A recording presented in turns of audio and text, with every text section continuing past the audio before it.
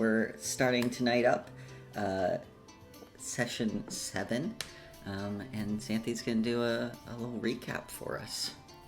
So take it away. Okay. Alright, so these dates, if I'm correct, are from 4/22 to 5/9. If I'm wrong, blame Morgan. She's the one who gave me the dates. Those are correct. Okay, cool. Okay, so for session 6, this is a letter. Lane, long time no see. Ha, sorry, that was dumb. It's weird writing this to you. Do you know this is the longest we've been apart since we've met? Of course you know that. Okay, sorry. Let me start over. How are things back home? I'm hoping that everyone is good. Are you making sure Helena stays out of too much trouble? I hope she's keeping you from sulking too much. I miss you both. I've been busy here. Time is going by so quickly with training and tests and missions. I think I'm getting better at it. Before you ask, I'm only getting into the normal amount of trouble. It's been fine, actually. Sure, there have been some fights with various creatures, but we knew that would happen. And it's worked out so far. Everyone seems to really know what they're doing, and my group is doing very well. Things have definitely been eventful here in the city.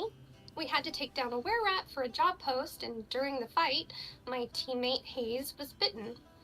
I was really worried since a were-rat is definitely the least cool lycanthropy variant I can think of contracting. Though, credit given, this were-rat was definitely leaning into it and seemed to be happy enough to continue as is. Guess it's just down to personal preference. Anyway, we took Hayes back to the Copper Coin Clinic to talk to the nice lady who runs it so she could tend to Hayes. Turns out Hayes is actually immune, so no worries there. I am so glad I won't have a teammate with a weird rat head on a humanish body. I know it's mean to say, but it was gross. We had a test the other day. Funny, isn't it, that we're fighting a were-rat one day and taking a test in school the next? I can't say I expected that. But we're really far ahead of our classmates when it comes to progress. I think it's actually aggravating some of them, but I can't let that get to me. I know Risa would just say to keep shining and tell them to cover their fucking eyes. So, yeah, going to continue to do my best. Not going to let anything stop me from doing what I need to do. On that note, I've got a lead on a cleric to talk to, so that's good.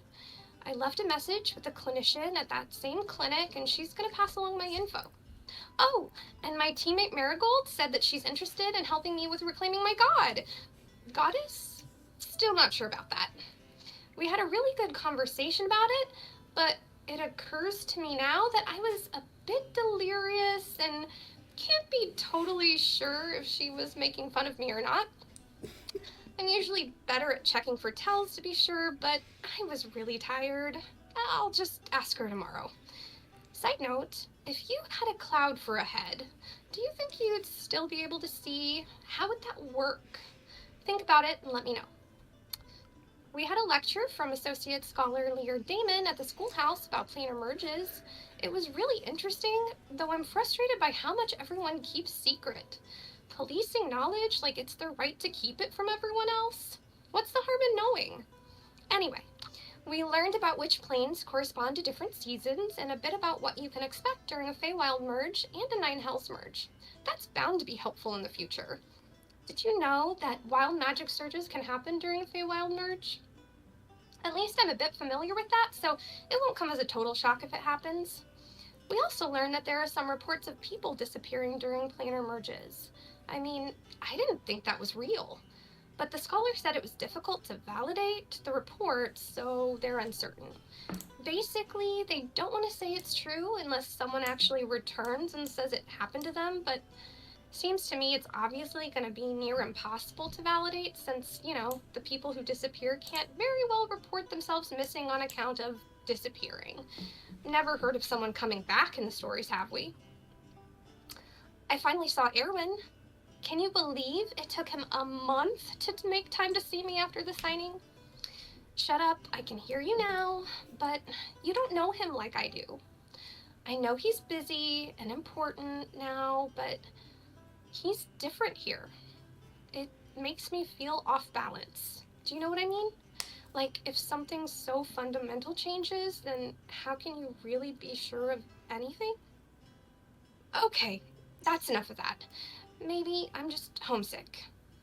He took my group to some smoking place. Seriously, there was a whole thing with knocking on a door in a private room, and it was so weird. He's apparently been made interim deputy of arcane development and research. Yes, it's very important, and I am very proud of him. But they don't want to give him the position for real because he's too young. Ridiculous. He can think circles around those people, and he's probably a much better caster besides.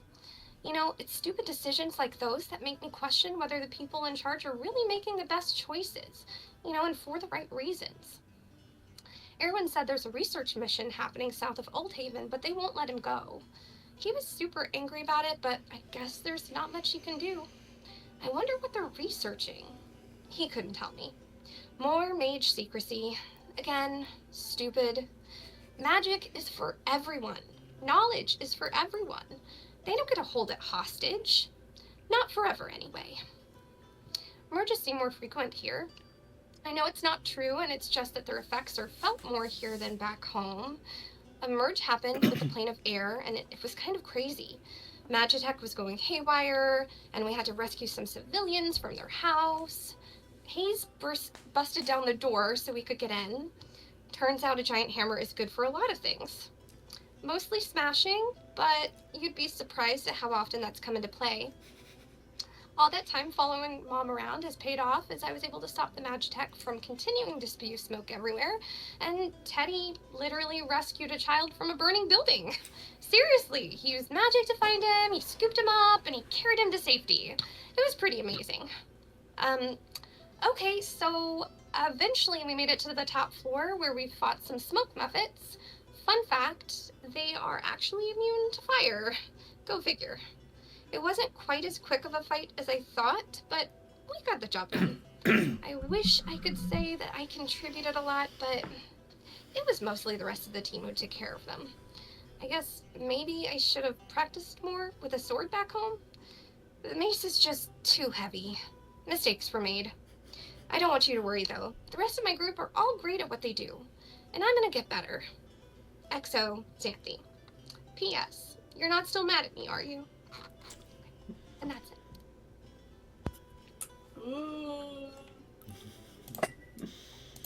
Awesome. Got some little lore drops, some little dramas, feelings, emotions. Slander. Slander. Slander. Slander. This is limited perspective writing. Mm-hmm.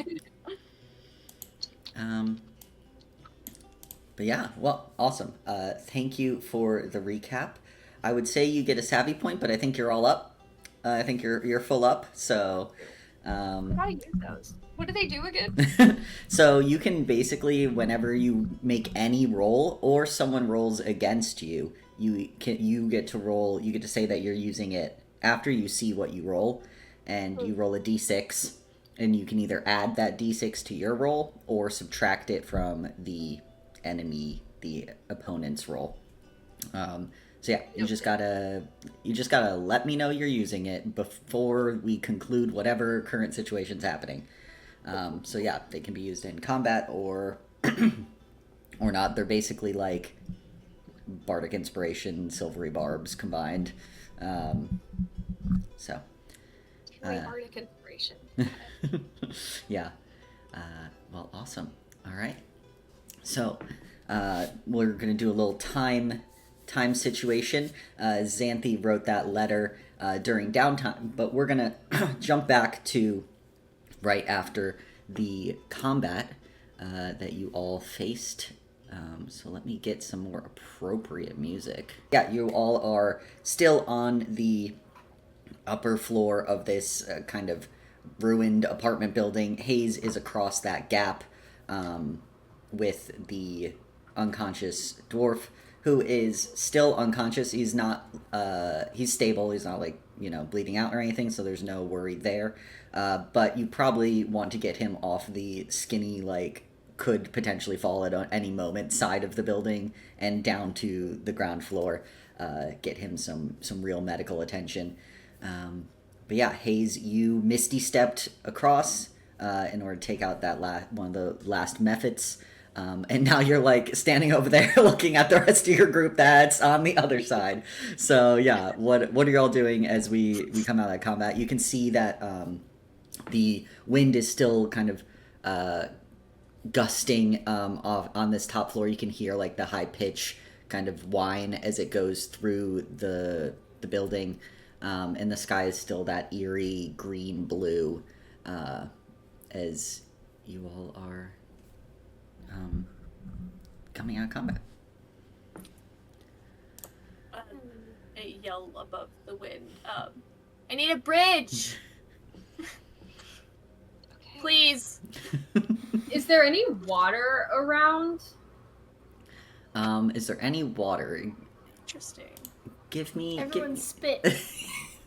Give me a perception check. Or an investigation. Okay, Investigation, okay. not perception. You're not trying to see if there's water. You're trying to find water.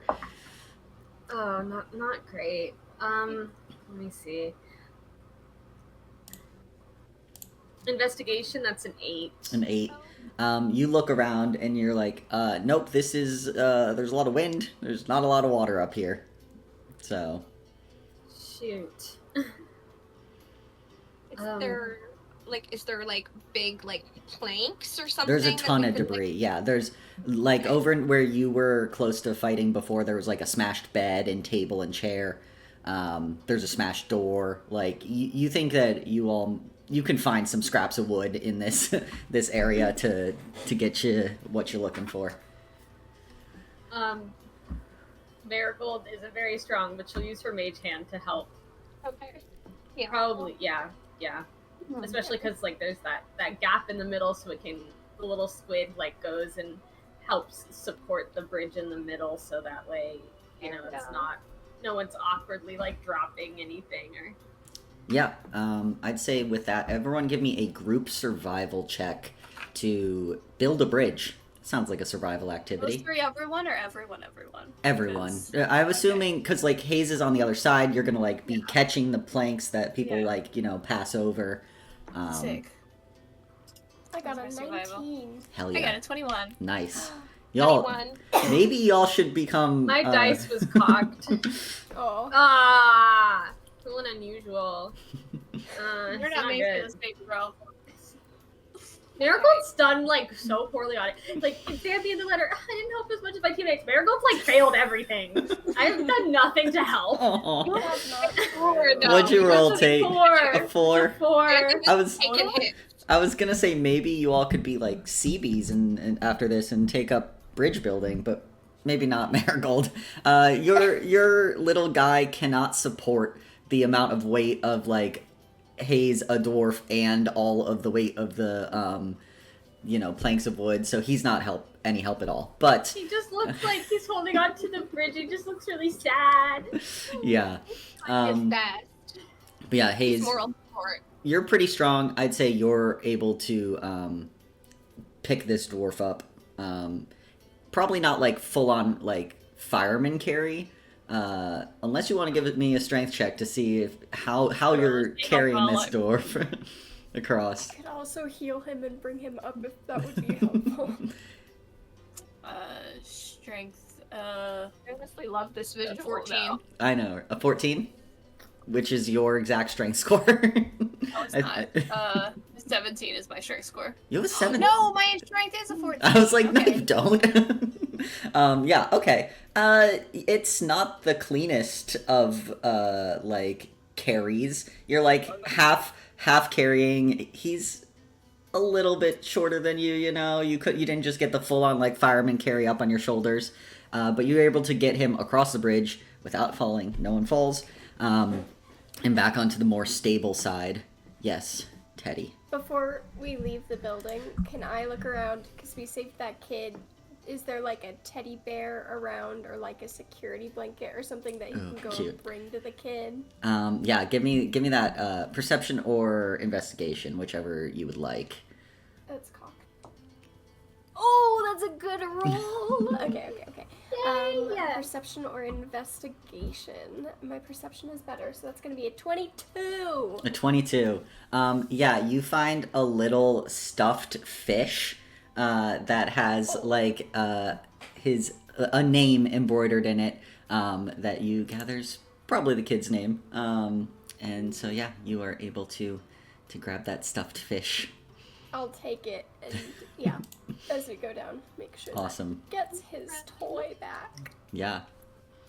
That reminds me, I was listening to the first session again and mentioned crouton with like no context. And I forgot that crouton exists. Crouton is Marigold's lobster stuffed animal. Oh yeah. Look, crouton's gonna become very important to the story very soon. Don't worry. Love Okay, crouton. I was thinking Real back, one. and I don't think that I mentioned once in the one shot that Thora's a halfling. I I think I said the word halfling once. You just said she's small. It's fine. Everyone's a halfling to crush her. It doesn't matter. Yeah. Yeah. But yeah, you all are able. Teddy, you can grab that little stuffed fish.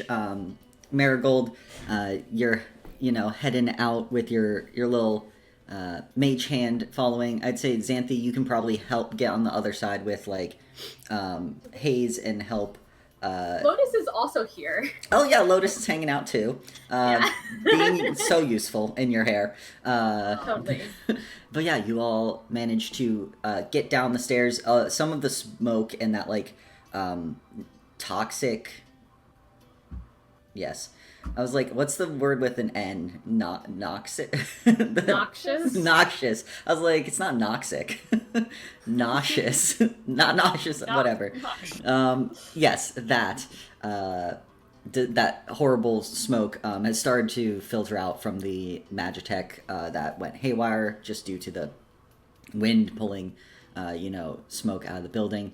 And as you all get down and out into the street, you see now that there looks to be a lot of other volunteers here. You see some that you recognize as other first years, some you recognize as maybe like some of the older like senior volunteers, which are on their second, third, however many more tours. You see some of them have like their pin on, so they were maybe like already doing something with the volunteers. Some are just in like plain clothes, running up like healing or providing help, lifting things. And you see as you all get out, you see that Jaden is kind of crouched down and checking on the little Genasi kid that Teddy managed to save from a building. And Hayes, I was super hoping he would be around to see our heroic deeds. Of course. What kind of dungeon master am I? I'm running a dating sim. I have to. Okay, like. And Hayes, as you come out of the building, Hayes and Xanthi with this unconscious dwarf, you see a kind of stocky dwarf approach you that you all know from the schoolhouse is another lieutenant. You don't know his name, but you know he's a lieutenant, and he kind of goes, give him here. I'll heal him." Pretty well. Yeah, big stocky guy. He easily just like one-handedly like grabs the dwarf and lays him down and does a bit of healing and magic on the dwarf. You see that his magic is bright gold, Xanthi. And as he's casting healing word or cure wounds, whatever cure wounds, the one that doesn't require you to be at a distance, but Cleric magic, yeah? oh, yes. What are you, a cleric as well? What god? I don't think we've met. I'm Lieutenant Reichmere. Oh, Okay. Yeah. I've been meaning to talk to you actually. My name is Sandy. And I am, well, I'm a cleric of currently unknown. Uh, Working on Undecided or? reclaiming. Oh, Huh? undecided? No. I've decided. Um, they're there, and I have magic, but I don't know their name yet. We're not at that level of communication yet because they're not reclaimed yet. Ah, I'm working on it. So, fascinating. yeah. God of magic? Hmm? You don't happen to, that doesn't ring any bells. That'd be too easy. That'd be ridiculous, right? Yeah, no, sorry, Sylvia is, uh, you know, god of sun, order, Sure. yeah. Yeah. Well, this is not a good time for us to Right. have a No, conversation. yeah, There are a there's lot of people that this need, guy, but but soon I think we'll be changing over, and I think you'll be taking lessons with me if you're a cleric, so Mhm. Oh, wonderful. Yes, I've been looking forward to that. Okay, well then yes, then I will talk to you more about, you know, clericy business, all the usual yes, normal cleric stuff then that absolutely. I know about. I look forward to it. And you see, as he's like checking on the dwarf, you hear someone yell for Lieutenant Reichmere, and he kind of gets up and shuffles on over there. This dwarf is the broadest dwarf you've ever seen in your life. He is like so broad, just short and 2 doors wide, like the most broad of dwarves. He has like a big red beard with a bunch of gold jewelry in, and that's also one thing. As you see him like, I don't want to say shuffle off, but as you see him head off, you realize now he is covered in jewelry, like earrings. He had like the full hands of rings on as well, all gold, all of his jewelry. And you imagine probably real gold too. You know, he's got that expensive. Actually, I don't think lieutenants make that much, but he put all his money in this jewelry. But yeah, you see that there's the lieutenant heads off, and you see that there's like a younger woman who comes over to check on the dwarf that you all had rescued, and Jaden seems to be, very enthralled in chatting with the kid and trying to keep him from crying. Yeah, Oh, I'd like to go over there. of course. I was Teddy will- waiting. He'll kind of like kneel down next to the kid and present the little like toy fish and be like, I believe this is yours, and kind of offer it out to him. Kid does a little grabby hands and like Yeah. little grabby hands, and it's like, oh, this is the second time I've had to play kids in 2 weeks. But yeah, you see that the little Genasi takes the fish and holds it close, and Jaden kind of gives him a little scruff on the head, and looks at up at Teddy. He's like, wow, you all were in the building, right? I heard that there were some volunteers that smashed the door in, and that was you all. We were Surprise. pretty nearby when we got the call, so we figured we might as well help as many people out as we could. Yeah, awesome. No, I wish I saw you all run into the burning building. I guess it wasn't burning, but collapsing. Like that's pretty cool. Yeah, we were pretty close by. Luckily, it seems like it's just this area. Nothing further, like near the Tipsy Goat Tavern. Everything seems okay over there, but it was That's good. pretty crazy. There's a lot of destruction in this one area. If Teddy like looks around, like he has one spell slot left, he'd like to go and like heal someone if there's someone around that like needs healing. And There's plenty of people know. around that just have like more like superficial, like they're scratched up, they're bruised up, you see that there's a lot of people that, you know, a chunk of brick. You see one person had like definitely a brick like fell and like hit them on the head, and they're bleeding a lot. It's a head wound, you know, but it's not gonna, you know, they're not gonna die. But like they probably would enjoy, you know, they're gonna have a killer headache for several days. Yeah, he'll go and heal up as many people as he's able to. Yeah, awesome. You see, as you head off, you see Jaden kind of gets up and he's starting to like clear debris. He's like, this is why I can do. I'm strong. Clear debris. But yeah, is anyone else doing anything in the area? As you can see now, there's quite a few other volunteers on scene, but there's plenty to be done in this this area.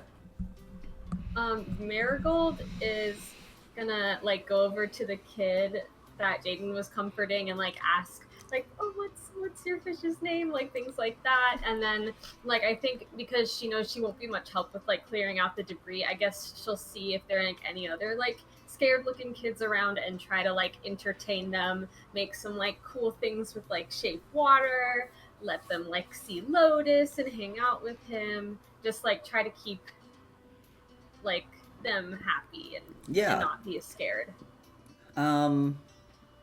We can call that either an Arcana check or a performance, whichever you would like. I think performance would actually be better for me. Yeah. No! Come on, Tate! I rolled a natural one! No! Yeah. I was thinking, I was like, wow, Marigold's like kind of scary looking, and you know, maybe she'll. So Marigold gets all the kids together and it's like doing little magic tricks and everything. And then Marigold, you're like trying to have like your little squid fly over, and then you miss time the like how long the spell lasts, and it just a bunch of water and ink just all over the kids as they're sitting there. Some of them cry. And none louder than the little kid with his fish. No! Oh no! Okay, great. But they're distracted. That's great. You know, I love that.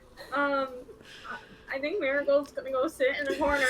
Oh. I can't do anything. Oh.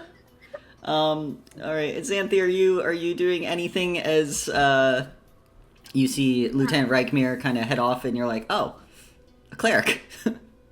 Yeah, a cleric I mean, of Sylvir. Yeah, I mean, I'll help like with healing since that is a very cleric-y thing to do, and I'm the most cleric of clerics. Absolutely. So absolutely know what to do. Just. Yeah, I'd say so. You can head around if you have any spell slots you want to use to heal people. As I will not be mean, you're going to get a long rest as long as you don't decide to go pick a fight with someone. Cantrips in that fight. Oh yeah. So I think I have all my spell slots, so hey. I can do a few little heals, a few little cure wounds. Yeah. Hayes, as you are you helping Jaden with debris? Are you smashing doors in again, breaking up stuff, breaking up rocks so they can be moved? What's Hayes up to?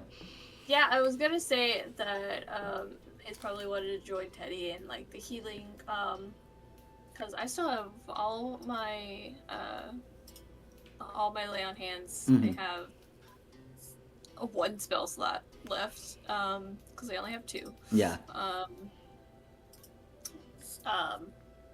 Maybe asking around, seeing if like making sure there's like nobody else like in the building or around.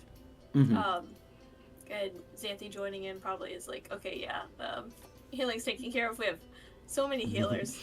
Healers are on site doing things. Honestly. So yeah, probably after that joining Jaden and doing debris. Yeah. Give me a bit of an athletics check. Sick. efficient in that. I almost rolled my a rock. Did you get that one? Please. Please tell me you got that Not a one. second one. Oh my god. That one plus 4. It was a 4 or a nat 1? Which was... That one plus 4. Okay, well, this is nat 1. That one. Oh my god. You're going in the slime. So, yeah, you're helping kind of clear some rubble, and you go and you, like, swing your hammer to kind of clear out some of the debris, not realizing that was a load-bearing pillar, and a bunch of debris falls on you. You take... How Let's much see. HP do I have left?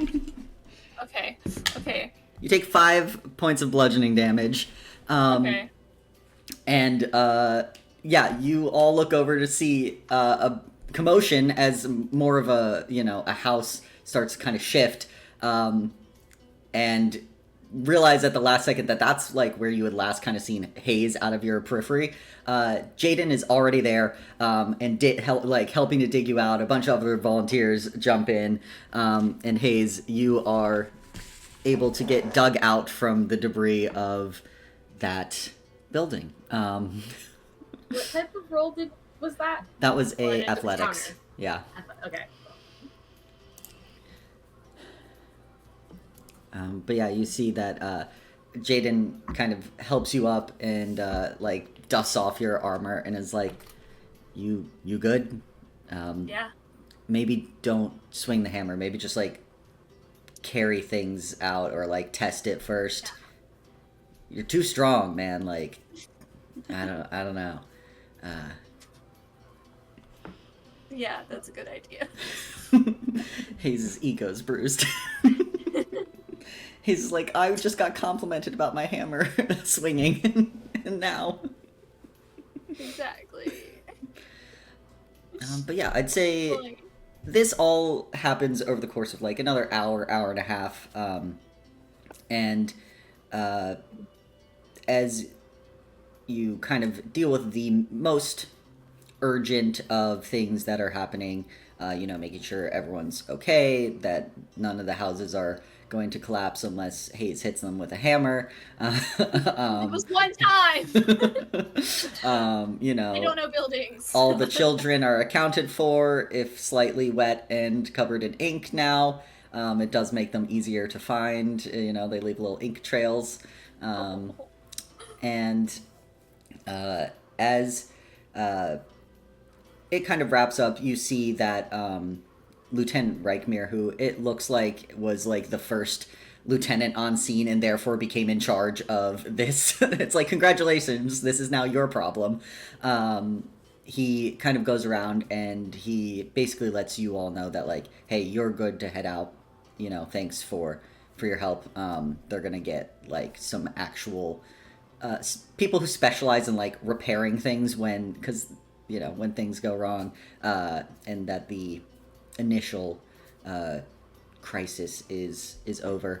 And you've noticed over this past hour, the wind has kind of cycled through like gusts of a strong, heavy wind, but then died down, and it's getting less and less frequent, these gusts. And Hayes, you realize, because you were being buried under rubble and you didn't hear, but you actually had received a message from Erwin that just said, "Are you all right?" Oh. Yeah, gonna text him back. Yeah. Are you? Yeah, you get you hear a few minutes later, you get a text message back that just says, "Not a hair out of place," and that's it from Jaden, or not Jaden, from Erwin. But yeah, as you see Jaden's about to head out, he notices you all and kind of does that little like sports jog over, when like someone's being real cool and doing a little jog over. And he's like, I wanted to let you all know, I was gonna message you, but I'm here in person. So this Saturday, there's a party for celebrating that the Tipsy Goat Tavern's been open for 70 years. So you all should come by. I think Law's father's going to be there as well. So you could meet the man himself. That would be wonderful. Thank you for the invite. Yeah. I would love to go. Awesome. Is there anything that we can bring? Oh yeah. Oh yes. No, I think we have it covered. We've been planning this for a while, so I guess your appetite and if you like drinking, your thirst, yeah, something like that. Yeah. Oh, we can bring our thirst. That's every player in this party. Okay. I'm just kidding. It's not... Teddy does not say that. No. We should. You should. Really? No. But yeah. Sweet. Awesome. Great. Thank you. Yeah. Well then. Well, I'll see you in class tomorrow, I guess. But Saturday. Yes. Awesome. Cool. I'm going to go clean up. And you see, even though he's an earth genasi, he is covered in just debris of all kinds. Got like a nice smear of like smoke and soot on his face. He's a hardworking man. Is that like being made of flesh and being covered in blood? It's not his. It's not his dirt. You know, it's not from him. You think? You're more likely to be covered in someone else's blood than your own. Yeah, but this is the blood of the earth. You? It's like the gingerbread question. Yeah, right. Exactly. That's exactly what I thought of too. Yeah. I feel like even though they've all been in the place that's like, I don't know, falling apart, the wind has blown all of the dust and dirt off of Marigold, so she looks clean. She's pristine. None is sticking to her ink. Yeah. Nope. All right. And could you tell if it was? Probably. You can tell when water's dirty. But ink. Yes. When ink's clean. You know. Small particles. All right. Well, anything else in this situation before we head into our time skip of the week? I think Marigold will go over to Xanthi, and she says, I was trying to, I don't know, make the children feel better, but it didn't really work. I don't know, do you have any advice? Because you seem really good with people, so. Oh, you know what? That's so nice of you. You know what? I guess I'm pretty good with people. Well, mostly.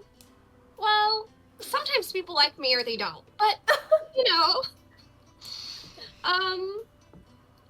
But you want advice for the kids? She looks around for the children. Yeah, I got, ink on them by accident. Oh, we'll fix it. And she just like grabs your hand and like trots over to the children and like goes over and just are the kids still crying? Are they still upset? I'd say they're not actively crying anymore. But some of them look more upset than others. Some of them have just accepted their fate. They've resigned to being covered in ink. But some of them seem a bit more upset about it than others. Xanthi is just gonna look to Marigold and be like, "This is an easy fix," and she's just gonna like crouch down and be like, "Hi, do you want me to clean you up?" And she starts casting prestidigitation just really quick. Nice. And then she'll also, since she can use it for like multiple things, she'll do like harmless little sparks, like little sparkles as well. Yeah. While she's doing it, to try and make it put them at ease or make them at least a little amused. Yeah. Awesome. You're able to get the kids uncovered in ink and dazzle them with sparkles. they're quickly forgetting their woes, and yeah. Wow. See? And she'll just like look up at Marigold. See? All good. No problem. Yeah. Okay. So, you kids, just stay here. We're gonna go now. And she's just gonna again grab Marigold's hand and just like wave and like. You see that the kids wave to both of you. The kids they do not hold grudges. All is forgiven. I think they were more shocked by ink falling out of the sky than necessarily upset by it. Yeah. So Yeah, I'll just look to Marigold and see if she like is looking like she feels a little bit better, and just kind of be like, "See, no harm, no foul." Yeah. No harm, no foul. Mm-hmm. all right. Anything else? It's that fast forward button. Yeah. All right. So we will start with our time skip. Everyone can, I'd say, wait for a long rest just in case during your time skips you have something that you want to do that requires a spell slot or something that one of your abilities. But we could always finagle it. So We do a short rest to. yeah, you can definitely do a short rest. You would be getting some sleep. So there's that. And then go ahead and everyone give me initiative for order of time skippery. Strange. Those are words. Magic. 11. Oh. 19. Ooh. Oh wait, do you want us to add? Yeah, it's your initiative. So Then 21. 4.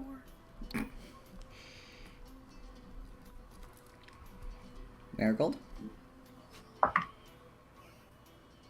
It's not a 1. Tell me it's No, not it's not a 1, it's a 2! Oh my second god! Tonight. I So for a 4. Yeah. Did Teddy also get a 4? Yeah. I did 2 What for a 4. what is Teddy's dex? Like the score is a 14. Marigold has a 15. All right, so Marigold goes first. Teddy goes last. Teddy L. The L stands for last. Okay. That's okay. Great. I'm gonna run to the bathroom really quick, and then we'll start with Xanthi for downtime or time skip, both and. So, as we do a bit of a time skip, I want different music. Sure. Not this jolly music. We need something calming. No. Yeah. The weather continues to get warmer as the late spring makes its turn towards summer. The nights get stickier, and breeze from the bay is more refreshing than ever. You all attend class and training as the plane of air merge finally settles and the destruction is being repaired. So this time skip is going to span basically from now until Saturday. From the Sunday until following Saturday. We don't have to do exact dates of when things happen. It'll just kind of, as it naturally falls, you all are attending, class Monday, Wednesday, Friday. So there's that. And with that, Xanthi, starting us off, what did you want to do during your downtime that we talked about? Or didn't talk about? But I am hoping you still want to do what we talked about. Do you want me to list like background items too, or just like the main? No, Okay. you can start with things that probably would be the smaller stuff Xanthi would be doing, and then we can go into like the larger things. So she definitely read the book Erwin gave her. Mm-hmm. As an early present for her birthday. Read that. She would have wanted to go shopping. looking for like any kind of magic shops. She's got all this money now, burning a hole in her pocket, Yeah. more money than she's ever seen. Yeah. So For gonna... looking for magic shops, give me a investigation roll as you're... Actually, I'd say you don't even need to give me a roll. You're using about a week's worth of time to like ask around, ask different people, and you learn that there's... Well, of course, there's the Now and Later, which has like the little more trinkety. I wouldn't say gimmicky. There's a tree that's from there that's about to come alive, you know, but more trinkety, more like smaller items from Now and Later. But you learn that there's kind of two ways in the city to get more bigger magic items, and that is one. Let me make sure I get the name. Society's Provisions, which is the magic shop run, maintained, and licensed by the Maru Society.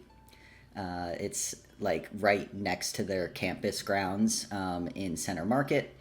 And then the other way, a little more scrupulous, is probably finding someone within the Dusk Market, which is essentially the kind of black market situation of Old Haven. You didn't exactly get where or who or what or when the Dusk Market is, because people kind of hush, being like, oh yeah, you know, definitely Society's Provisions, and then you ask some other people, and they're like, yeah, there's other places, kind of hinting at it, and it took you the full week. But yeah, if you want to go legal route, Society's Provisions, you kind of got the sense that things there were going to be more of your standard common, uncommon items. And, you know, Dusk Market, that's how much money do you have and how unscrupulous are you willing to be? But yeah, I'd say that's what you get with your search through the week. Okay. Cool. It's on my list. Oh my god, I'm sorry. I'm going through my notes here to be like, what did I say I was going to do? I had it pulled up, but then I X'd it out. I think mainly, those were, I think, the background tasks. And then I think, beyond that, trying to do, some research. Yeah. So research about the goddess of magic, or current gods et al. Whatever you can really find. Yes. So we're... There's a reclaiming a god section. Yeah, reclaiming a god 101. Is that in the index? Yeah. Reclaiming a god for dummies. Please and thank you. So we're going to follow the research downtime rules. So you have to spend 50 gold as the start of just conducting research. And then essentially you can spend 50 more gold up to 300. And every 50 gold gets you a +1 to your intelligence check that you will be making to see how much you learn. Oh, okay. So I can spend up to 300 gold. So you have to have that 50 for like your entrance fee, but then yes, you can spend up to 300 and get a +6 to your roll. Okay. So let me change platinum to gold here so I can see. Do some conversions, yep. Do some conversion. Cool. Then I think Xanthi will spend 350 gold. Great. So yeah, you'll have that +6. Don't forget, you can use your savvy points on this roll as well, separately. So go ahead and give me that intelligence check.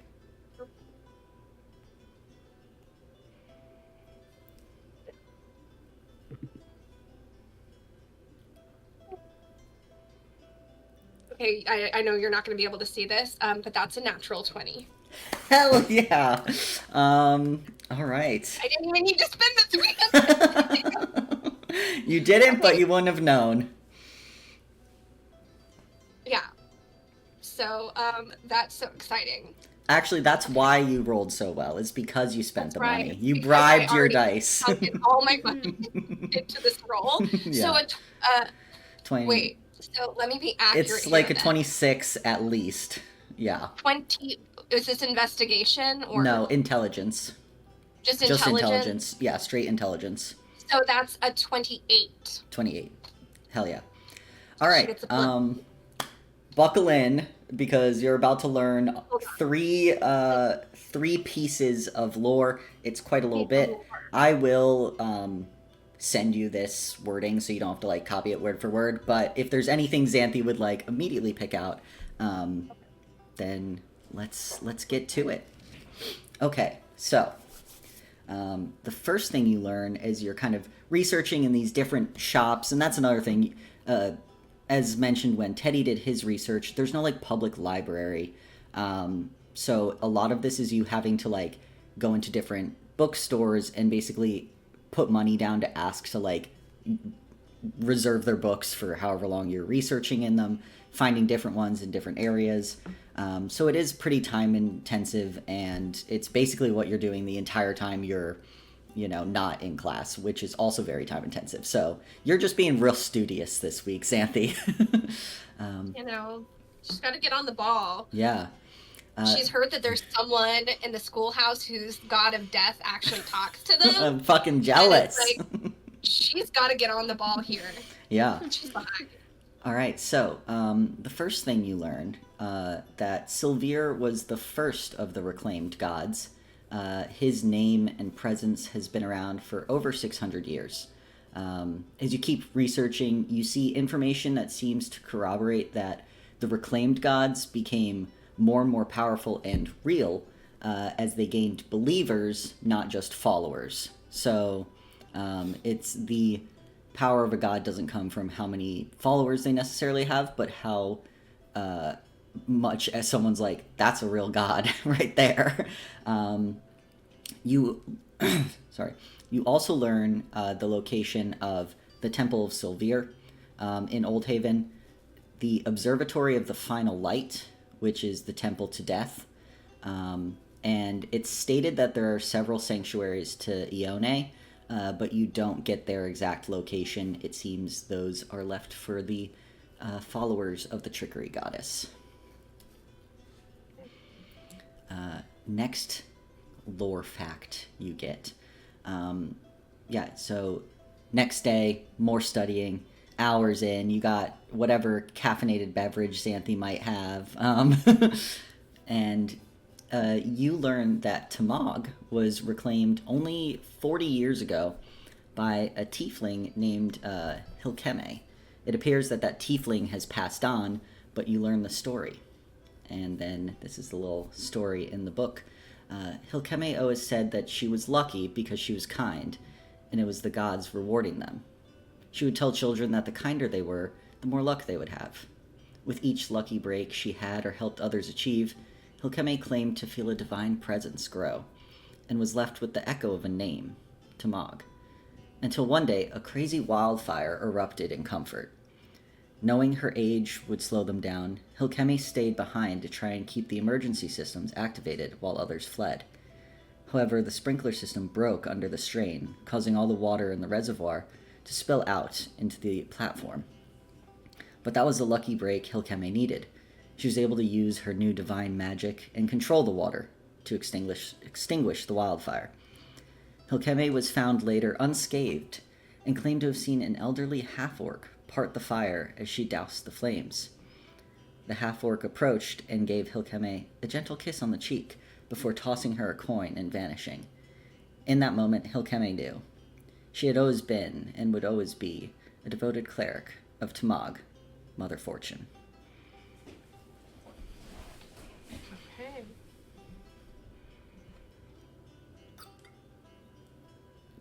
And then, the final one that you had to get above 21 to learn this piece of information. Didn't Teddy roll a nat 20 on his fucking check, too? Y'all little nerds. Little studious nerds. But that was the first time that he It rolled was. well for something intellectual, so I think you should just... Just let him have it. Nice. Yeah. Just let him have it. It's okay.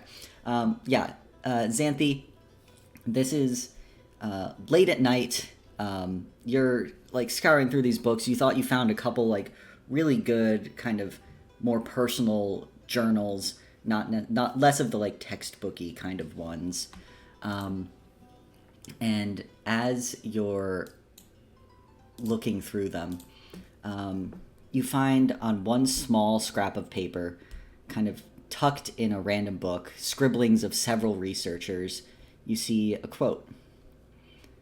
I cannot prove it, but I feel it must be true. I don't think the gods began to return after the planar flood.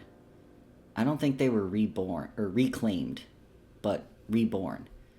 The names of our reclaimed gods are not recorded anywhere in the limited books of the divine from the past. And then that is by Anonymous. There's nothing in that kind of section, but you follow through some more of these scraps and see another quote. The first to fall and slumbers still. How can we wield magic without a divine source? Perhaps the mages of Ioneus were right. We are our own gods. And Stirth Flameguard is the one who is the quote for that. Like I said, I'll give you all of these things. I know it's a lot of lore dump, but you rolled real well. So, oh my God. If ever there was a time this whole game that I wanted to roll well, it was that. Mm-hmm. That was so juicy. I'm like, okay, all right. I feel like this is really exciting for Xanthi. Yeah. Okay. So yeah, I will get you that information maybe next break or something. But yeah, Xanthi learns quite a bit about the oldest reclaimed god and the most recent reclaimed god. You learn about some other kind of temples, the Temple of Sylvir and the Observatory of the Final Light, and you find that you're definitely not the only one who's curious about the god of magic, or goddess of magic, or divine source of magic. Mm-hmm. Okay. By the way, this quote from this Stirth Flameguard, does it look like really like old, like battered ancient, or? I'd say it definitely looks older than newer. So it doesn't look like someone wrote it last week. But yeah. All right. Anything else, Xanthi, as you, finish up your week of downtime? No, I don't think so. I'm trying to think if she. So these notes, they were from like researchers. Is that? Or is that what she thinks? That's what she thinks. It's like there's no like, they don't do the great thing of like, here's my name and my doctorate and where I currently live. Like, it's, you're lucky you got a name for one of them. But yeah, you at least know that it seems like some people somewhere, scholars, researchers have been looking into this at some time. That's about all. Okay. But yeah, All right. more to ponder. Then, yeah. Mm-hmm. Then I'm good. Awesome. All right. Well, with that, Hayes, you're up next during the week. Okay, I thought I was going last. I rolled an 11, guys. What y'all roll? A 4 and a 4. Wow. Okay. They're duking it out for last place. They want to see who can have a more dramatic conclusion to the fucking Honestly. downtime. All right. So yeah, what is Hayes doing during her downtime? All right. I had it open and then I guess my phone refreshed and I'm looking.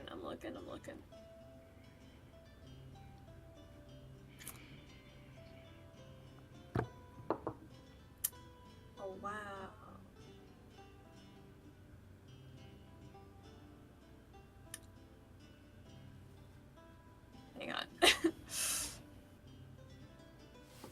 It's literally not searching. Oh, here we go. Okay, here we go. Because I was like, I know the main thing that we're going to kind of do is more RP, but if there's other kind of smaller things that Hayes would have just done in the background. Yeah. Wants to learn about like charities in the area and find one or maybe a couple that donates to. Do you want me to do this like one by one and then like you like? I'll stop you. I'll stop you if I have a roll or something. Okay. And then before Teddy is good boy, and what is the word? Submits the letter. I was wanting to say donate. That's not the word. From the where we're at. His wants to like see if she could like take it, copy it over, with the explanation of like.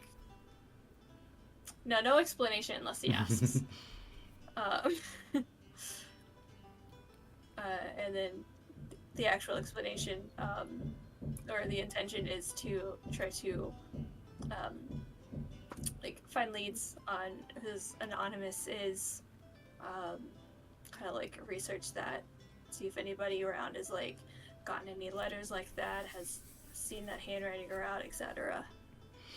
Yeah, you can go ahead and give me an investigation check for that roll. My investigation is a +0. Don't embarrass me. That's cocked. That's a 19. A 19. Yes. You ask around, and you keep running into the same problem that every time you're like, oh, it's signed anonymous. Like, people are like, oh, well, yeah, I mean, I've gotten anonymous letters before, and it is not the same.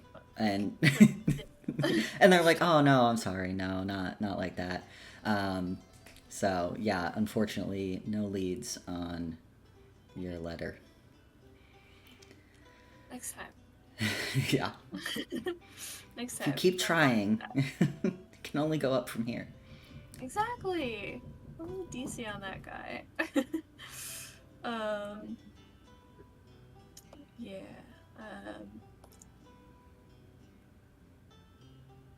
Because I was like, yeah, I kind of want to like ask like Lydia, maybe Zarius, etc. Ask around townsfolk. And then Hayes wants to talk to Miracle a little bit. Because the last two things I have are more roleplay, so. But. Unless that's something that I should save for next time. So it's closer.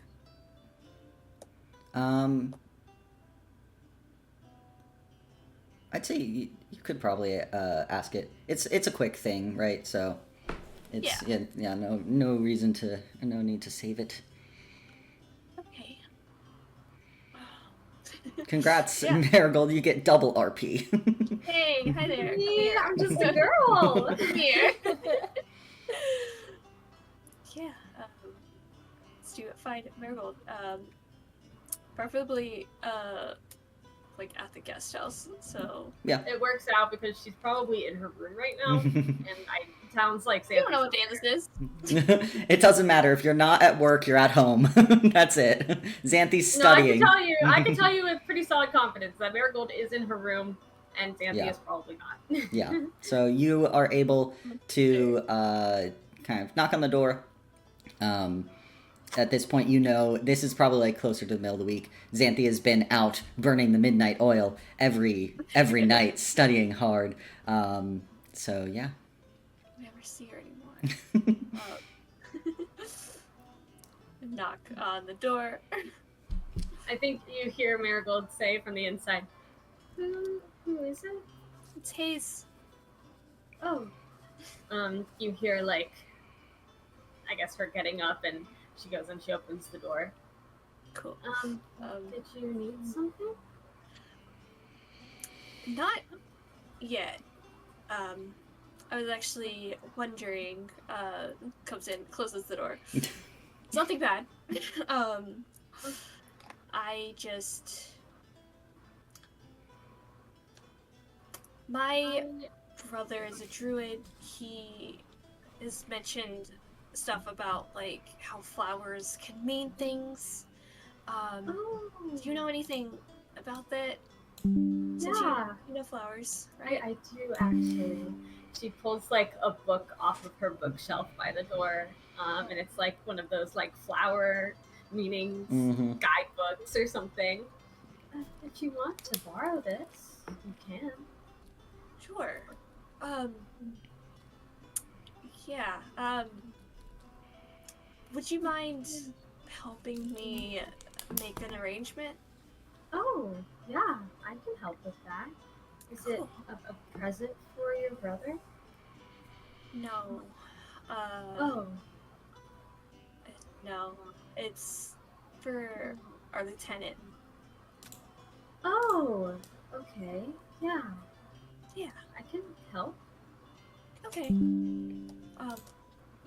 There's just something coming up, and I think it'd be nice to... Does it have to do with them being in the same squad?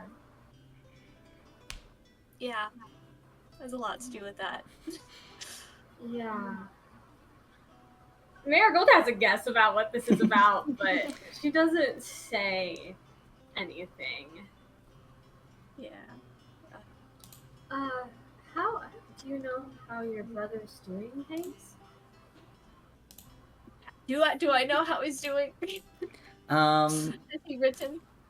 I'm sure that Hayes has written a few like letters over the past month and a half. Month and a half. You haven't received any yet. Granted, like, I think you all didn't send letters immediately, and it does take some time for letters to get there. Write one, send it back. So you're hoping that maybe you'll receive one soon, but nothing yet. One way or another, though. Nothing bad, but also nothing good. Yeah. Yeah, not yet. Do you speak often at all, or no? Not really anymore. It's kind of hard, Why? but he's all the way out in Comfort, and I'm here. Oh, okay. Well, I'm gonna go now. But yeah, thank you for the book. You're Yeah. in your room, Marigold. Yeah, that's her way of saying, Hayes, it's your time to leave. Hayes, actually, you're gonna go now. Okay. Goodbye. Bye. Yeah, so Hayes, That was very threatening. Hayes, you have a book now that you could look through, probably during this downtime as well. I'm not going to make you roll for that just yet, but you got a book on the meaning of flowers, and I'm sure there's something in there also about, like, standard ways to arrange a bouquet or whatever you want. So, all right. Right, and then last thing was wanting to talk to Zarius. You want to talk to Zarius? Yeah. Zarius. Great. Yeah. I am gonna pull him out by the scruff of his neck. Yeah, actually, Great cat he is. Zarius has been this week a bit less recluse. You see that he's kind of out in the garden area a bit.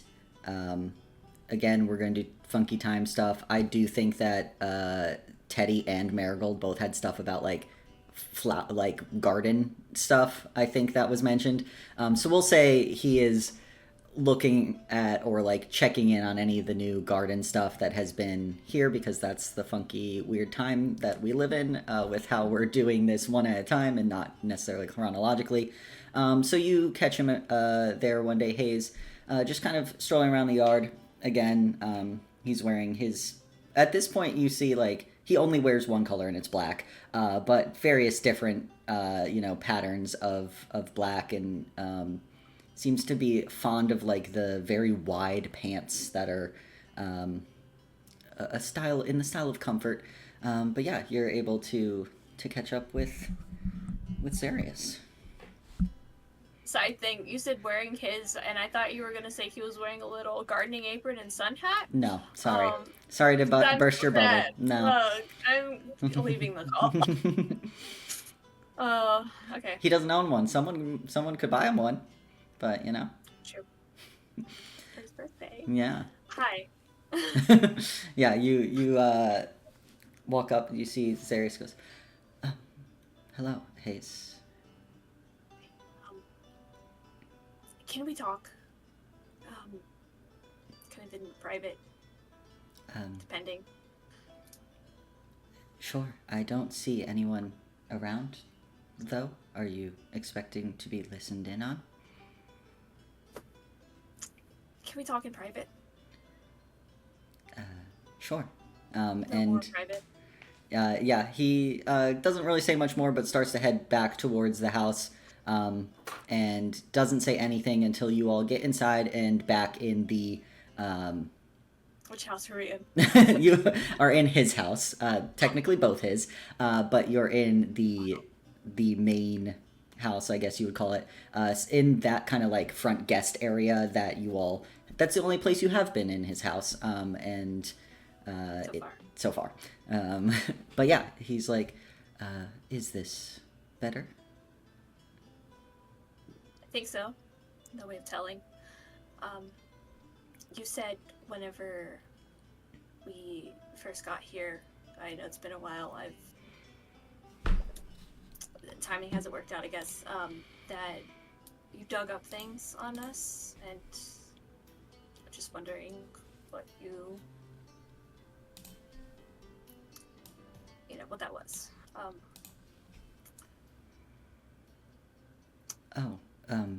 About you or Yes. your No, companions? I'm not here to try to. I'm not here to dig up anything on anyone else. I just want a little peace of mind, I guess. Okay. Well, you see, he kind of takes a second and thinks back to all that he perhaps learned and goes.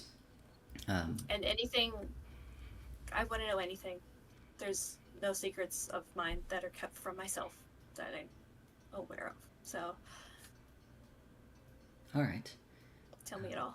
Well, Father, Elias, City Sponsor, Mage, Lead Observer of Wards in Lumen, Mother, Nova, Planar Scholar, studies the effects of planar merges on ecology, spends a lot of time in comfort. Little known or easy to find about her younger years. Brother, Castor, older, was in the volunteers and had a close call.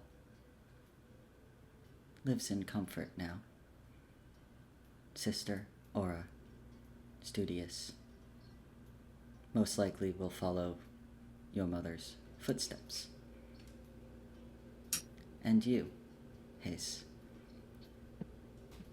Average in school, helped in the community. At 24, one of the older of class 137. Nothing to note. I am curious why you ask. Your family seems normal by all accounts. Can I insight this man?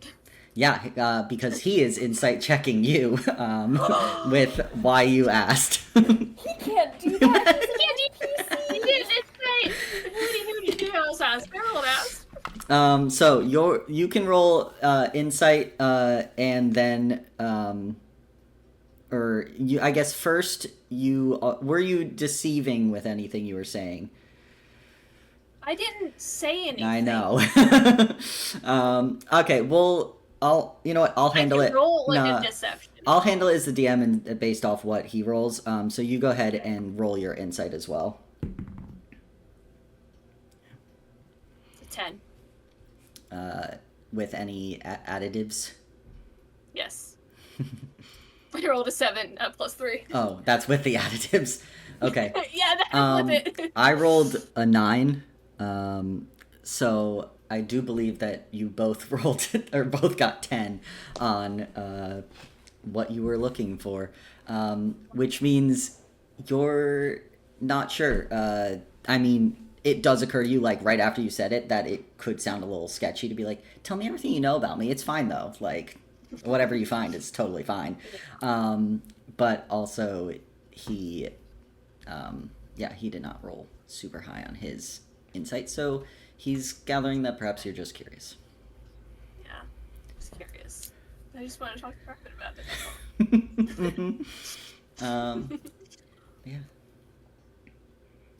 Okay. Anything else, Hayes? Yep, seems you know about as much as me as I do, so. Good to know. Okay. Just wanted to make sure you had the right information. Is there information that I should know? Hesitation. Yeah. I think that's it for now. Understood. Have a good day, Anything I Hayes. should know? He cuts you off and says, have a good day, Hayes. Okay. No one wants me around, I get it. And he heads further into his apartment, leaving you there as he assumes you can find the 7 steps to the door that are outside, that the door is outside. Knows I'm not a snooper. Yeah. Okay. Alright, cool, good chat. Awesome. All right.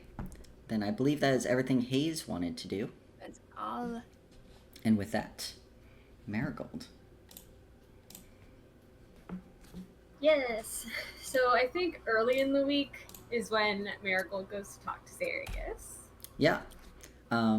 So, to set the scene, Ooh.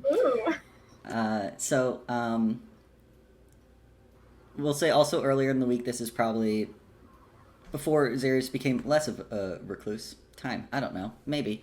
But one particularly clear night, Marigold, is you're kind of up in your room, maybe heading to sleep, maybe just sitting at your desk, writing letters, whatever it is. You happen to look out over the pool, which you can see from your room, and you catch Zarius kind of sitting there with his legs kind of dangling in the pool, looking up at the night sky.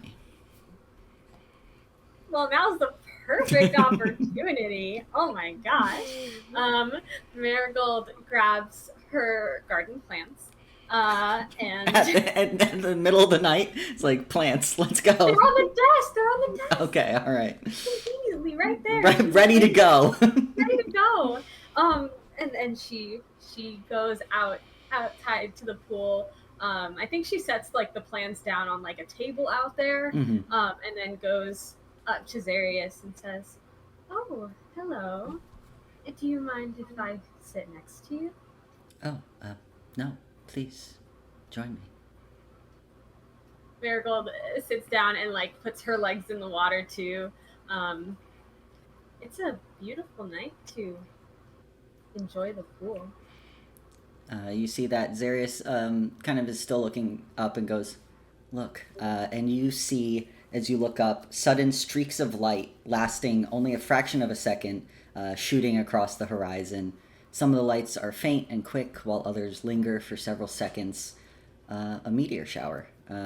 As it peaks, you see kind of hundreds of these meteors over the course of an hour, you would, but some of them white to yellow, green, blue, even red, making the sky feel alive.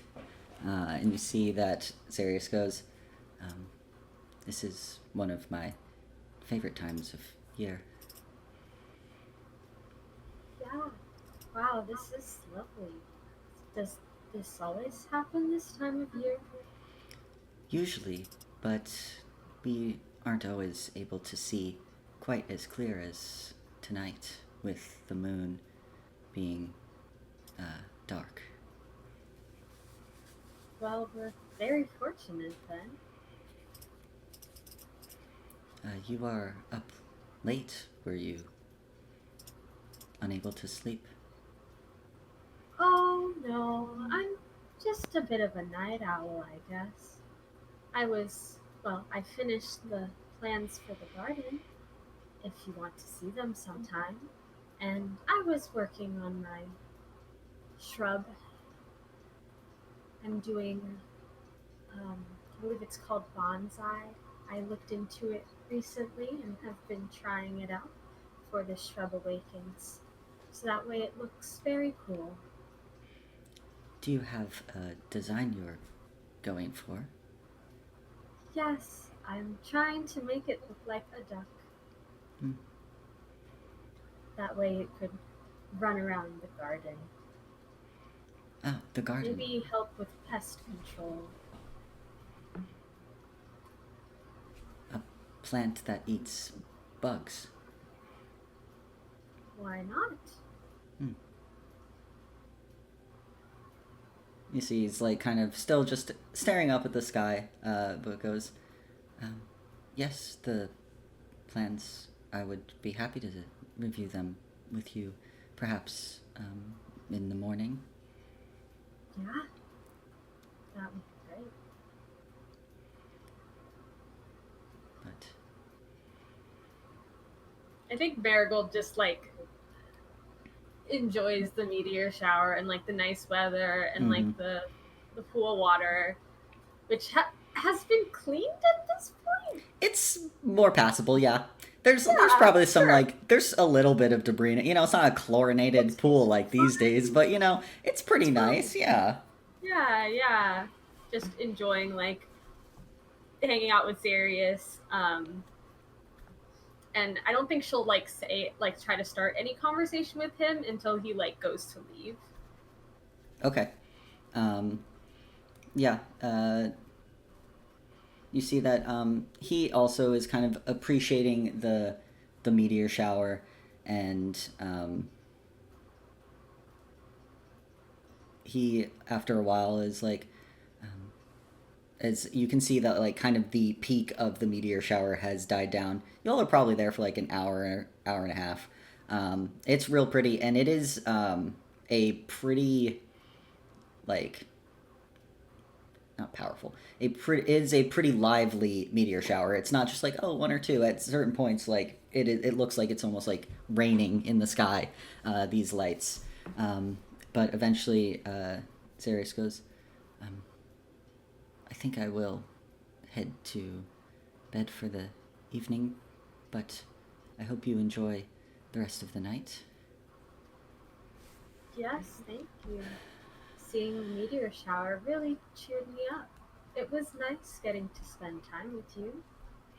I think that it would be nice to see more of you around too. We're still doing Typhoon Takedown on Tuesdays, if you would like to join. You see, he kind of thinks for a second, and then diverts the conversation from himself, and goes, you were not feeling the best tonight? Oh, yeah, this time of year is a lot. But it's nice to see something so beautiful. Lumen has a lot of trees, so it's rare to see the night sky like this. I've missed it a lot. I can't imagine not being able to see the night sky and the stars. It feels lonely without it. Life is definitely better being able to see them. I agree. You see, like, as he gets up to leave, he kind of turns for a second and then just turns back and goes, I always appreciate your authenticness, Marigold. It is nice and refreshing. People hide too much of themselves, I feel. Marigold,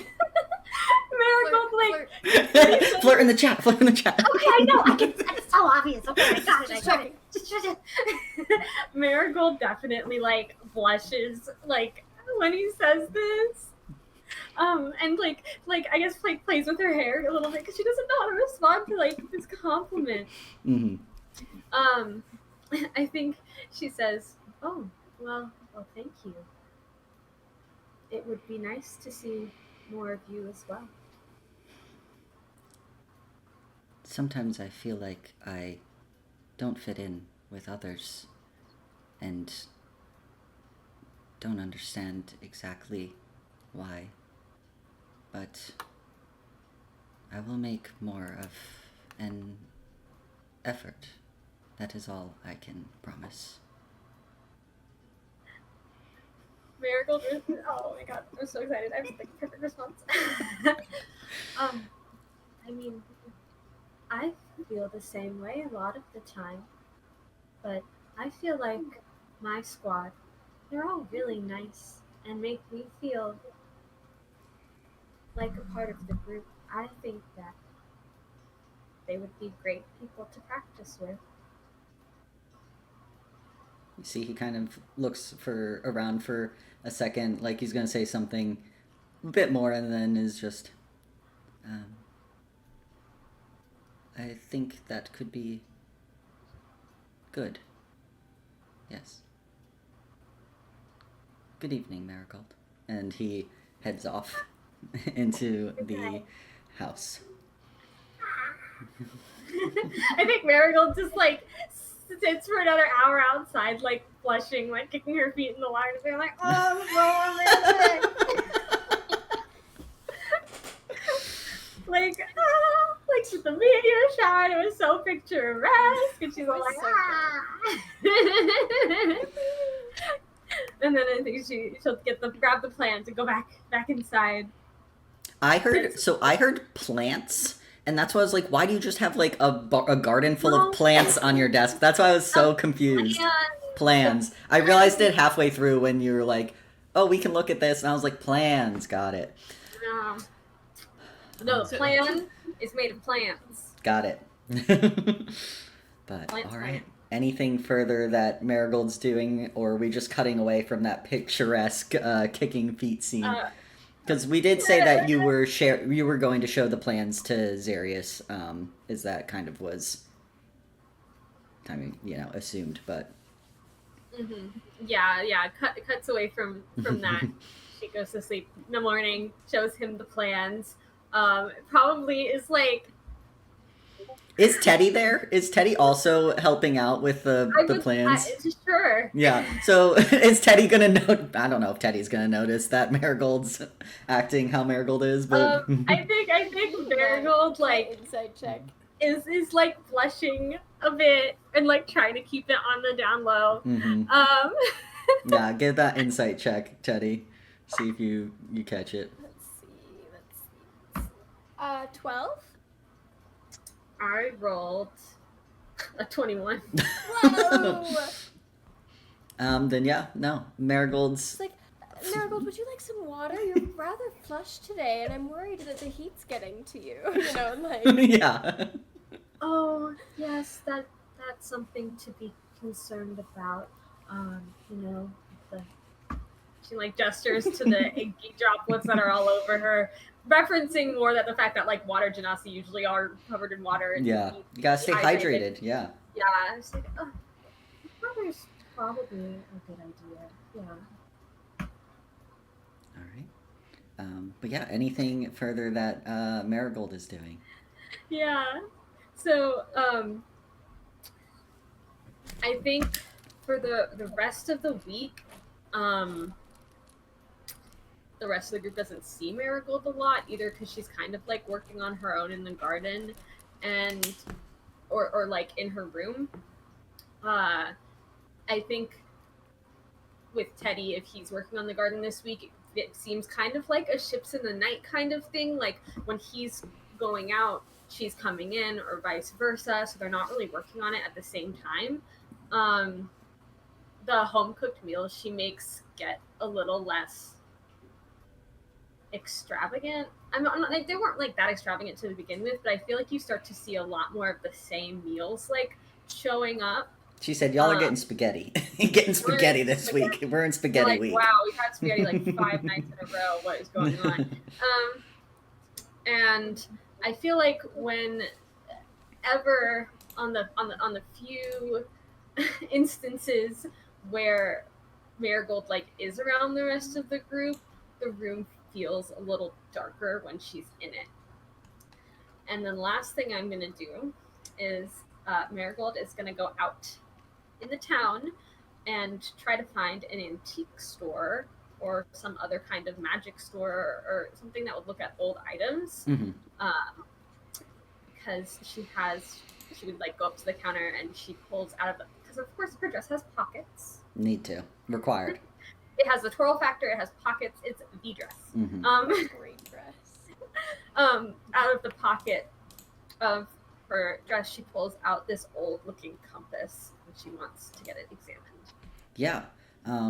I'd say you're able to find some, Center Market has everything. You can find some antique stores. A lot of them are like very trinkety, and you pull out the compass and for the most part, a lot of the people that look at the compass are like, oh, like it's nice. They're all old ladies, because it's required. You can only run an antique store if you're an old lady, and they're like, oh, it's nice, but they can't really tell. They're like, it's a compass. Is this important to you? Oh, it's a family heirloom. It's just wondering if anyone knows more about it. Yeah, you see they do the little like pat your hand and like, well then you should keep it, dearie, because they think you're trying to sell it. But unfortunately no one really, they take a look at it and they're like, it doesn't, the one thing they do know is it doesn't seem to tell direction. It could be broken in that regard. Great. Yeah, but it doesn't, like, and you have noticed looking at it, like sometimes it's not just like it always stays north or whatever the setting is. Like sometimes it will just veer and stay that way for a little bit and then go back, but like not in a way that makes sense to you. Like you do, like, when you're trying to you do like the spin, you're like, what is it doing? And it's not all the time. It's very rare, honestly, that it does that. Most of the time it just kind of does that or like lazily spins. It's a bit unsure, but no one can seem to tell you more. Cool. So that's what Marigold does with her week. I think Xanthi would see that, being roommates, would see that the bonsai shrub is coming. It's coming along in a good way. Yeah, awesome. So exciting. All right. Well then, last but not least, the Lockhart boy. The Lockhart boy. Yeah. What is Teddy up to? To work on the garden. He's doing a lot of the like manual labor prep work kind of. Yeah. Like I think Lifted he things. and Marigold, they probably like did some of the like planning and designing together, but he's like working on aerating the soil and like hauling mulch, and like the less glamorous parts. And I know that he wasn't around to hear this conversation, but the audience, whatever, the omniscient everyone watching, he, for a city boy, is getting his hands pretty dirty. Hey. He'll come in, he does have a little like gardening apron that he'll, wear so his clothes don't get too dirty, but, the sleeves rolled up, like dirt caked under his nails, and like, he gets pretty grubby out there, but he looks to be having a great time, just doing the hard garden work. He's loving it.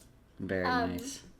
He is also going to make a trimming of one of his plants and put it in a new little pot, and that's going to be the housewarming gift for the fall guys, but mostly for Jaden, for Saturday. And then in the downtime, I think he is going to say that he's going to the market someday just to do some shopping. But while he's out and about, he's going to look for a diviner of some kind. Somebody who seems like they can interpret dreams. Yeah. You're able to kind of look around the market, ask some people, and you learn that on one of the days, someone says that like an older woman sets up shop, and that she ends up, interpreting dreams. And so you're able to head there when, they gave you the approximate times that she'd be there. And you see in one of the smaller alleys off the main thoroughfare of Center Market, a simple table and chair kind of low to the ground with an incredibly old woman sitting behind it. Her long gray hair is decorated with like all sorts of beads and coins, and she is wearing layers of black and gray cloth. And there's a small sign kind of to her left in a scratched handwriting that states Dream Reader, 1 silver. And she's kind of just sitting there, gazing out, waiting to see if anyone comes her way. Yeah, I think he'll kind of check and make sure that it's not like crazy long like line or anything. There's not like a single that. person. Yeah. She is like in an alley and no one is like even looking at her as she's Sure. sitting there. So easy for you to head up there, Teddy. Yeah, he will go up and have a seat and say, hello, it seems like you read dreams. He'll like fish out, a silver and pass it over and say, I've never really done anything like this before. What,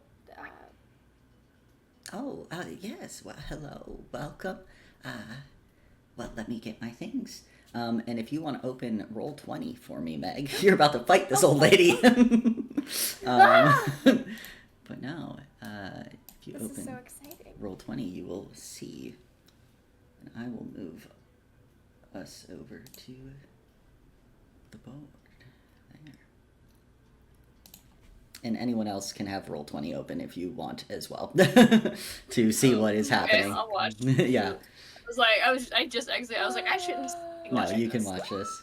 Sick. Oh my gosh, this is so exciting. So yeah, you see that she kind of takes this deck of cards.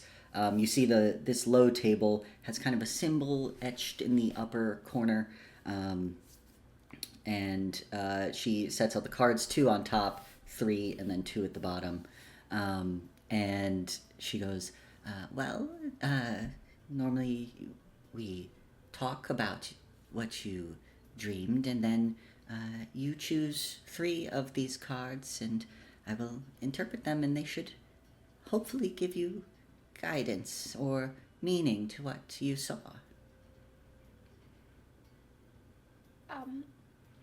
All right. First, this is unrelated, but is this, he'll kind of tap the stars in the corner. Mm-hmm. This is, death, is that correct? Yes, the god of death is quite a lover of dreams. I didn't know that. Thank you. Yes. Very interesting. What do you need to know? Shall I just start from the beginning? Yes, just whatever you remember. I know that dreams can often be weird and hard to recall, but if it is bothering you that much that you've sought me out, I'm sure it is quite on your mind. Yeah, he'll kind of start going over the dream. I think the key points are, like, it was strange that he didn't know about planar corruption until he had this dream, so that kind of, like, foresight and knowledge that he didn't have before. Mm-hmm. I think inhabiting somebody else's body and feeling like he was able to, like, retroactively, like, assist this person is the other, like, big point of it. And also, like, knowing what he has learned about, I'm gonna forget what it's called, Aeneas, Mhm. how, again, like, he didn't know about it at all, but it seems like it's something that happened a really long time ago, so is it actually even a dream kind of thing? You know, and he'll Yeah. probably, like, He's go rambling. very, like, yeah, he's going for it. He's like, and I thought that perhaps, whatever. Yeah, Just, yeah. like, his Teddy ways. All right. And then he'll kind of finish and kind of clasps his hands on the table. And now I just pick some cards? Yes, whatever 3 speak to you. You should be able to if you just click and hold and tell me which ones, then I can flip them. Okay. Does the order matter at all, or just go crazy mode? Just whichever speak into you, Meg. I think this All right, one. that one. And this one. That one. And let's do this one. All right. So, I will flip. You see the first one is the Ghost Inverse. The second one is the Templar Inverse. And the third one is the Evoker. You see that as you touch the cards, and you flip them as Teddy, but limits of technology. Sure. Teddy, you kind of flip them, and you see that she takes a moment and kind of puts her hands on the table, and kind of takes in a deep breath, and then goes, yes, so you've the Ghost Inverse, a past influence, returned to give aid. The Templar Tempter Inverse. You will give in to hopelessness and surrender to a terrible fate. And the Evoker. You will experience supernatural power that can't be controlled. Magic for destructive ends. But whether you are the one wielding it or falling victim, it's impossible to say.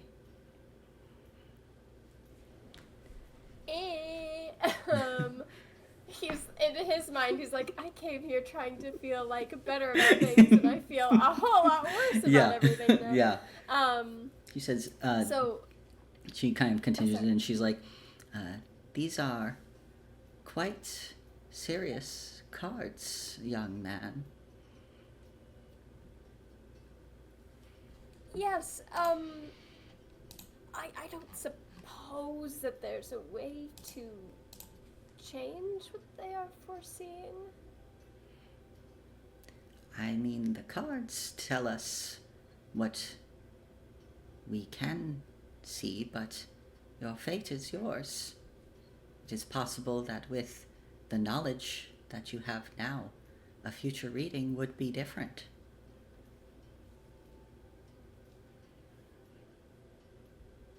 All right.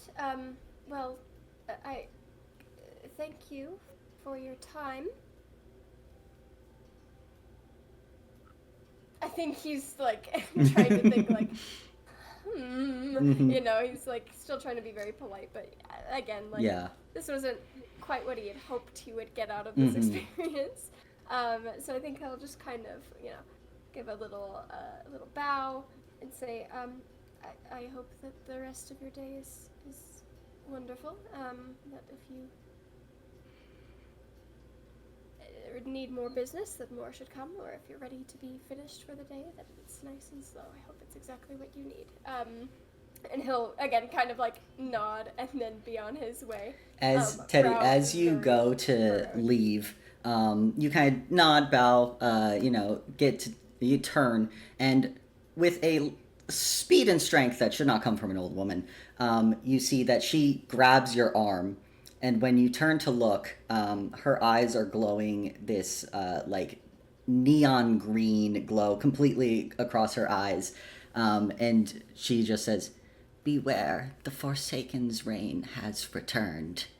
And then when the light fades, you see that she immediately loosens on your hands, like, have a good day, sir. Thank you for your business. Seems to be no recollection of whatever that was that she just spouted to you. I think against his better judgment, he kind of like takes his hand back maybe a little more aggressively Yeah. would be polite. He'll kind of, straighten himself out and say, "Good day," and go back home. And, and the whole time he's like, like, I don't know just how much, he's like, Yeah. At what point should I clue in the rest of our squad here? Yeah. I thought this would just confirm that, like, oh man, weird dream. Mhm. And now he's like, an omen. And so I think he's pretty preoccupied as he's returning home. And I think still unsure as to what to do. He will just busy himself in the garden. Yeah. All right.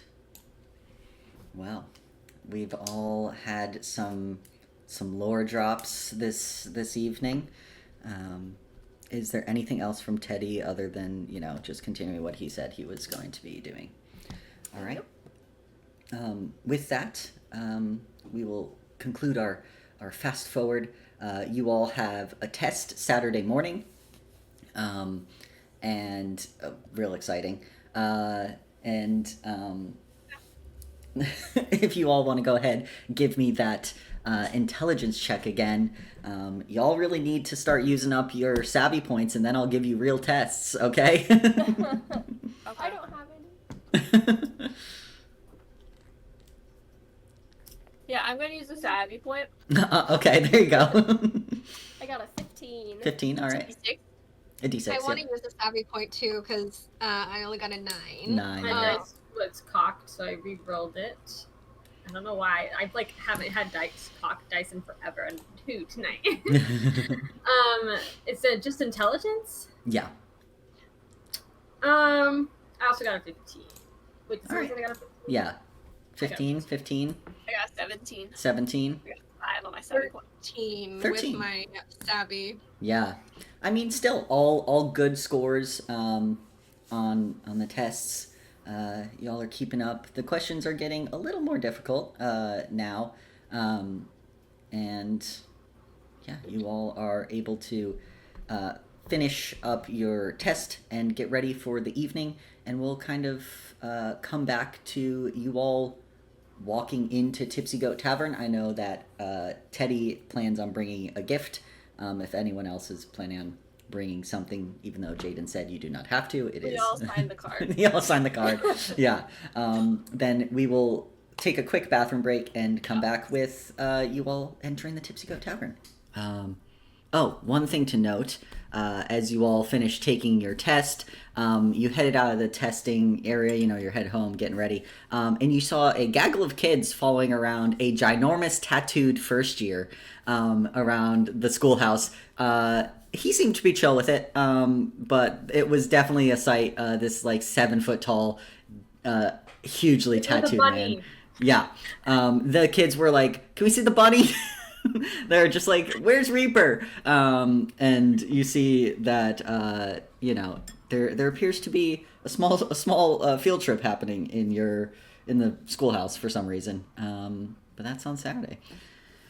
But as you all get to the Tipsy Goat Tavern, you can already see the outside is decorated. There's a bunch of streamers of and banners of various kind of coloration. It's definitely a party atmosphere. There's a sign that says buy one beer get one free on the outside. They're trying to invite people in.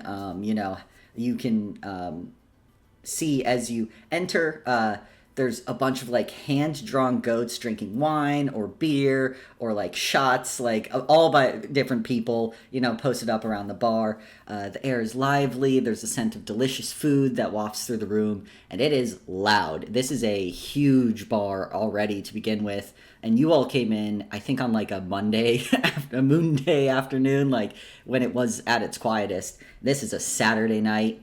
And it takes you all a second. You're like, wait, hold on. Is this the same bar? Holy crap. This is the place to be. But y'all haven't been able to, get out to the bar yet on one of the more popular nights. You're too busy clubbing and then recovering from clubbing which reminds everyone you have had a long rest if you need to hit that button.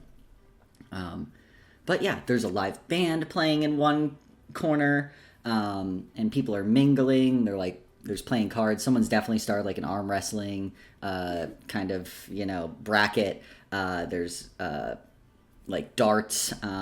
It's just a very jolly atmosphere as you all enter, and you can see that behind the bar there's quite a few bartenders, but one of them is Law. Like when the owner jumps in, like being like, oh, got to get people drinks, and he kind of waves a hand to you all quickly as you come in, recognizing you all, and continues on with everything. So, what are y'all doing as you enter this atmosphere? It's probably 8 o'clock at night. A good average time to be out at a bar on a Saturday. I'm there with like a potted plant. I'm looking for Jaden to give him this tiny little. Yeah, give me. If I assume the whole group's probably looking for Jaden, or someone you know. So yeah, anyone wants to do a perception check, we can see. Oh no. Teddy's A too. natural one. No, Teddy. I'm focused on making Not- sure yeah. the plant doesn't get squished. Yeah, by anybody. absolutely. Does anyone else see Jaden?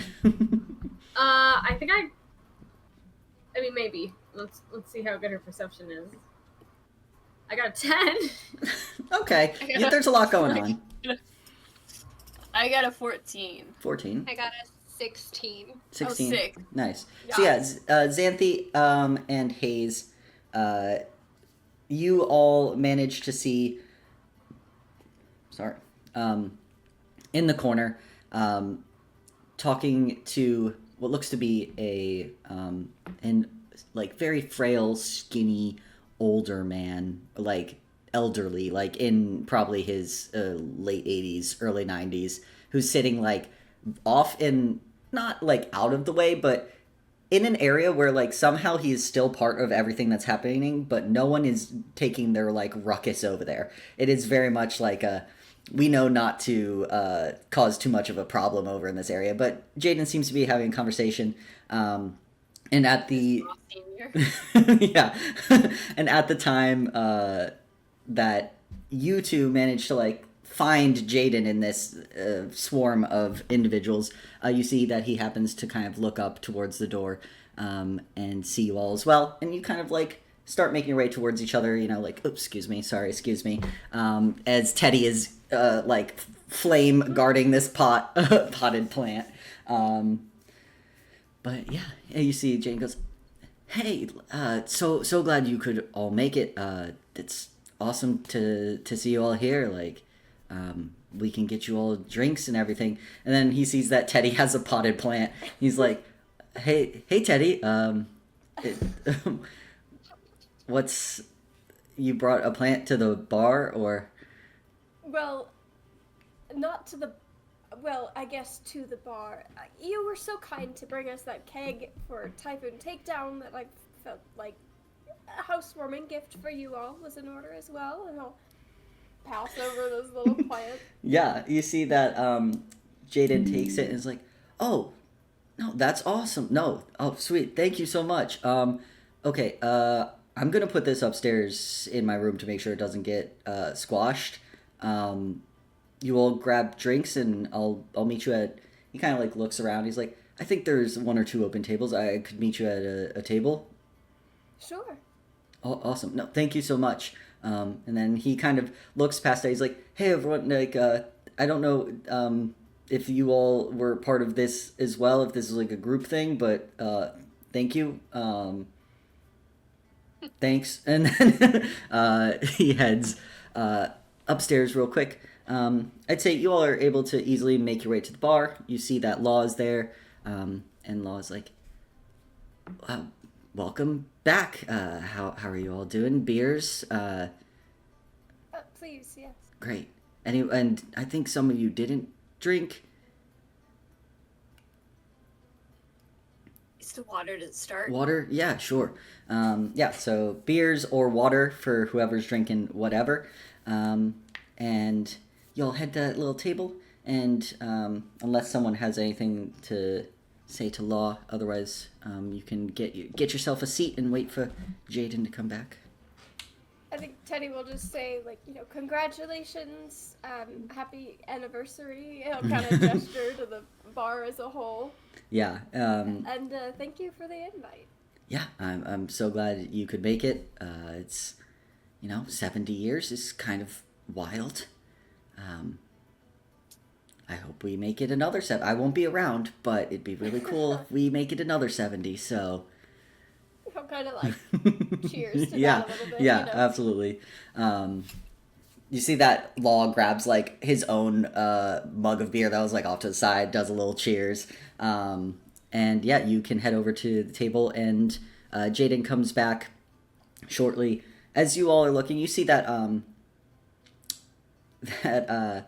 the female monk that's in Jaden's squad and Russell, which I think you've got the names by now probably, but Katsalee and Russell are currently like working their way through the arm wrestling bracket, and you catch like they're going through different people. They're on opposite sides of the bracket, and you definitely can catch that they're trying to be like, okay, so like if you do this, then I could do. They're trying to work it the way so that they face each other as the finals of this arm wrestling challenge. But Wow. wow, who would dare do something so unscrupulous? On your own time. God. Where's the honor in that?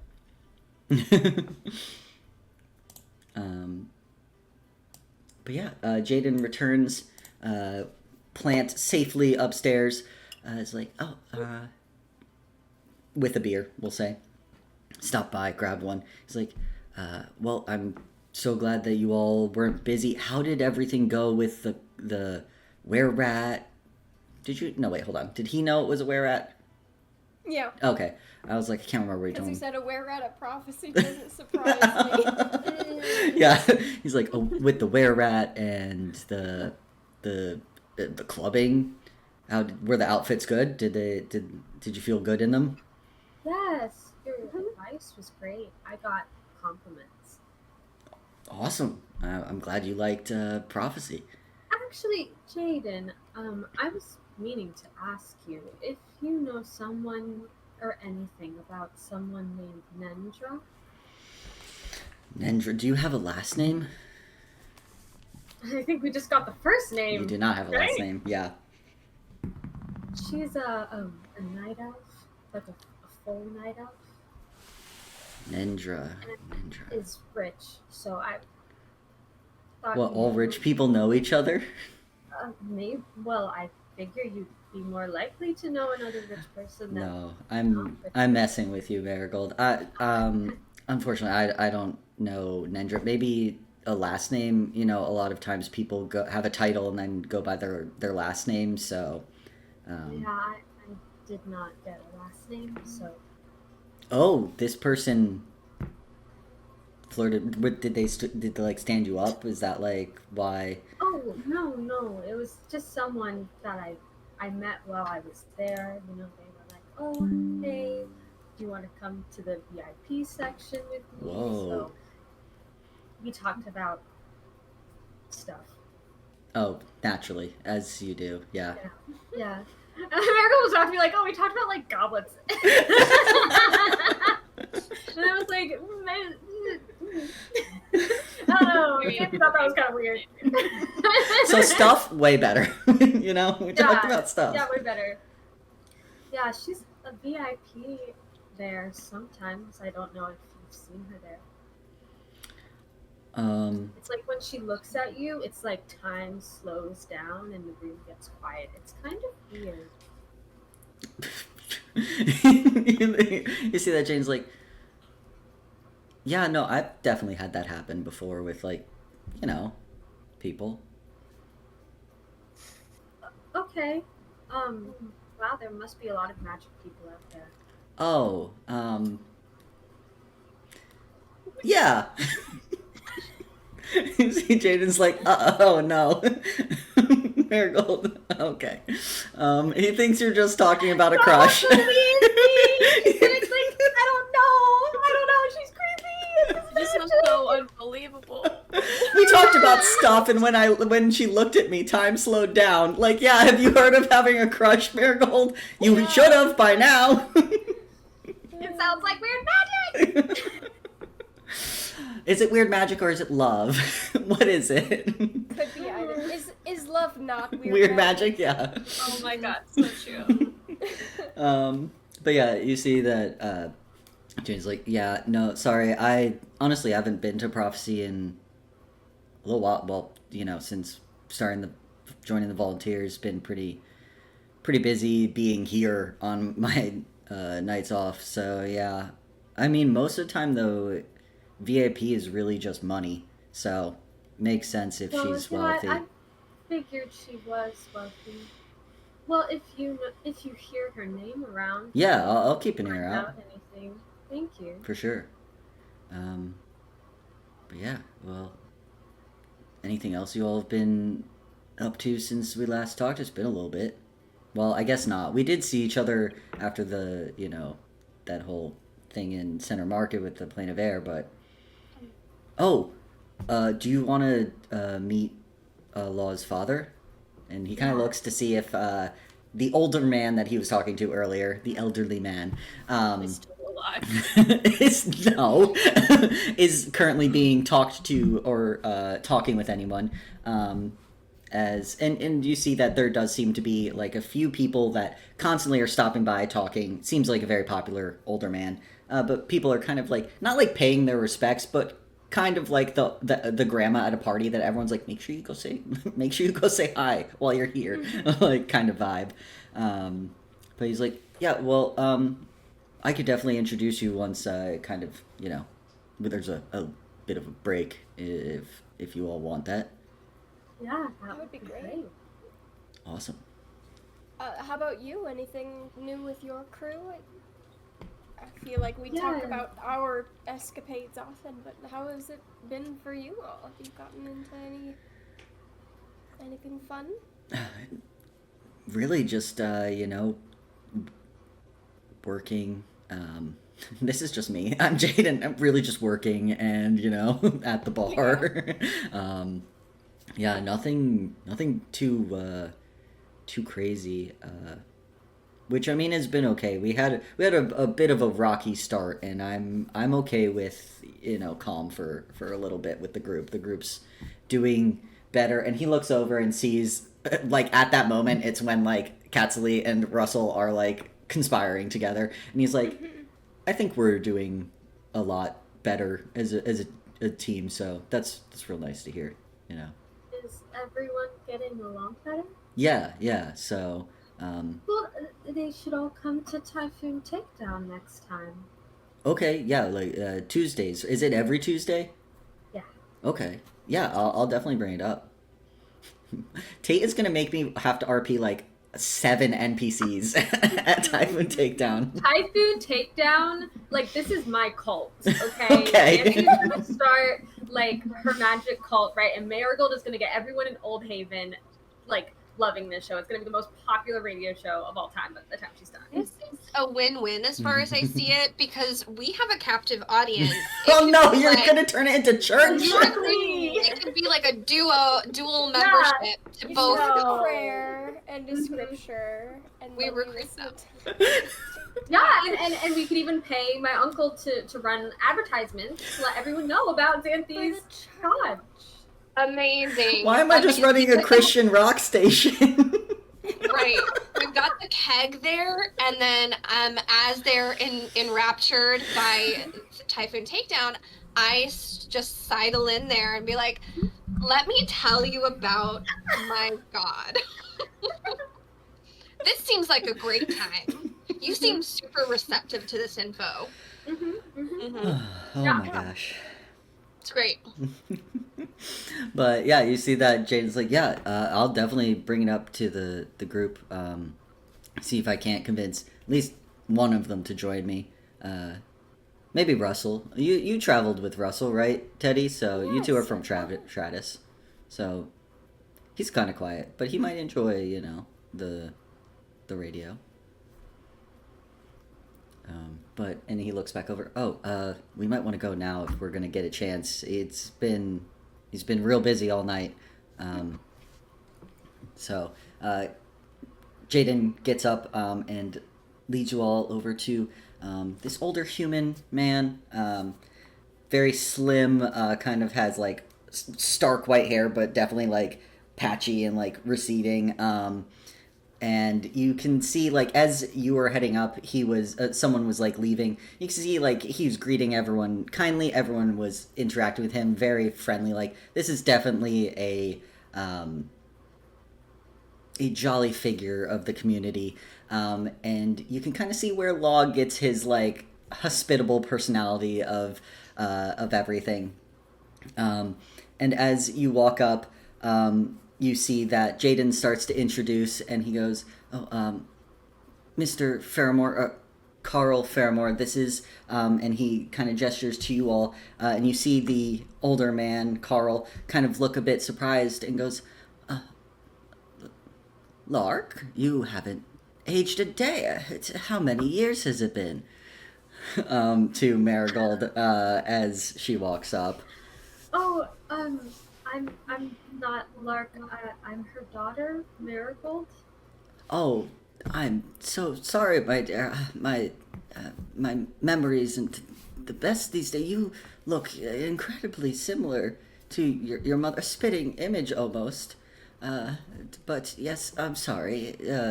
Jaden, you were introducing the rest. And Jaden's kind of just like, steps back to let you all, so I don't have to RP two people, let you all, introduce yourselves to Carl Faramore, Mr. Faramore.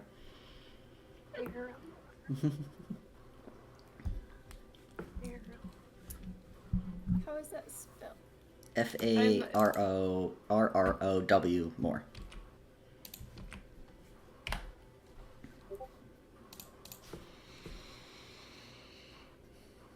Maybe I got it. That's okay. Knowing you, is it Carl with a K? Of course it's Carl with a K. Why would Oh, it be I Carl got with a that. Why would it be I Carl with a just C? With a T? With a C. Carl with a T, yes. Carl. Great. Carl. The T is silent. Great. But yeah, Teddy Lockhart, it's a pleasure to meet you. You have a wonderful establishment here. you see he kind of squints his eyes a little bit at Teddy, but he's not going to make that mistake twice. And he's just like, oh, Teddy Lockhart, very nice to meet you. Oh, thank you. It's no longer mine. My son technically owns it now. I'm getting up there in years, but thank you nonetheless. You too? Oh, I'm Xanthi Elamere. Nice to meet you. Xanthi, pleasure. My name is Hayes Osmond. It's nice to meet you. You as well. But you are friends of the young Jaden here? Yes. Yes. Wonderful. Well, I'm so glad you could make it. Thank you for coming to see me and say hi. I know that you've been seeing quite a many number of people tonight. However, as you noticed, Marigold here is Lark's daughter, who was sponsored by you back in their time. You were also the sponsor of my uncle Sebastian, and I was wondering, if not tonight, is there a time that we could stop by and maybe hear a little more about them? Oh yes, of course. I would love to talk more about them. Yes, Lark, Sebastian, nods me. Yeah, yes, they were quite the crew back in their day. Sebastian and Lark were inseparable. They were. You see, he kind of like starts to reminisce, and he's like, quite a menace. Sebastian was snarky and sarcastic, and Lark very strong-willed. They argued almost non-stop. I believe I saw very little of the times when they were not arguing. They were always up late talking about hypothetical nonsense. I'm quite honest. I think they enjoyed the arguments more than whatever it was that they were actually discussing.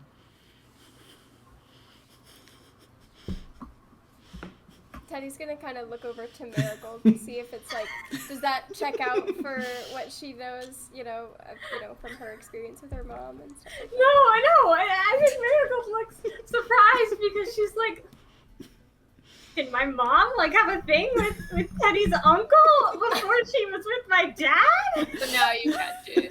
What? Change how you feel about Teddy. I think Marigold just looks surprised and like looks over at Teddy like, oh, we could have been cousins. And I wouldn't have been a water genasi. That's so weird. Maybe they were just friends. Maybe they were bros. Maybe. Well, we don't know that. We don't know.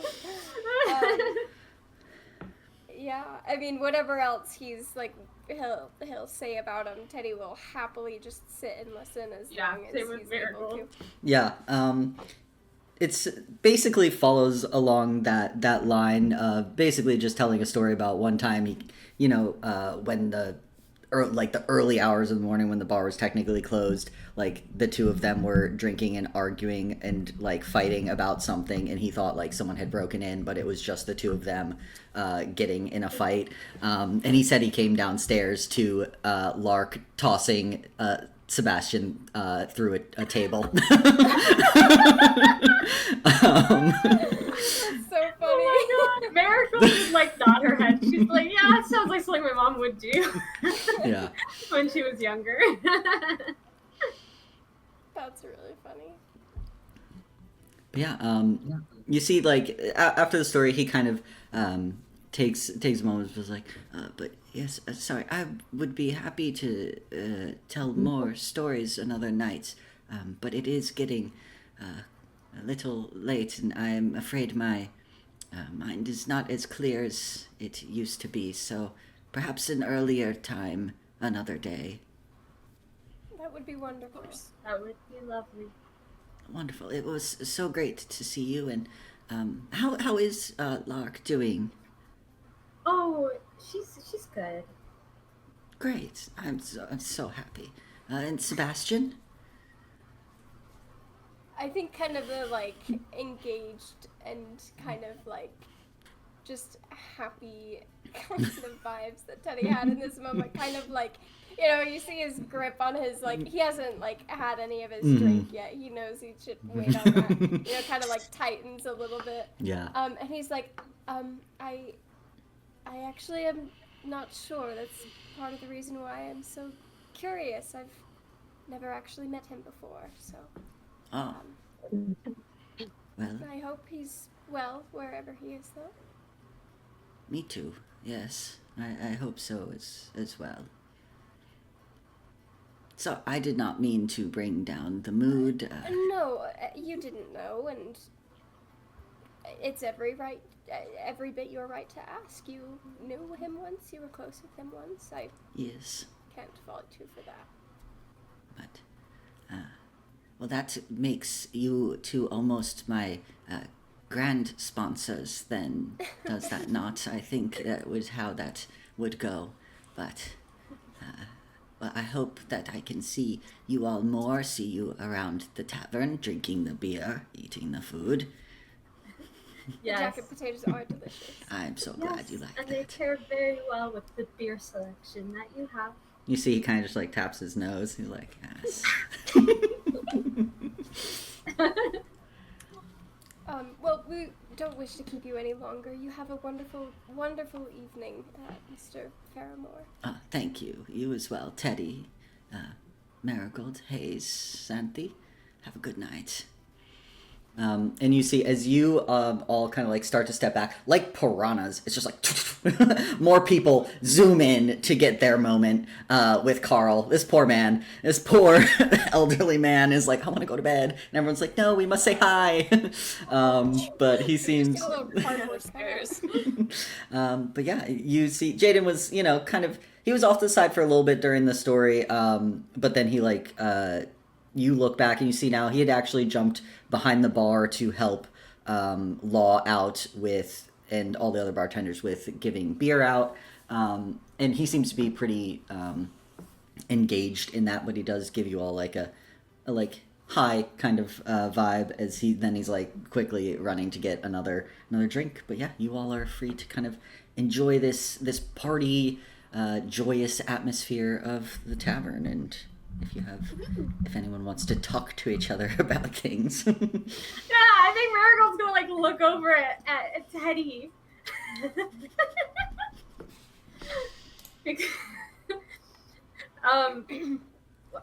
Well, you know, it's good to see that, you know, your uncle and my mom got along very well.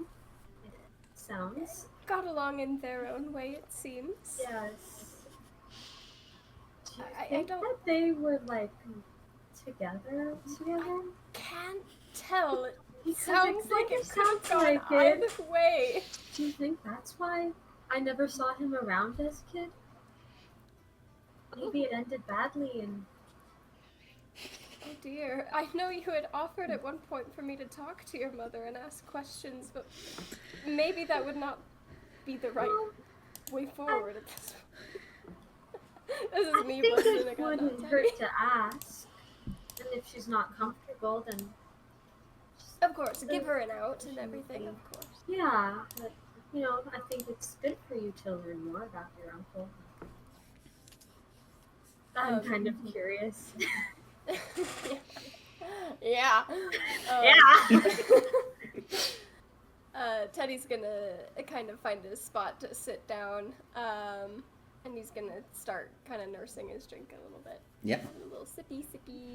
Yeah. Just Yeah, you all... observing the party and all that good stuff. I'll Yeah. definitely mention the magic shops that I heard about Sure. and just kind of throw out that, like, hey, when we have a moment, if you guys want to, you know, check them out, I thought maybe you guys would want to check them out with me. So, you know, I didn't go. But maybe we could go sometime? That sounds really yeah, cool. that sounds fun. Mm-hmm. Sounds like it might be hard to find the other one, though. Oh! I just had a thought. I wonder if Yenros would know where the other one is. The Dusk Market? Something tells me he might have found it. Or he would know someone who knows. It does. Has seem Marigold like heard of the his- Dust Market before?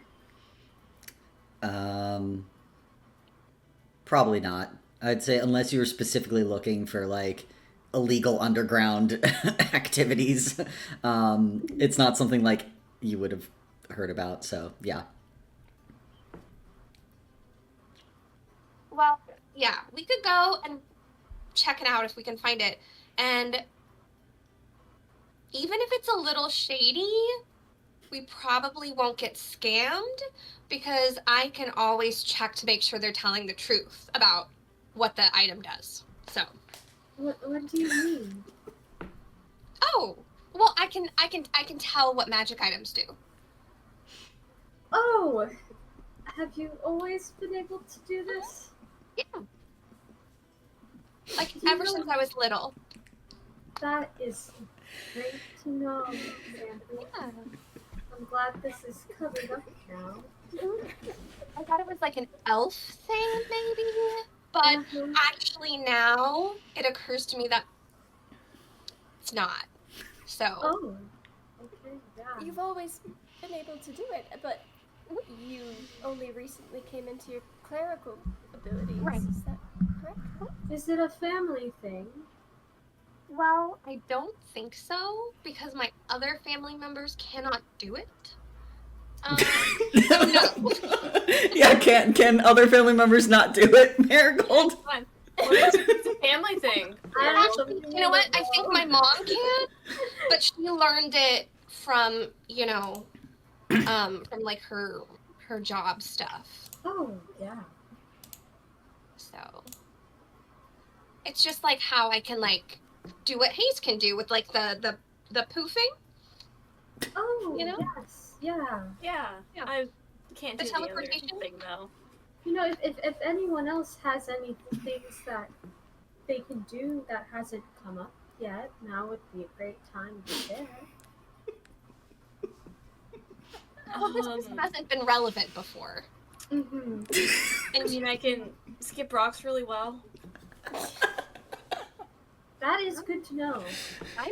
I'm gonna work that in somewhere, alright? There's gonna be a fucking puzzle 30 sessions from now, you're gonna have to skip some fucking rocks. Let's friggin' go.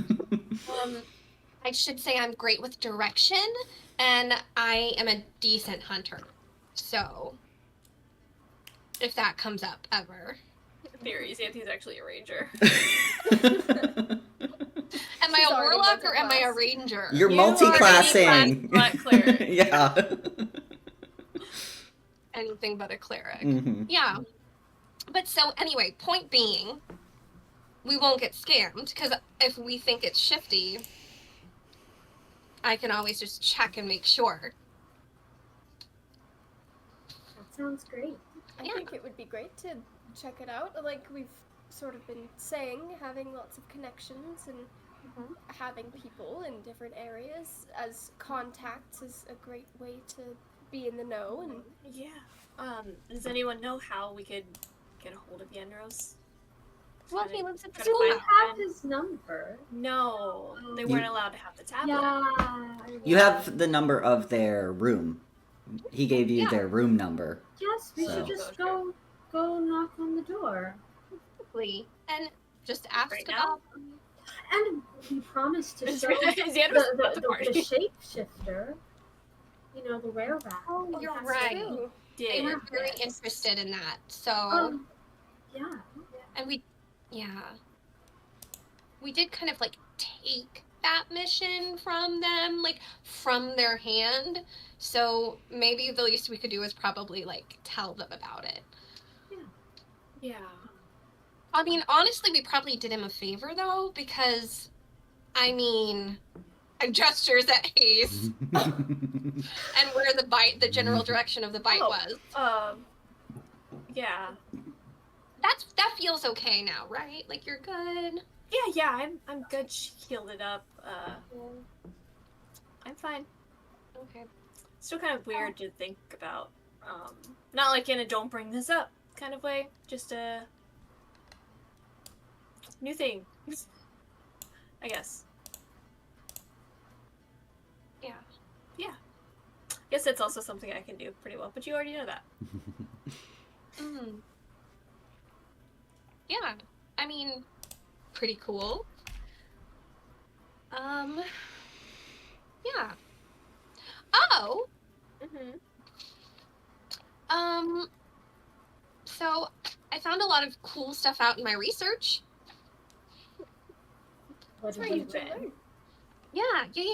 I hit the books really hard, and I found a lot of really cool things. Like I found where some temples are. I found a whole bunch of notes. A lot of like, I won't bore you with all the details, but like, theories about how gods are reclaimed or reborn, maybe. And that's brilliant. Yeah. So I think there's definitely something there.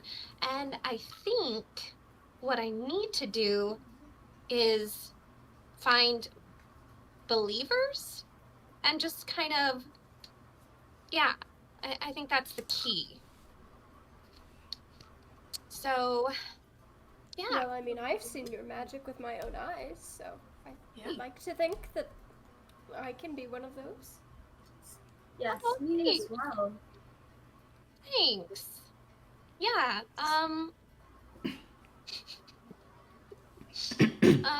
sorry. looking at the chat. Don't look at the chat. Don't look at the chat. Yeah, mistake. That's why I'm putting things in the chat instead of saying them out loud. Yeah, so I think if, we all just kind of start here and maybe continue to, I don't know how to make people believe in magic. I mean, they believe in magic. Magic's all around, but like, how to get people to believe in a god of magic? Is there not like you believe in this thing, therefore you automatically believe in like that there's a source of it? Yeah, there was definitely philosophical musings going on in some of the notes I read. But,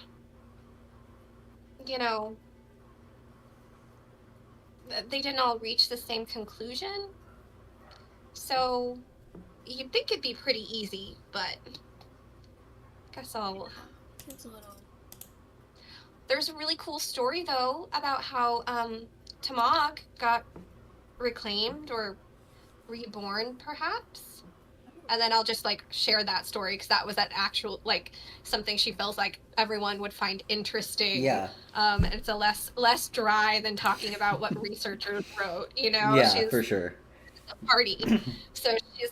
Yeah, you all are just, swapping what you learned this week at a party at the bar. Being like, okay, so this is what I learned. I learned nothing. I learned nothing. It's the same amount of information I had at the beginning. Yep. Well, Xanthe, if you had a story like that from your experience that you could share, I'm sure that would help bring in some more believers. Okay, well, so far, all I have is that I really liked magic, and I, just, I guess, got my powers, and then I saw a dragonfly. So that's what I have so far. It's less compelling than the story. Well, maybe with time you'll get another experience that makes a better story, and maybe you could share it on the radio so that more people could hear it. Maybe, I don't know, your uncle's on the road though, so I don't think I could probably get a spot on his show, right? Well, yeah. Every once in a while he just shows up, and if we catch him while he's in town one day, I don't know when that would be, I'm sure he would let you spot on his show for a bit. Okay, well that's nice. Maybe if I'm in desperate situation, like in the story, maybe then something will happen. Not that I'm gonna deliberately put myself in a desperate situation. That's crazy. Us volunteers, though, we get put into some pretty dangerous situations on the job, so maybe it will just happen when you complete a job for the job board. Yeah.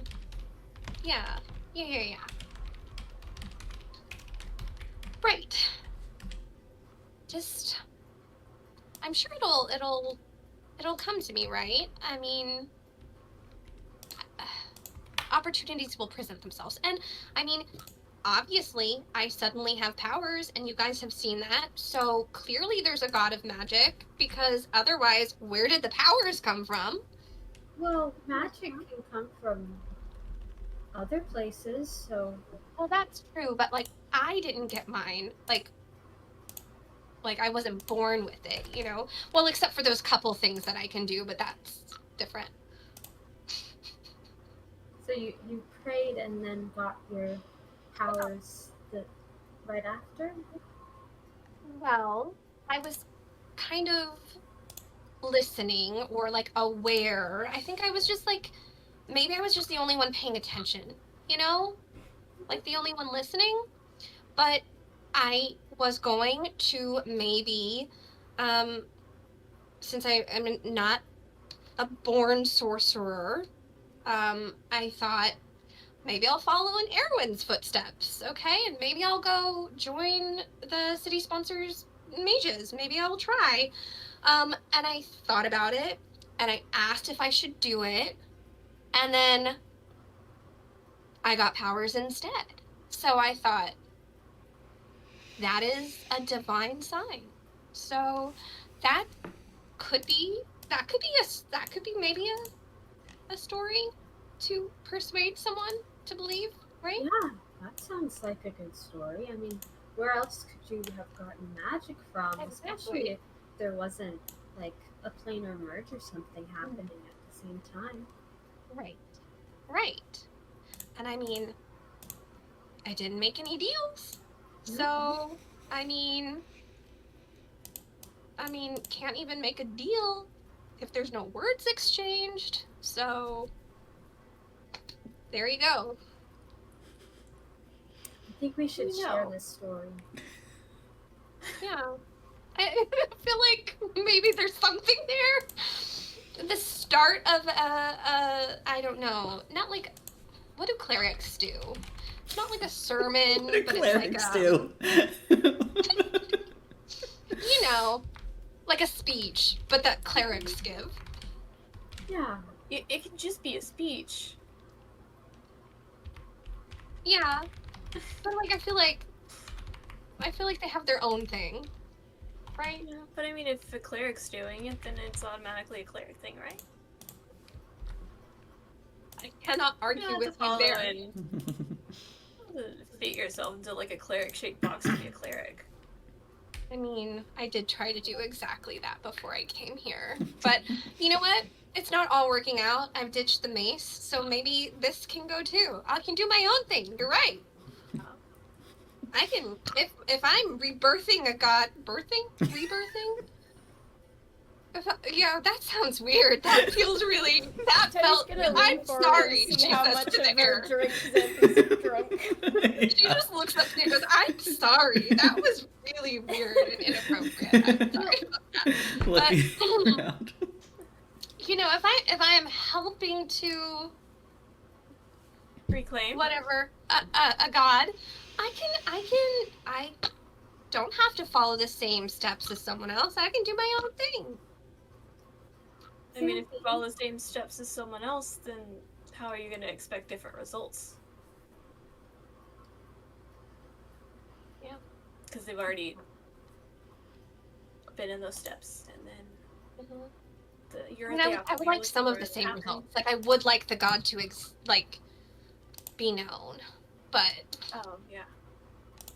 Well, Xanthi, I was thinking I could probably ask my uncle, and he could show us how to set up our own radio show, and we could spread the word.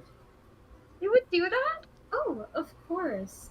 I mean, my uncle's very, very busy, so I don't think it would happen straight away, but maybe in a few months after the letter gets, well, he's out, so I have to send the letter back home to Lumen, and then maybe he'll swing by and get the letter, so it might be a little bit, but I'm sure he would be more than happy to help us. Oh my god, that would be so great. Thank you. That's so exciting. And hey, you could be on it too. Oh, really? That Yeah. sounds like fun. We could talk about, I don't know, gods and the god of magic. The girls start a podcast. Yes! Hosted from our bedroom. As all Oh my podcasts God. are started. Yes! Oh my god, that's so amazing. She probably nearly spills her drink, Yeah. like coming over to like give Marigold a hug. But yeah, you all are chatting, sharing ideas, talking about kind of what you did during the week. Because now that you're really getting into not the swing, but kind of the rhythm of volunteer training, you all are a little less attached at the hip. Doing your own little bits of research. You're having some beers.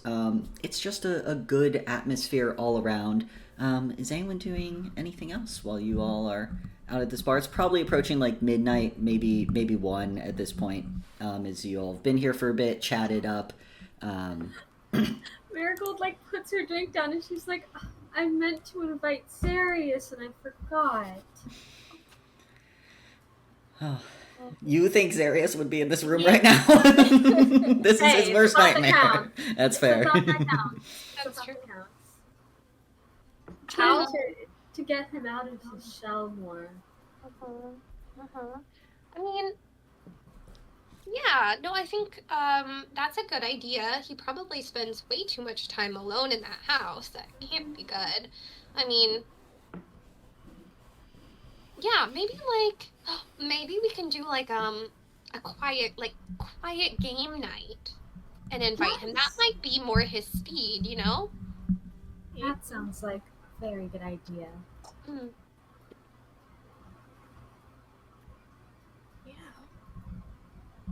I think he just feels misunderstood.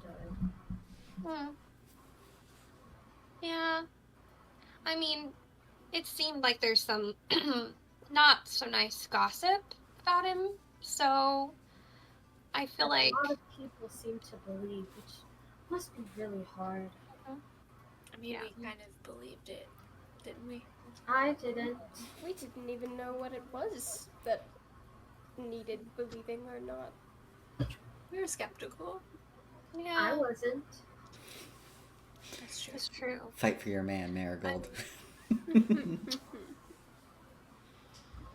Well, I mean, he seems nice, just very, very, sad. Well, I mean, loss is family. That is a lot to deal with. I mean, and it happened recently. Can't expect someone to brighten up so soon. Yeah, no, of course not, but, I mean, that's why you have, people to help you. Which is why we should try to get Sirius out of the house more. Yeah, Yeah. I think that's a good idea. He's been really good to us, too, so, I think he just, well, I can't say that I think he wants friends, but I imagine he's probably lonely. Lots of people want connections of any kind. Yeah. Yeah.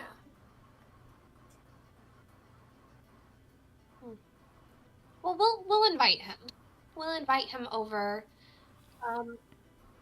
Yeah, maybe when there's like less people.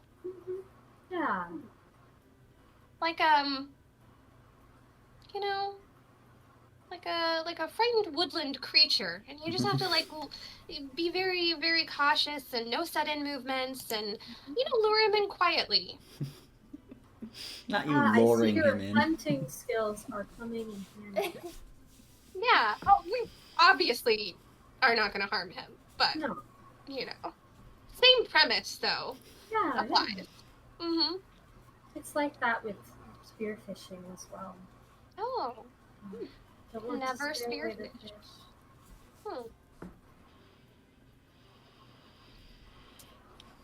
fish. How sober / like aware does the rest of the party seem? Yeah, how sloshed are y'all getting? I mean, Marigold's had a few drinks. I don't think she's going too crazy though. Yeah. Xanthi?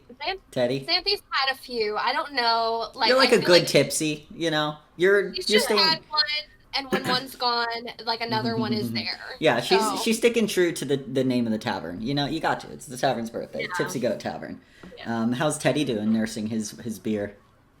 So I did not roll super well on the little check that I made for myself. He's been fairly quiet. Just kind of like listening. So it's kind of hard to tell, but I think definitely like kind of losing some of that like coordination and stuff as he's going about. Yeah. do you think it's too late to go ask Yenros about the market? No, I mean, he seems like someone who would stay up late. You're probably right. What do you think? Should we go? Block Or- classes on Sundays, is that What? right? Do we have class? Do we have class tomorrow? I've lost track. What We day? don't, but I think Yenros's group does. To their So- Tuesday, Thursday, Sunday. We could go check and. If he is trying to sleep, we'll just be like, sorry, our bad. Go back to sleep. Yeah. We'll chat another time. Yeah. Yeah. I think it's a great idea. The night is It young. wouldn't hurt. It's the night is young. It is midnight.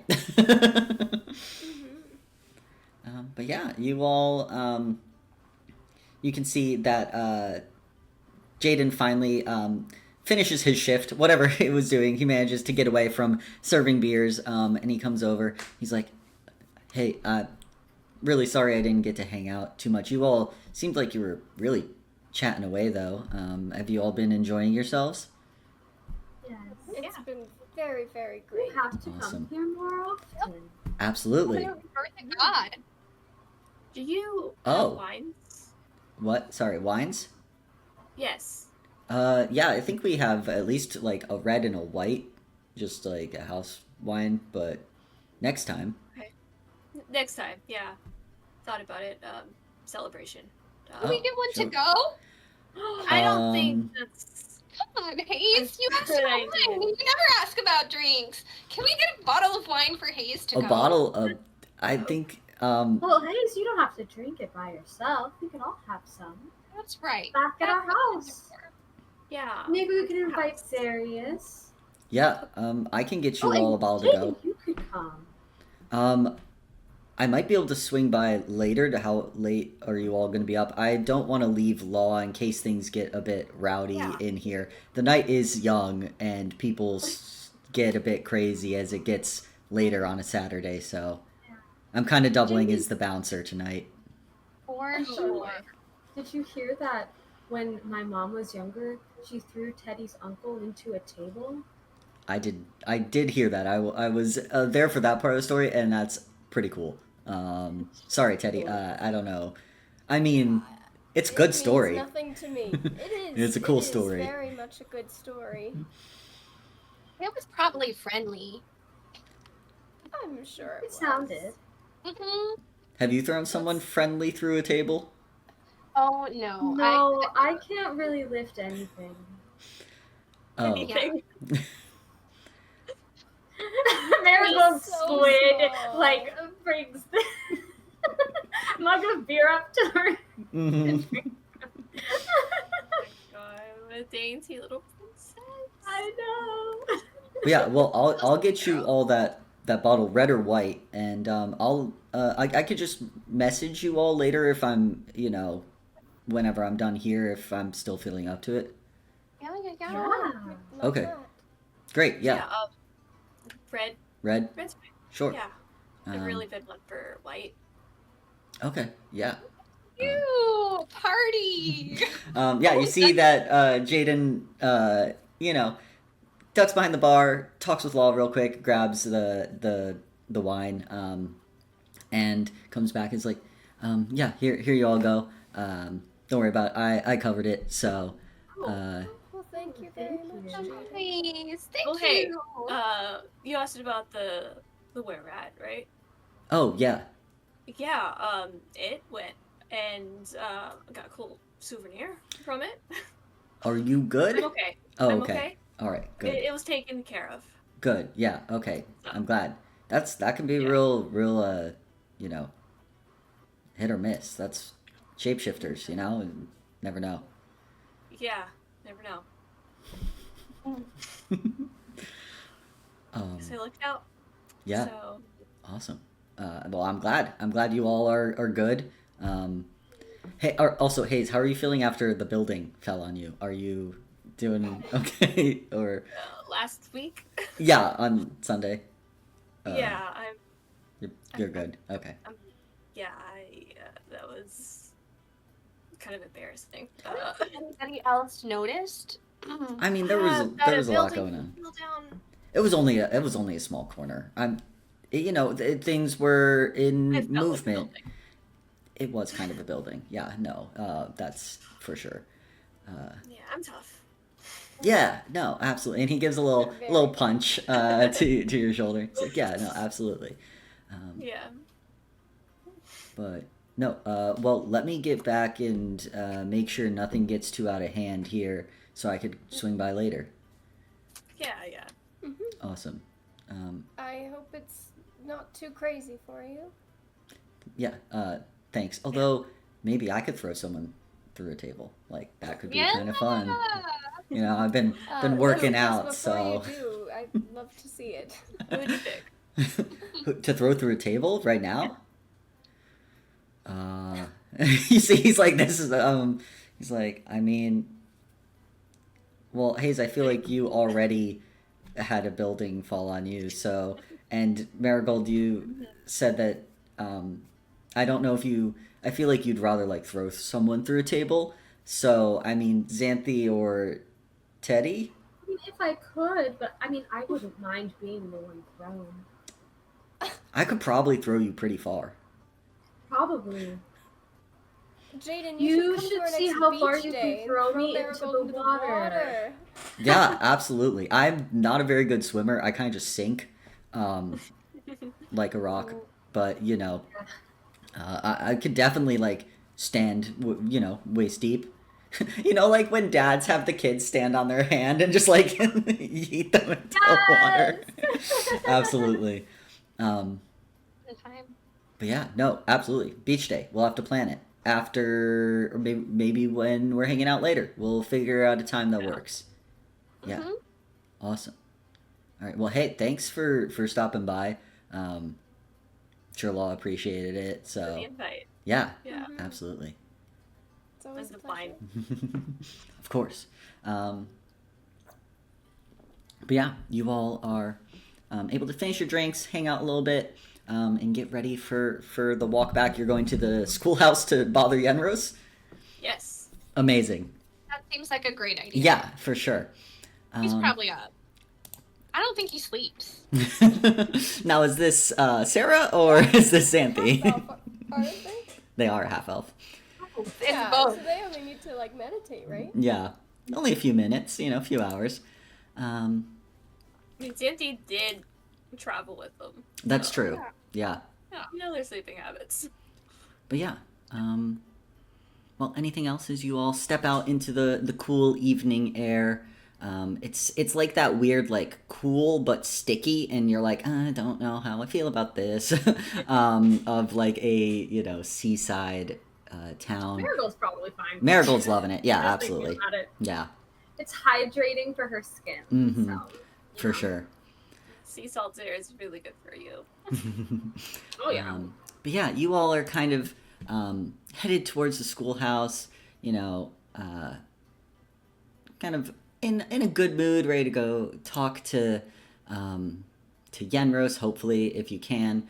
And as you are all walking through a remote part of Center Market late at night, it's maybe 1:30, the temperature drops suddenly. Marigold, you immediately feel off, and you hear a rapid whirring coming from the pocket you keep your compass in. As you're standing there, a thin fissure of darkness snakes its way through the air in the middle of the street. The muted blues and reds of the night fade as the color is leached out of everything, leaving only black and dull white.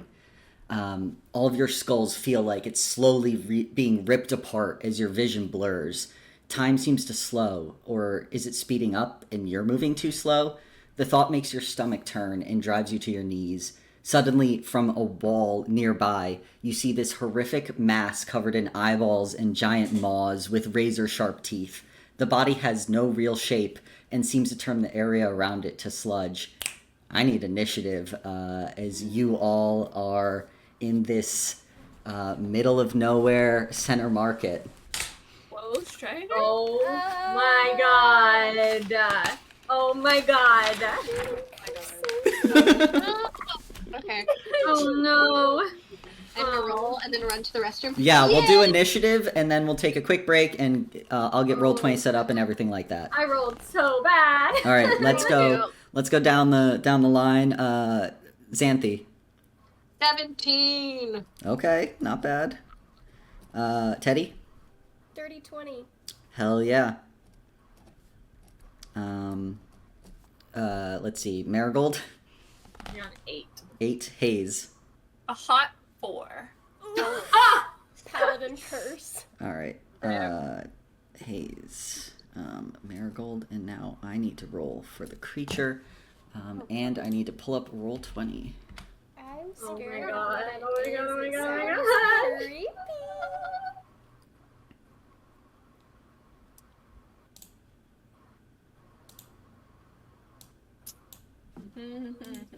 Ah. Oh god. Yeah. Okay. Ew, yucky. Oh, that's not. That's worse. Ooh, I think I know what it is a little bit. Oh, Um, and I like even to the use map the and our icon. tokens are black and white. Yeah. Oh my I gosh. love that. Oh my god. So you will have to keep track manually of your hit points because it's not your usual like token that's assigned, which Teddy already has to do. But if you want to input your hit points in there, we can get everything set up. I will roll for the creatures initiative. Oh, that's so loud. And then we will take a quick break and Spaghetti-O, whatever's about to come through next. Spooky. Fine. Okay. Yeah, everything will be. It's totally fine. It's totally fine. So fine. I love this for us. This is exactly what I wanted to happen, actually. Yeah, is it? I was hoping Yeah. we get to kick some monster ass. today. Yeah, I'm gonna specifically be this honest. one. So Yeah. looking at this, one thing I want to note, if you all can see where my cursor is bopping around, that is an alleyway. I know it could maybe be a little hard, but you can run through there if need be. We want to run away instead. If you want to, perhaps get around, I want to make sure you're aware of what the map looks like. Sick. But great. I don't know what the big loop around it is. It is the area that around it seems to have turned to sludge. Oh, that's the sludge. That is the Sludge sludge. zone. Gross. But okay, with that, we got everyone's initiative, and we can run to the bathroom, and you can set up your tokens. We'll say that you can arrange yourself however you like in this kind of 2x4, 2x2, I guess, pattern, as you all were, walking together. So. Question for you. You said that we were all driven to our knees. Are we gonna have to use half movement to stand up and stuff? No, I am not that mean. Flavor thing. Yeah, it was driven to your knees. You then stood up and were like, "Oh fuck, we're in combat," and then it started. So A gracious monster. yes. Okay, cool. Wow, guys. Sludge monster. Yippee. All right, and then let's make sure everyone's things are good. Top overlapping, save. All right. Very obsessed with the grayscale. Yeah, let's It's go so pull I love good. it. Mm-hmm. Let's see what intense fight, scary fight. I don't know. Okay, Like, look, it's right here, and I have such a headache. What's going on? go get some water. No. But yeah, okay, we'll take a quick break and we'll come back to combat. I'll be here. I have nowhere to be. Get some peanuts. Ah. So tight now that it's just you and me. Oh, Unless I'm you're about to leaving go. too. Okay. I'm sorry. No, you're good.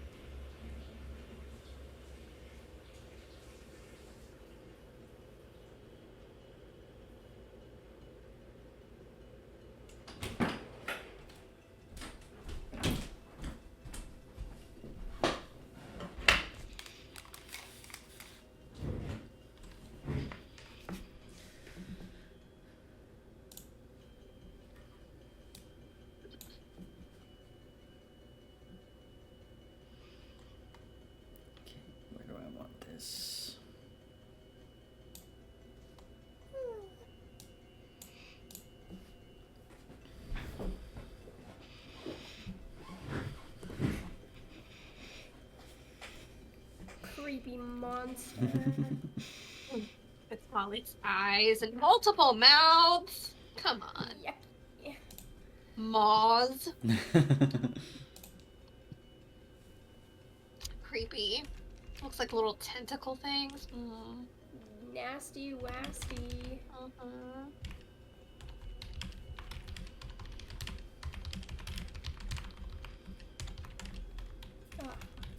For whatever reason, my Roll20 wasn't in night mode or dark mode or whatever. And I was like, something here is wrong. Off, yeah. I forget that I always keep mine in night mode because then it looks good in the camera. Yeah.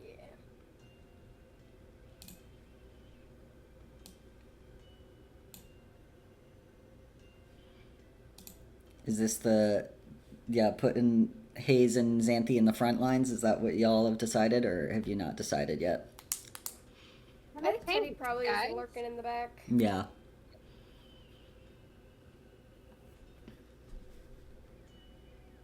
Yeah, I could get up there easy peasy.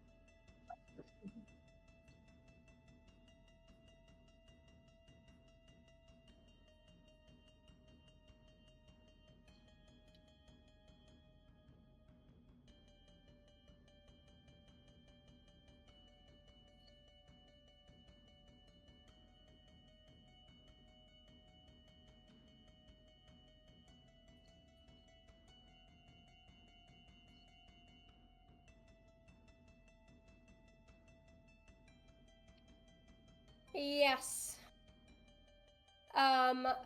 For an action, I would like to up my Halo of Spores. Oh wait, that's already up. The Symbiotic Entity, that's what it's called. That uses one of my wild shapes, so I'm gonna spore up. And as a bonus action, I'm going to cast Shillelagh on my staff. So it kind of taps it against the ground, gets it in his hands, moss kind of up the end of it, and he's gonna move 5, oh, that's the wrong tool. He's gonna move 5 through Marigold, 10, 15, 20. Gonna hang out here for a second because he can't attack right now. And that will be it for his turn.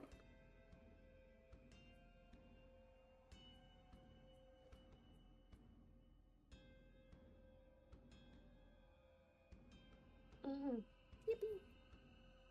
Oh no, a thing.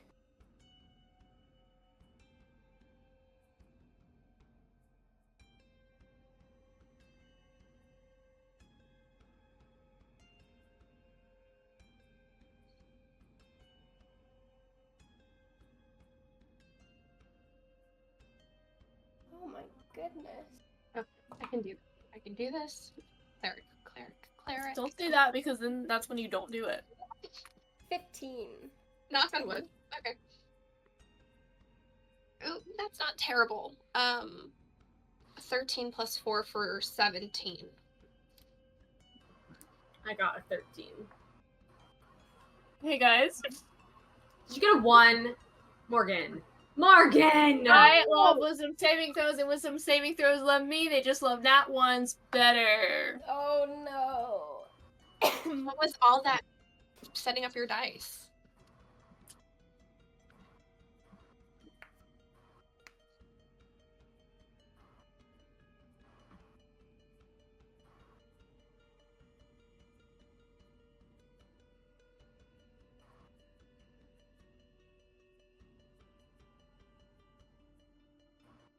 Awesome. Indefinitely, or okay.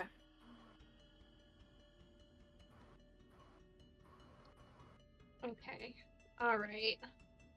Narrow my eyes at this sludge monster. I'm going to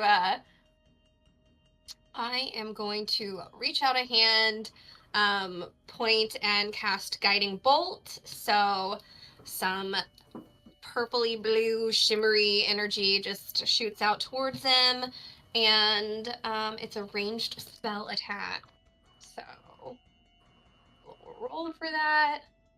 Yes! Hello, 19 plus 6. So, okay. On a hit, the target takes 4d6 radiant damage. A 4, and a 5, and another 4, and a 6. Okay, that is a great opening. Oh, sorry. 4, 4. That is 19? My math right?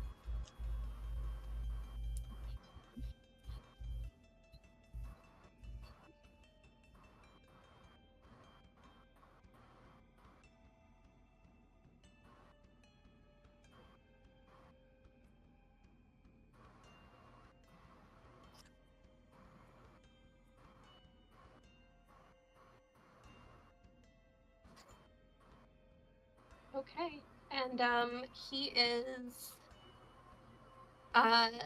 thanks to the mystical dim light glittering on the target. Okay, cool. So whoever goes next. Here.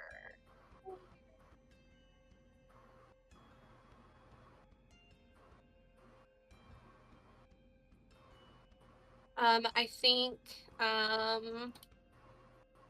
let's see, bonus action. I'm sorry. Let me just glance. No. Nope.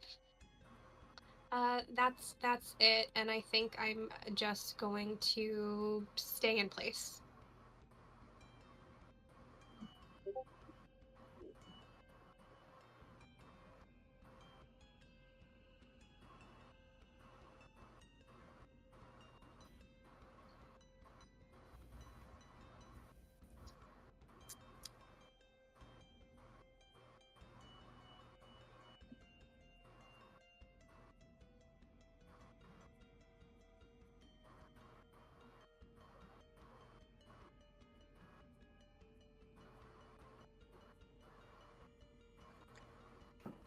Blimey.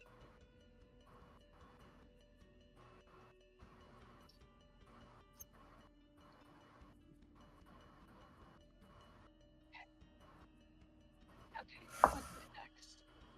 Let's do That went the opposite direction of my box. Hang on. Oh, Oh, that's a God. Thank God it's a nat 20. Let's go. I also got a nat 20! Hey! I got an 8. Oh, jeez.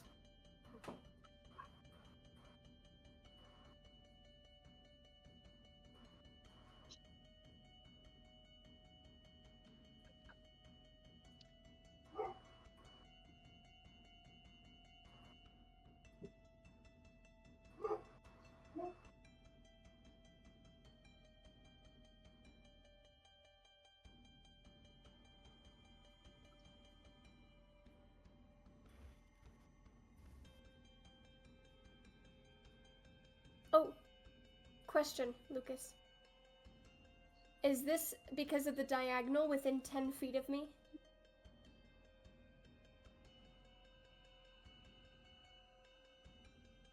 Okay, I would like to use my reaction to deal 1d4 necrotic damage to it.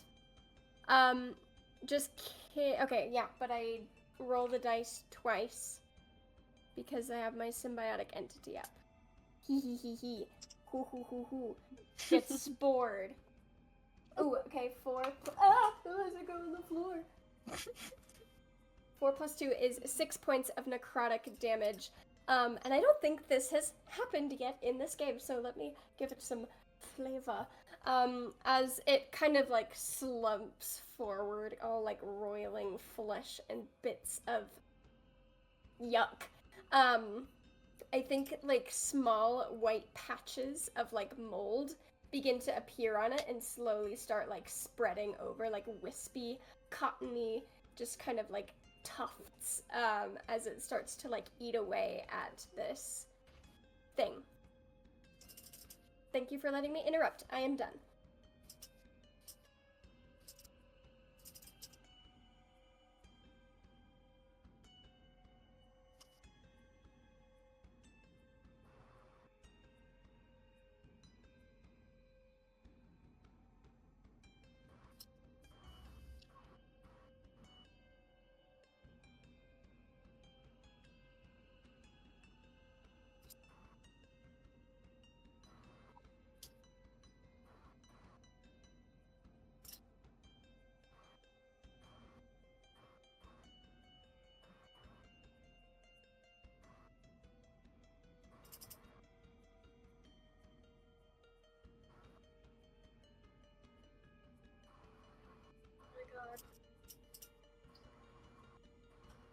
This doesn't count as an attack roll, does it? For a targeted. That's thing. not good. That's bad.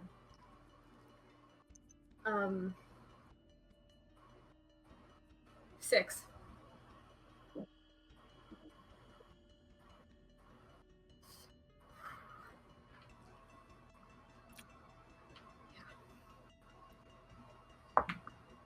It's a 1.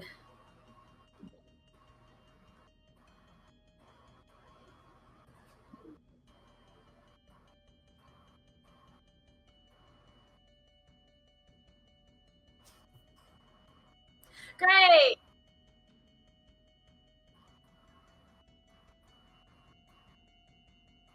Yeah.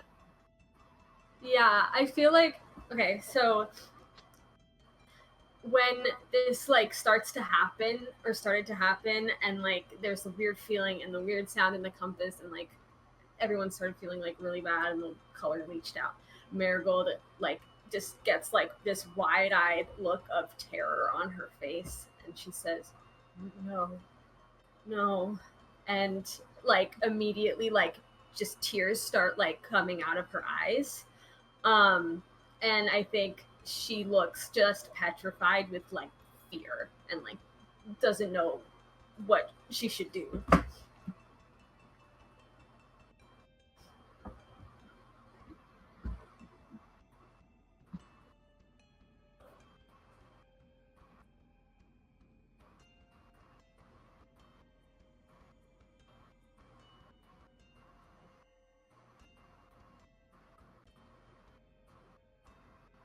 Yeah.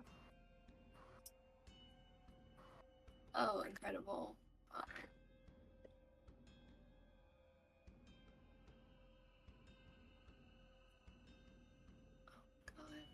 No. 5. It's a 2 on the die. Right next to the 20. Hey, for me. Great. I have something I wanted to do for Marigold. It's a 2.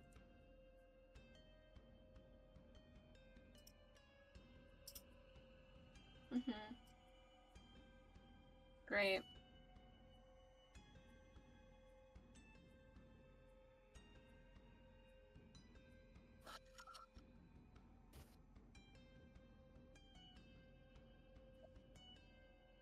Huh.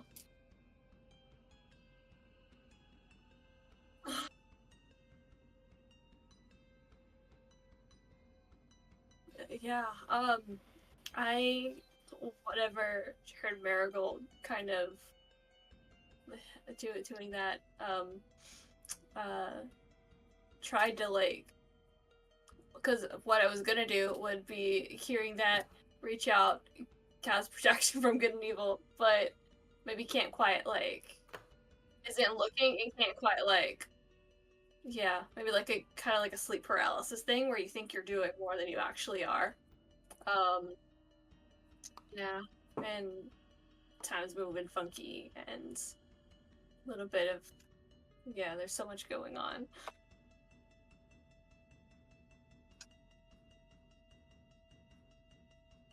Okay, that is gonna be a 19.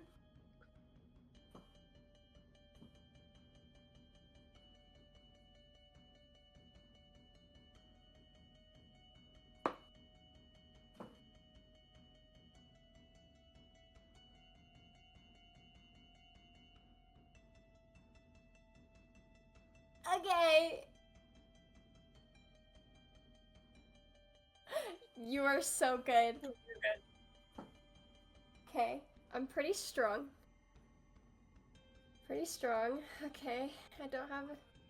Oh no, I'm so stressed out right now. Okay. Oh no! I only rolled a 2 plus 3 for a 5!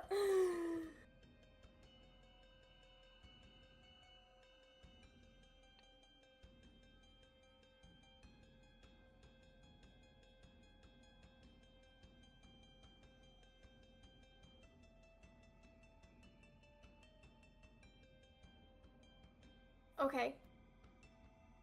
Okay. I think he'll kind of, try and like move forward. But finding his feet kind of stuck, he kind of like staggers a little bit. Well, not even staggers, he just kind of stumbles forward. I think he's just gonna say, to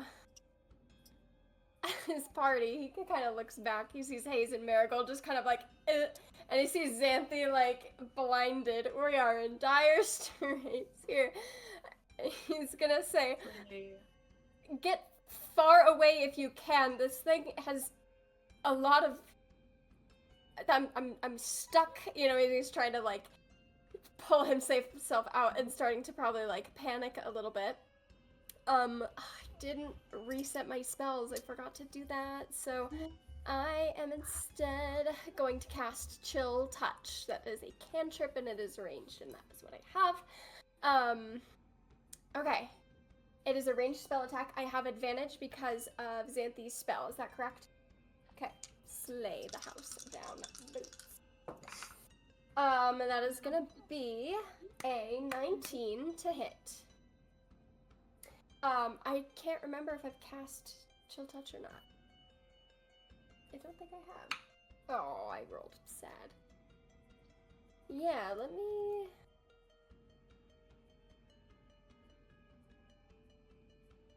yeah. I think, he's like trying to hold his stick up and out of the kind of gooey turning ground. And he's gonna kind of like spin the stick back and push his other hand forward. And as he does, kind of this like astral kind of hand will kind of move forward, and try and like, it's like pushing against this thing. But it's more of those kind of like spores this time. They're a little more tendrily as they kind of like attach and push back. It's only gonna deal 1 point of damage because I rolled bad on it. But damage is damage, and if it's undead, it has disadvantage on attack rolls against me, and it can't regain any hit points, but we haven't done much damage to it, so just throwing that out there.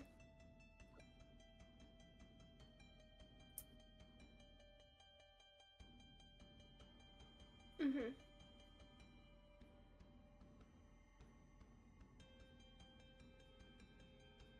Oh! I think he is having, like, flashbacks to not that long ago. There was this given to hopelessness card, and he's, like, trying to push it out of his mind, but I think right now he is, like, not having a good time. That's his action. Let me see if I have a bonus action that I can do. Bonus action. I do think that I do. Yep. That's it for me.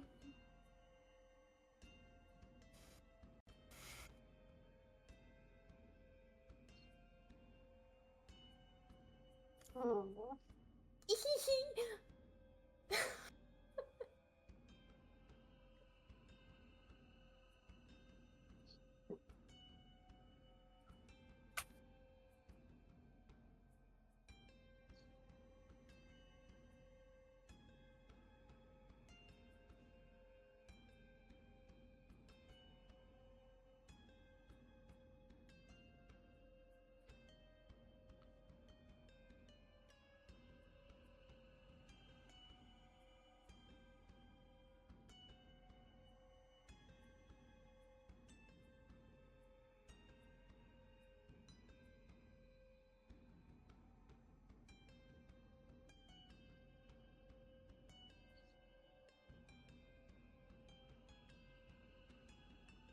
Three.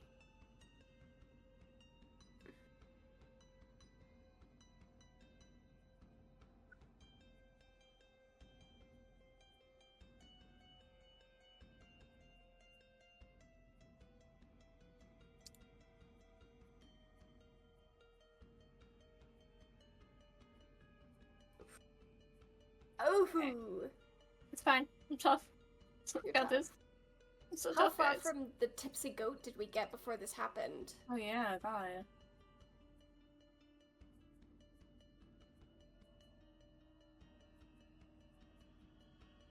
Okay. Booties. Booties of city. Yeah.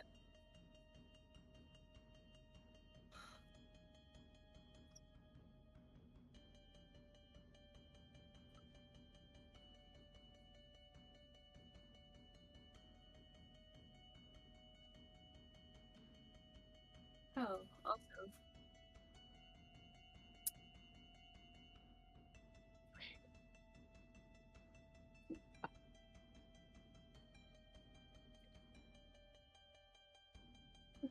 Okay. Thank you for reminding. I'm definitely gonna use that because I only rolled a 5. Oh. Now I do have. Hold on, 5 plus this wisdom, Mhm. 6 for 11. But I'm gonna use that savvy point. Okay, well that's it. Oh, okay. Thank God.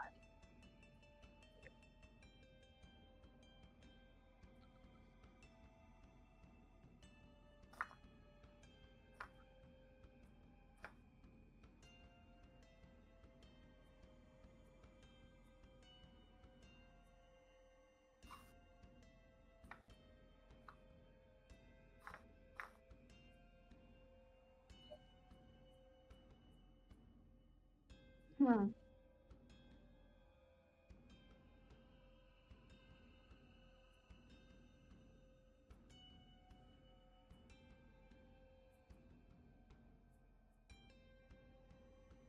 Cool.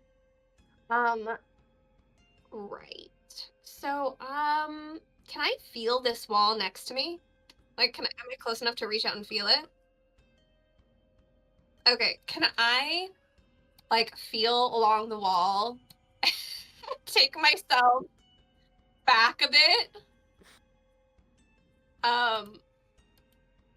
and then hearing Teddy's warning, like, okay, all right, I'll stop at the edge of the building where I feel it and just be like, okay.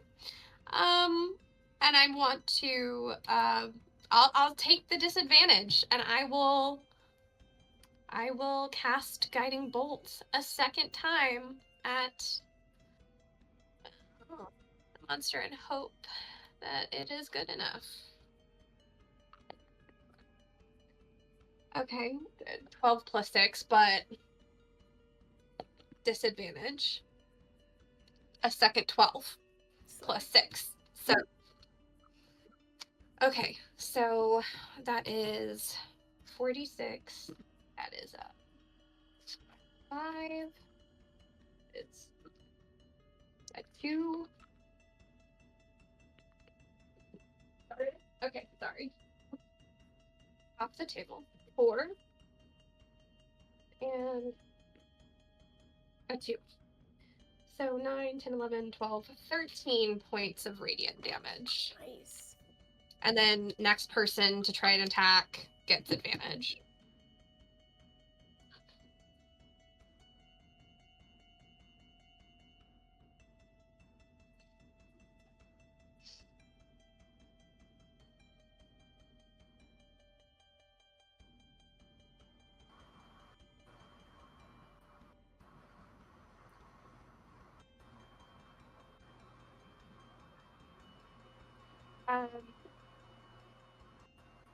I'm just like hugging the wall, and I'm just gonna like, cause I can't see anything. I haven't heard cries of pain, so I'm just gonna like shout out like, "Everyone okay?"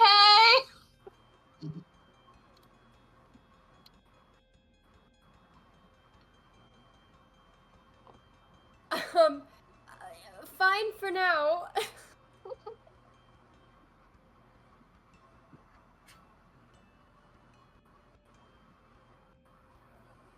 It's starting its turn within 10 feet of me, so I'm gonna deal damage to it.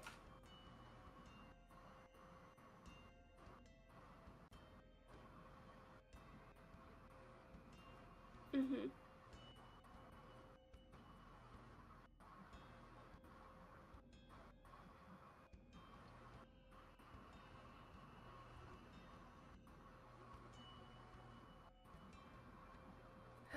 I just realized I didn't read my thing all the way. It has to make a constitution save against my spell save to not take the damage. I'm sorry, I forgot to read that part. So. Okay. Sure. Okay, yeah, that's gonna succeed. Hmm.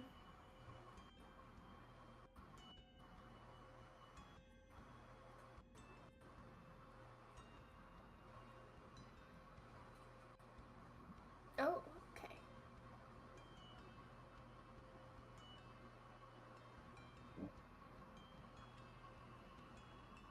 That will hit. That's true.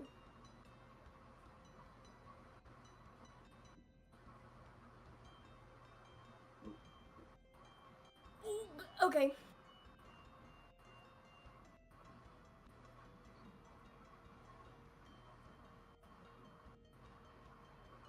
For flavor, a bulk of those points were my spore HPs. So as it kind of like its teeth kind of crunch down around his arm that he's tried to use to block, there's like a puff of like what are they called? Like shelf fungi that kind of like brace his arm for a little bit before they're just chomped through and bits of like fungus go like flying as it like bites through to his arm. So cool.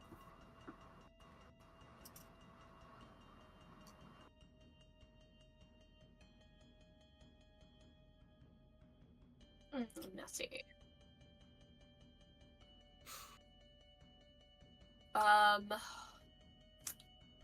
Yeah, that hits. Thinking if I shoot this, I think about it for something else. So yeah, that hits. Am I mute? Okay.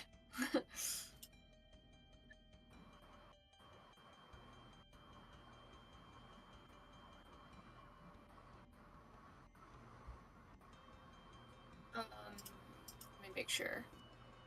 My AC right now is 18, so I probably have it up. Yeah, I have it up.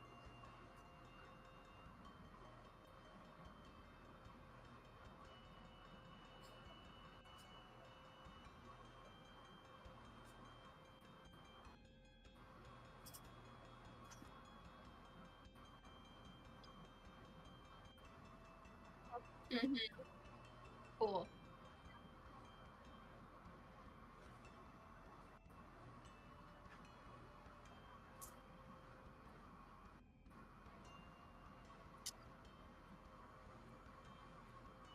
Yep. Oh.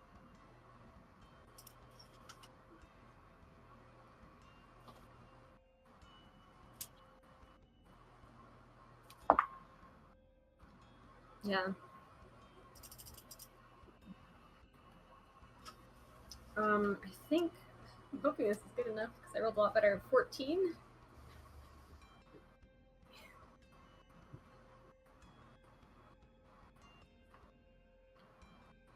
Yeah, I am gonna try to go somewhere. Crying. It's a 3. No.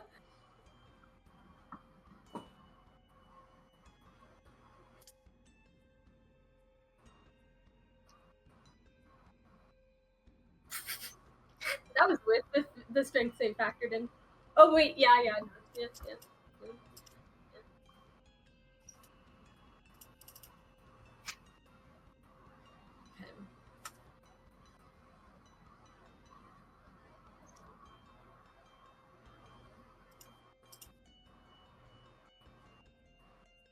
I feel like she still looks like terrified. She's still like crying, and I feel like she like closes her eyes and like covers her ears, like this is all a bad dream. This is gonna go away. And she's like starts singing the sleep spell to cast on this creature. Jigglypuff him. Yeah. Yep. So I roll 5d8, and if it is the total of hit points of the creature, it goes to sleep. I think it's hit points left because it says starting with the creature that has the lowest current hit points. So, sorry, getting All my dice out. Okay, 5d8s. okay. I feel like this is going to end up being an average result because I rolled high on some and then really low on the others. But let's add it up quick. 23.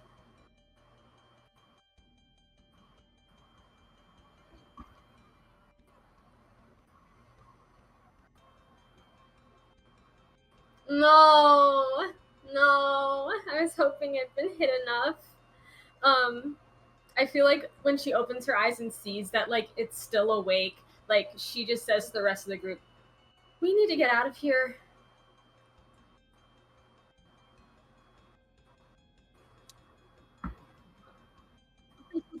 Yeah, she's telling everyone they need to leave right now. Have we heard the tablet go off? That is concerning to me. No one knows. Who wants to spend their action writing a little message? I was thinking about that. We called, like, message Jaden, like, here's where we are, come help now. Yeah, is Come there like an bounce this guy. SOS button?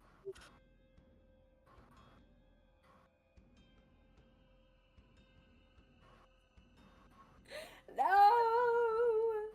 I need him to save me. Wait, like, No, I don't think I have any bonus action stuff, so. Right, here's a free action. Yeah.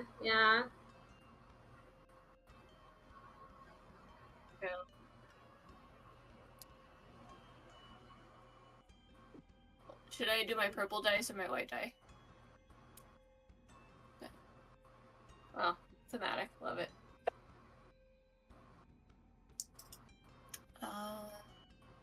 What was it? Wisdom? I'm gonna use another something point. I have 2, so 17 total. Thank God.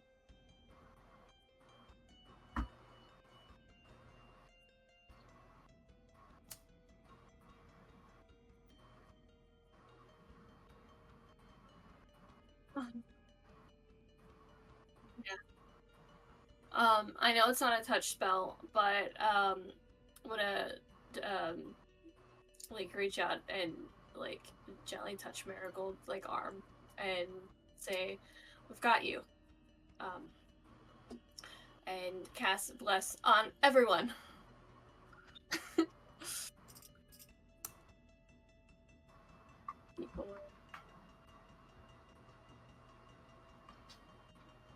It is, whenever a target makes an attack roll or a saving throw before the spell ends, which is minute concentration, roll a d4 and add the number rolled to the thing. It's attack rolls and saving throws.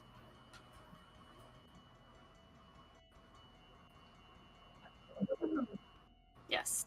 I used my savvy point, so I was like, I did roll a 15 on the save, but I want to make sure. Yeah. Yeah. That was my action. So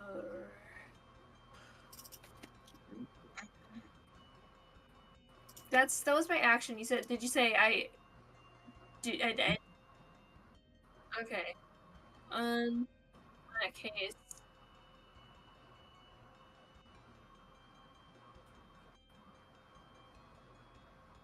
Yeah.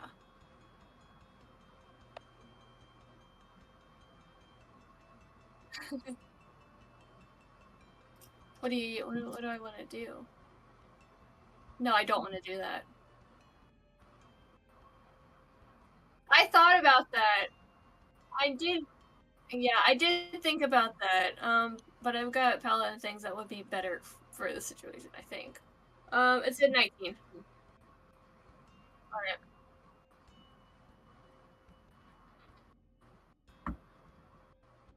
Cool. And so I can move here. Good connect for. So that I'm within 5 feet of 2 of my allies. I have reactions.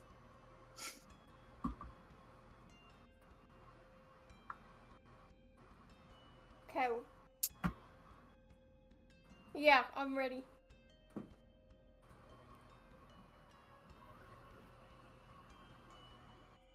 Okay. So the strength saving throw is a 17. Yippee.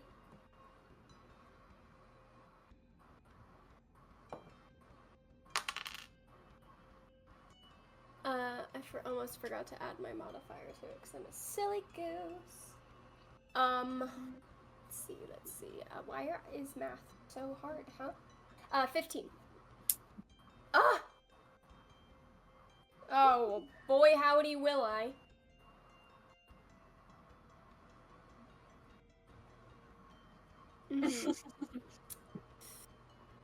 I think the best thing to do right now is... I hate that it's a whole action to up my thing, but I am going to just use my action to attack. I think is the best choice. Excuse me. Add that D4. Oh, I will. Because it's every time. Yippee. Yes! Yeah. Yes! A 22!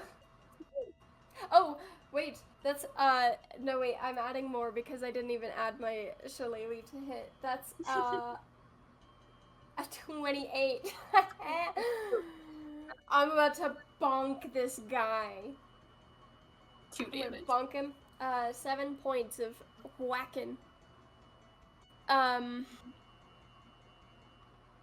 as a bonus action, I would like to cast Healing Word on my good pal Hayes. Thanks so much. Have some spores. Oh, I love some spores. Thanks. Just for you. Have some Yeah. shrooms. What's happening, I guess. Let me roll that for you. I hate when I roll bad on my stuff. Let's see. Spell modifier is +4. So you get 5 points of healing. Woohoo! That, I know you just moved to, be within 5 feet of me. I did. But I'm wondering if I can get around for flanking, if that would be helpful for us. Mm-hmm. Sure. So I think I'll do that. 5, 10, 15, 20, 25, 30. I feel like... Oh, no, never mind. There's a building there. Yeah. I don't want to chance it. I'll just scamper. And that will be it for my turn.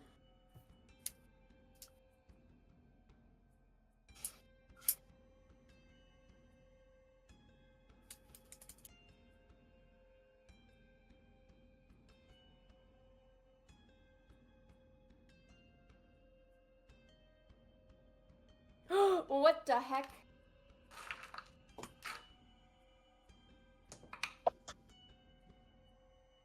That's kind of sick, I'm gonna be honest.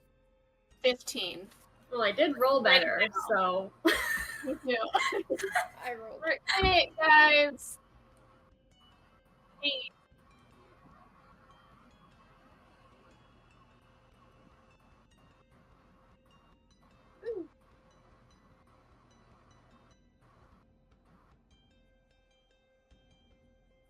I got 12. 10. 4.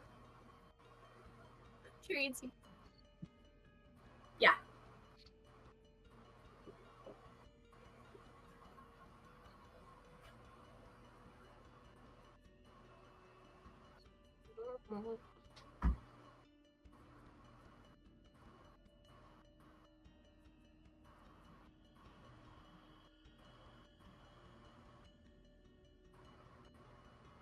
Okay.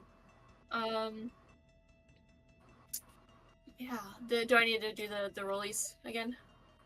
Saves. Strength is, I believe, a dirty 20. Sick. And then wisdom. You got this. Don't say that. It's a 6. What about bless? That was. Oh, plus blessed. No, I'm not blessed. I'm blessed. Used them. What about inspiration? I don't have birthday inspiration. We started the campaign after my birthday. I'm out of everything. Does that mean I have birthday? Wait. You do. Yeah.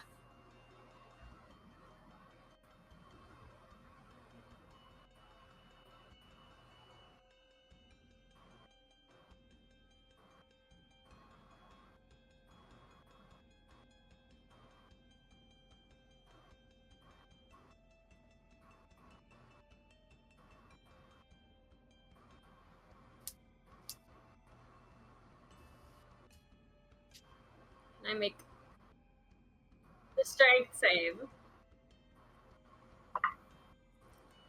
I actually might be going somewhere. Wait, I have blessed. I'm blessed. That helped a little bit. 13? Yay! I'm moving! Oh my god, am I actually moving? Yeah, 17. I am getting out of Dodge. Get out. Get out, everyone big else girl. needs to listen to me.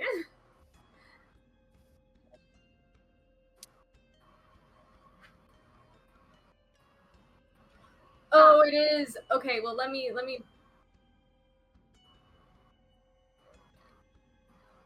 Okay, I'll do that. Okay, so then if I move here, then that's 20 feet of movement because I moved 2 spaces.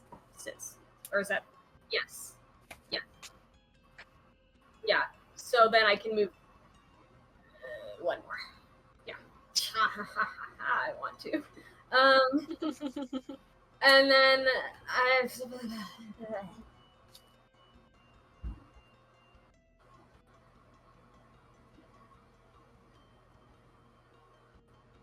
Sorry, I wasn't expecting my turn so soon. What? Yeah. I think I'll just go in for a chill touch for right now. But there's something else I kind of wanted to do. Well, we'll see how it goes. I'm gonna turn invisible. Sick. No, I'm bye. Sorry.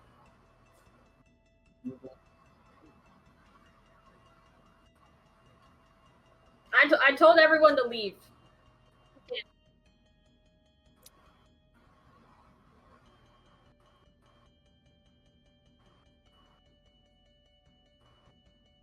I think before she turns invisible, she's gonna be like, we need to go now.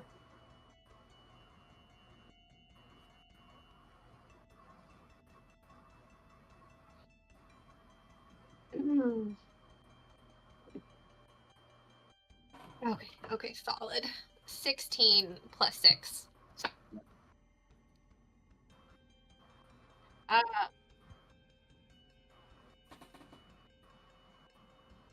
One.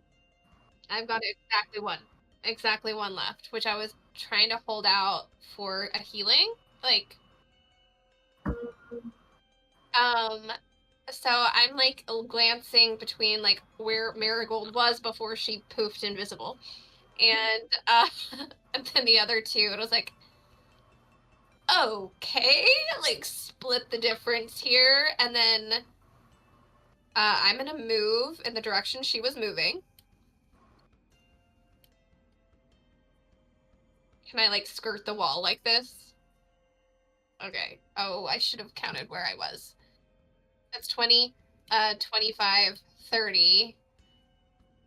And then, I am going to cast... I am just gonna cast Firebolt. It didn't work on Smoke Mephits, but this is an eye-mouth sludge monster, so... That does fire damage. Well, yeah, maybe, I thought the fire damage was like an environmental thing. Oh, great. So... This is a ranged spell attack. Okay, solid. Less. Oh, right. 14 plus 6 for 20 plus 3, so 23. Yeah.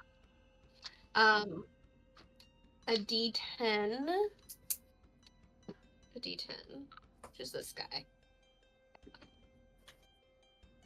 6 points of fire damage.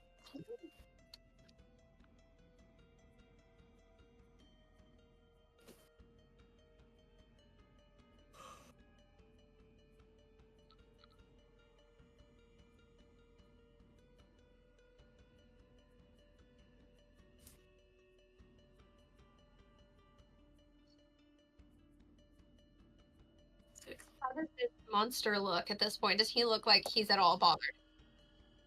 I don't know if this is normal.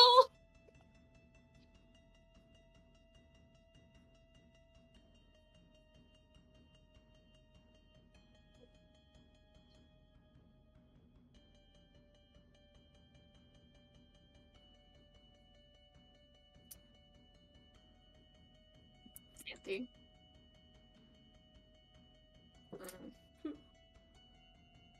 Hey, come back. He just like bites aimlessly in the air at me.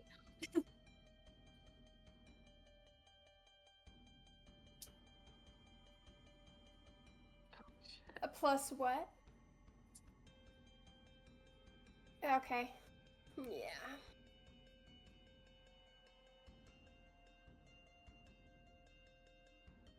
Teddy goes down. No! No.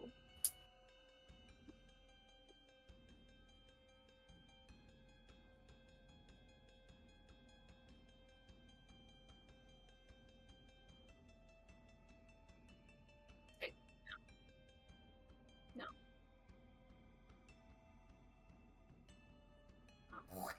Hellish Rebuke. Surprise!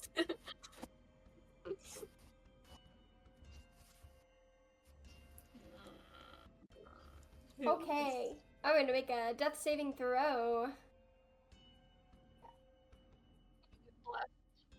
Oh, sweet.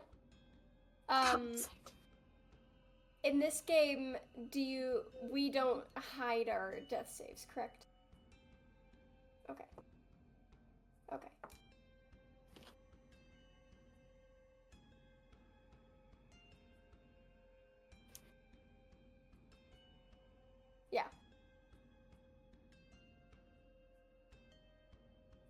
It's a success. It's a dirty 20 with the bless, so.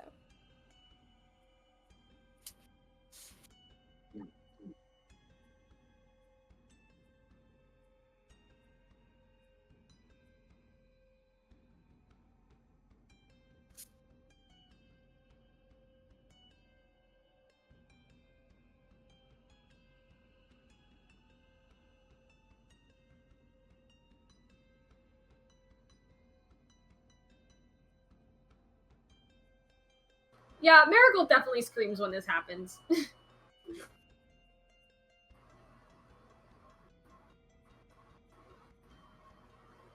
Great.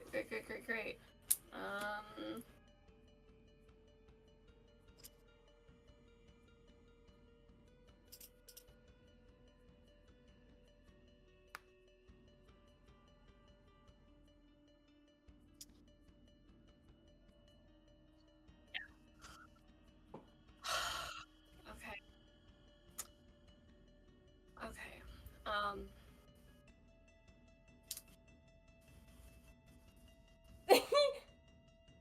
No, it's okay. You can be mean to me.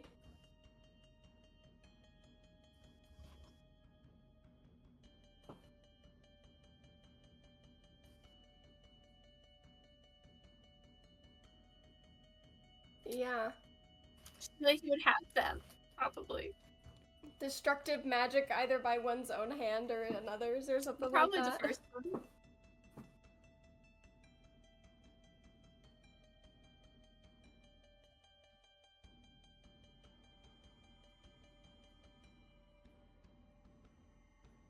You didn't. Oh no.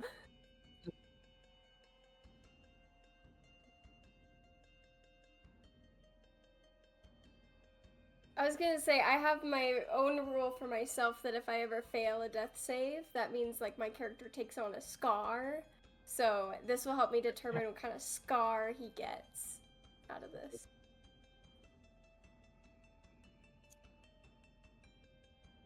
Mm.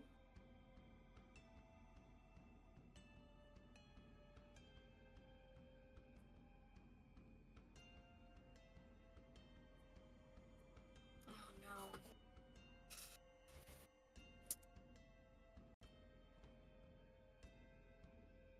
Okay. Yeah. I'm like, for Marigold scream and okay. It's mm-hmm. Okay.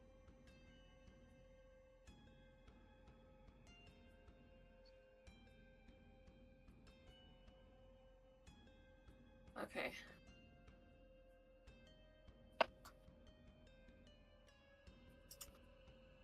13 to strength save. Wisdom is a 13.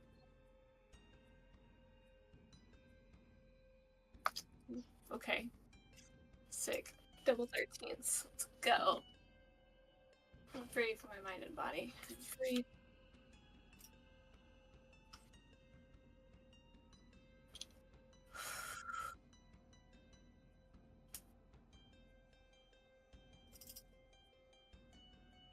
Mhm.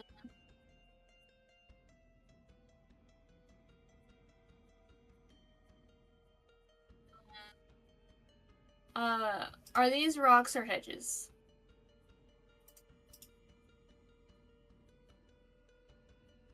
Okay. Yeah. You don't care about the topiary? 10. It's funny. Oh no, Teddy. Gonna heal my buddy. I'm gonna heal him for.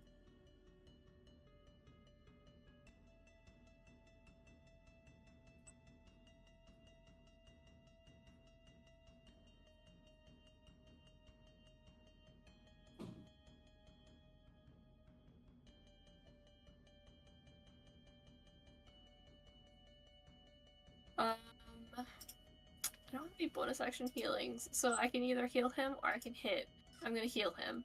I appreciate that. Yeah. Let's give you. You can heal yourself as well, so I'm gonna give you a hearty 4. Thank you. Yeah. Lay on hands. Mhm.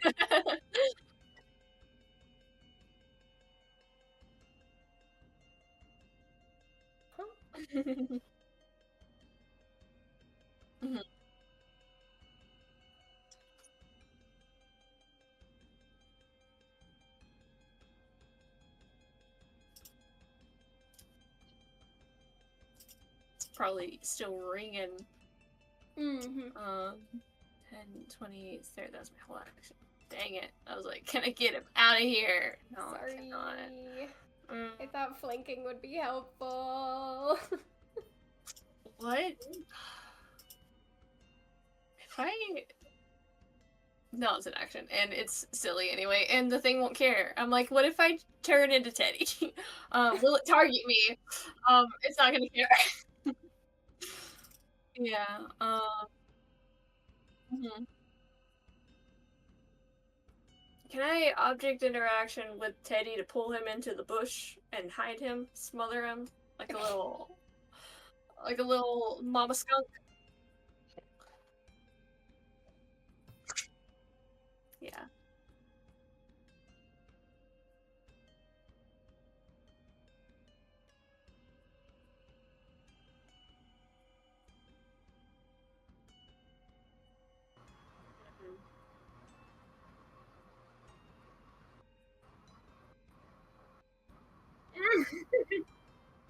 I don't want to forget that he's prone. Oh my god, that's perfect.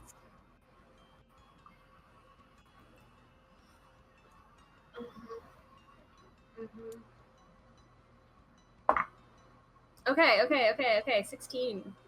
Woohoo.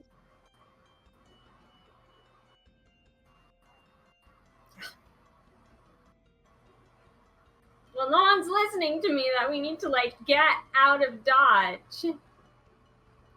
I'm gonna move far away from him, but I want to still be able to see him.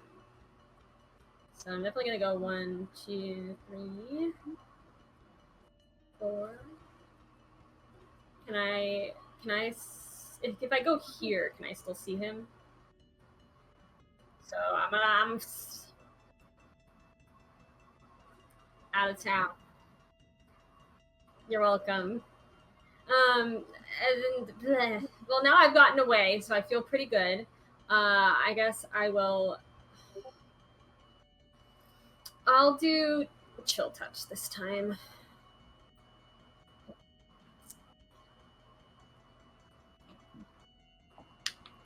Okay. It's kind of a... Is Bless still up? Right?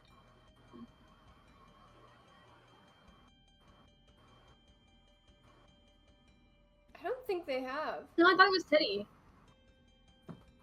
Yeah. So that is that's an 18. No, wait, yes, that's an 18. Yeah, 18 hit. Okay, cool. So Can I get my dice out for this? I'm using little dice. They're so cute. Come on. that is 4 points of necrotic damage. I feel like the way it looks is instead of like slinky shadows, it's like, because it's like the area around them is black and white, just this like spike of like black shadow just like suddenly like juts out of the building besides where Xanthi is and like spears into him.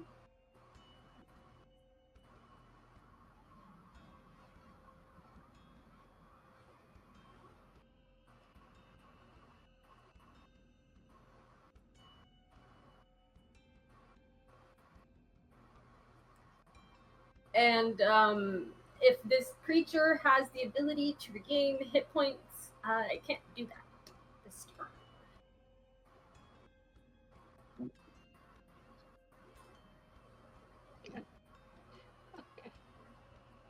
All right. Oh, sorry. Wait, one more question, Lucas. Is this creature undead? Thank you. It has an additional effect on undead, this spell. I think it's an aberration, right? Seems very. Yeah. Is it a gibbering mouther? But spesh. I love these guys.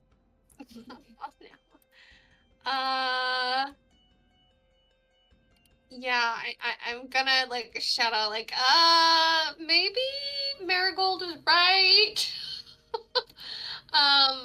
But I am going to seeing that they are up. Be like, yeah, you guys should back away. And then I'm gonna cast. I'll just try and damage it again. I'll cast another. I guess another firebolt, just to be safe in case. In case they can't. I'm so worried. I'm like, should I go up there? Oh. Don't do it. Okay, well that isn't amazing. That's 7 plus what's 7 plus 6? That's 13. Oh, okay. I was all braced for disappointment for that second. Hard to miss. We're outside of a barn sort of situation. Oh, that's sad. That's 2 points of fire damage. Well, that was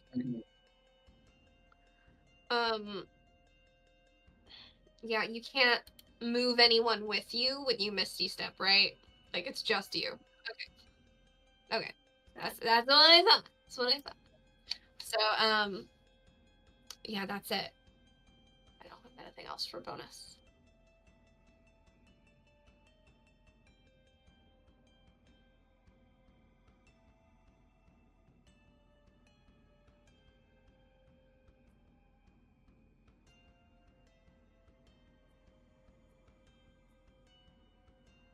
This is true. Actually, where's my bonus action? My reaction. When wielding a shielding creature, you can see its next target other than you within 5 feet. You can use your reaction to oppose disadvantage. So flower roll. Thank you. That is from protection.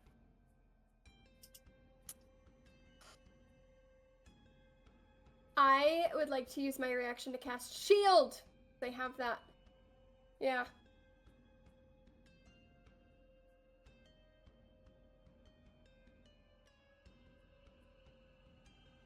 Oh.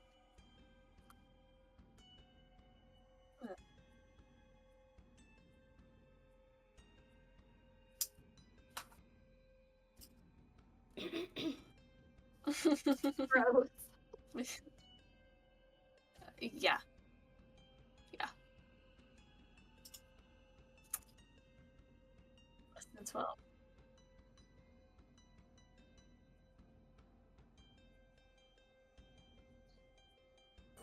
That's fine. I'm still up. Okay. Get out. Oh no. Barely. But I'm still up.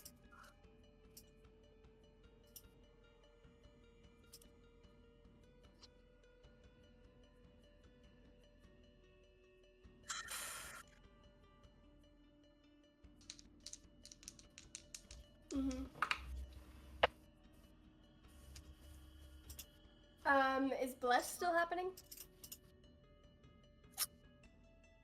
You're so right. It's okay if not. Okay, it's a 16 on the die. I don't think it super matters because I only got an 8 total. No, wait. Let me add my dexterity modifier. Do you have savvy points? Nope, I have 0 of them. Okay, add 10.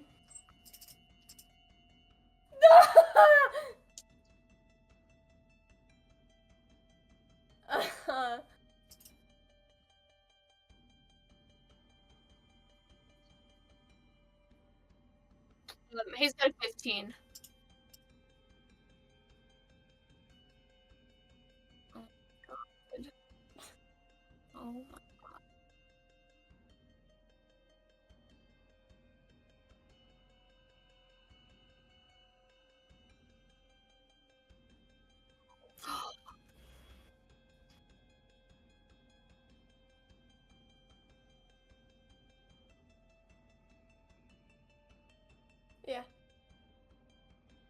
Okay. I'm gonna use my action to disengage. Oh, let me make my checks. Oh my gosh.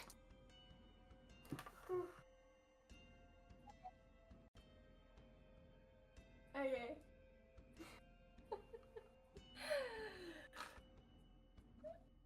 I have to stand up here. Even if I'm prone, I couldn't move, right? You could crawl, right? Can you crawl? That's cocked. Jeez Louise. A 10, yeah.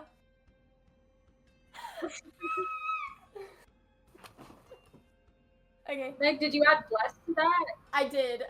No, no. Oh my god! Oh my god. Let me make that wisdom check. Oh boy.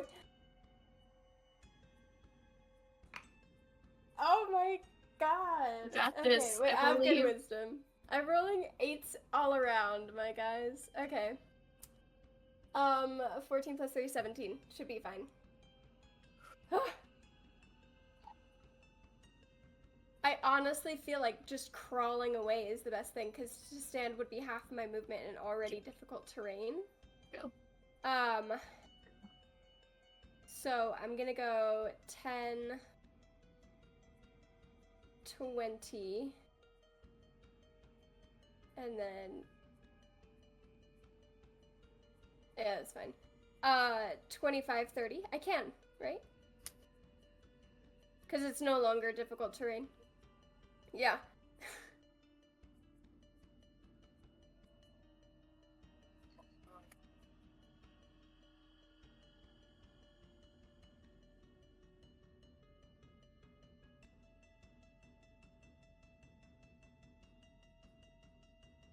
Yeah. Just trying to get out. Yeah.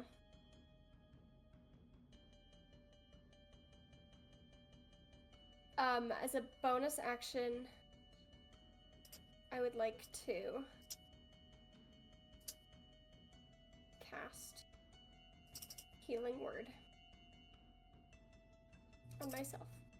Well, Haze is more in danger. On Haze, I'll give Haze. Okay, roll good, little dice. Thank you, buddy, because I got 2 hit points and the area effect is up next. Or the initiative effect, whatever. 8 points of healing. That would be incredible. Thank you so much. Yummy, I rolled yum, a yum. 4 on that. My rage talk at it did a good I job. love it. Alright.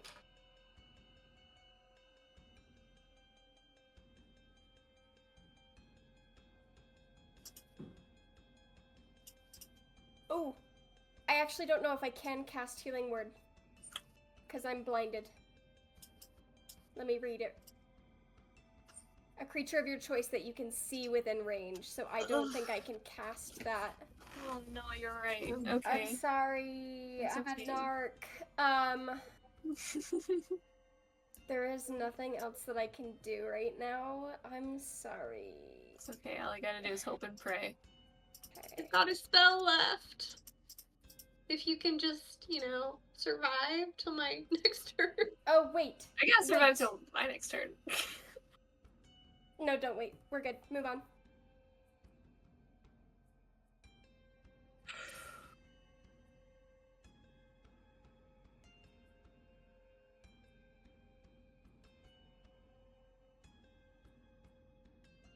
Okay.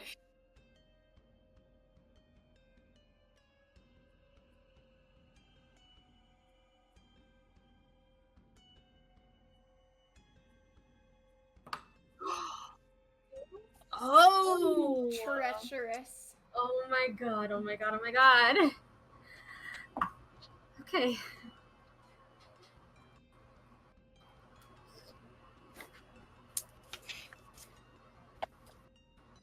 That would have been incredible. Every time I shorten it to in it, I'm like, number in it. Yeah. And it- Okay, what's the phrase? Not out of the blank yet? Because I was Fire? not Not out of the fire? yet. I was Not out- writing it in my notes, and I wrote not out of the bushes yet, but that doesn't sound right. I mean, that sounds alright. kind of. Not out of the woods. It's the woods. Oh, no, no. Yeah.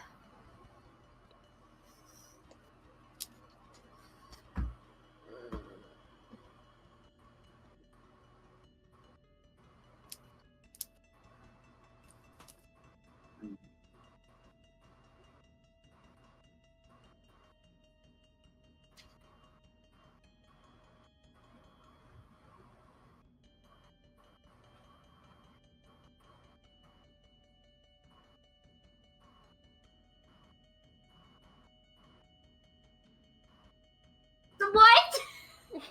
No way!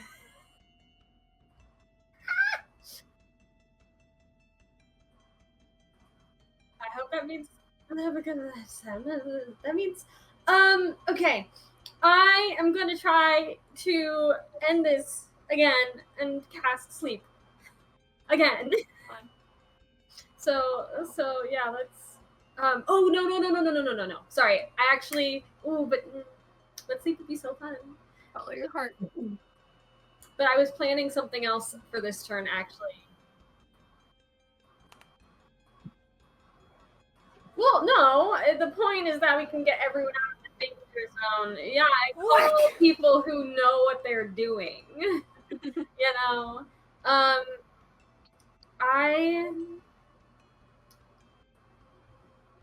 gonna cast sleep.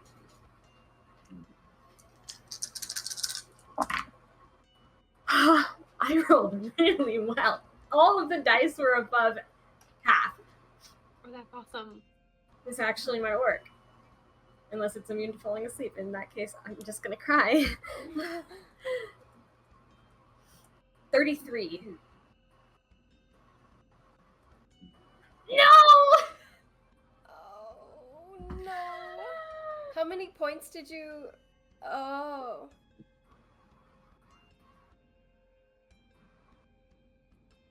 Woof. Oh, It was a really good effort, though. That would have just stopped everything. I know. I'm so sad. I rolled so well. I got 2 8s. Good job. Yeah. Well, you live and you live. If it wasn't a Sometimes- sleepless monster, No, Yeah. it doesn't. It doesn't stop. It doesn't stop. Sorry, I have a sorcerer thing I think I can do right now. Yeah, I can use sorcery points to gain additional spell slots.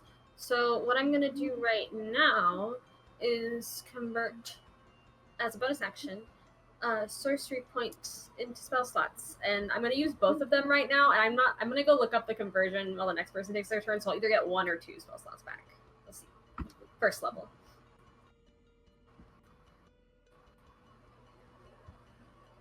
Yes. okay. Oh man. Oh.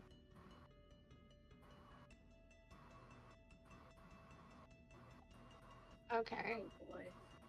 Oh boy. Okay.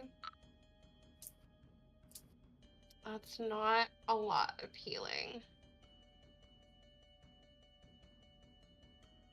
Mm. Okay.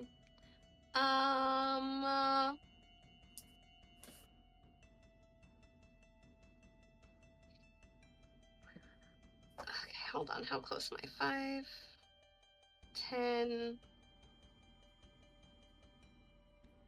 Okay. Yikes.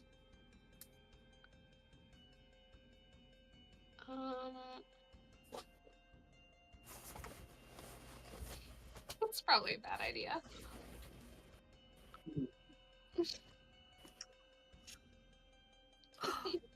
Do it. I mean, I feel like my healing word is not going to be enough But to it's get healing. Hades out of this.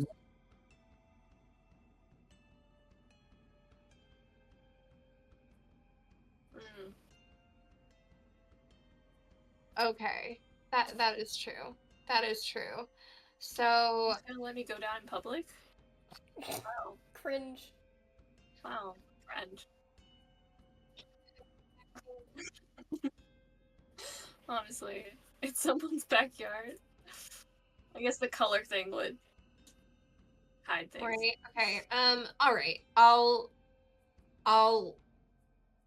cast another firebolt and shout at Haze to try and like get out of dodge. Just get the heck out of there. Okay, that's not bad. What is 9 plus 10, 11, 12, 13, 14, 15. Okay. Okay, D10. Come on, D10. The little D10. Ooh, 0 is a 10. Yes. Mm-hmm. 10 points of fire damage. Okay.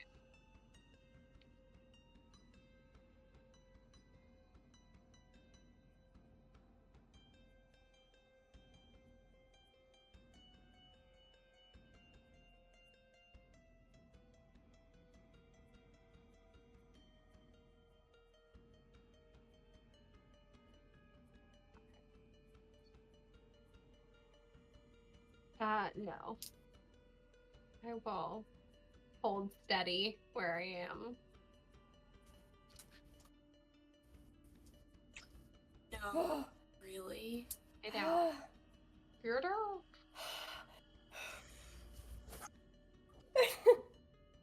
I know, Okay. I'm less worried about my guys always than I am my friends' guys. Yeah. Uh, You see, like, Xanthi's, like, waving you like an air traffic controller. Like,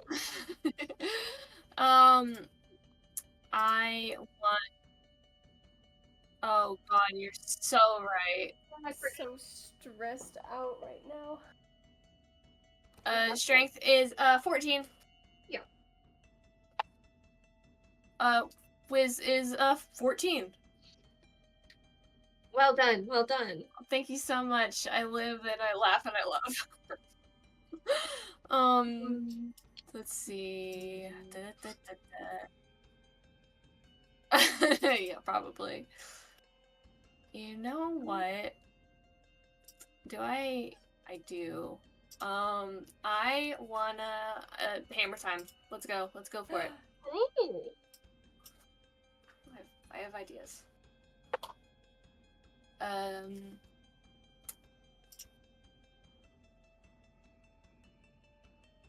17 to hit. Sick. That is. Where did you go? Where did you go, Warhammer? Thank you so much. So 2 hammed.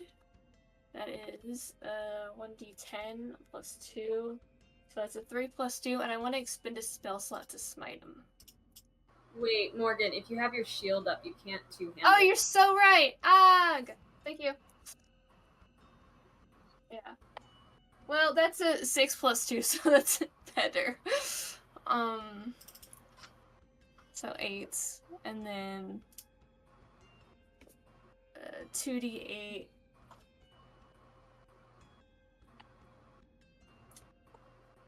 A 7 and a 7 is 14. Yeah, so 14 plus 8 is 22. Yeah. I'll take really. Oh, thank goodness. Oh god, I didn't think it would come to this. I'm staggering. I'm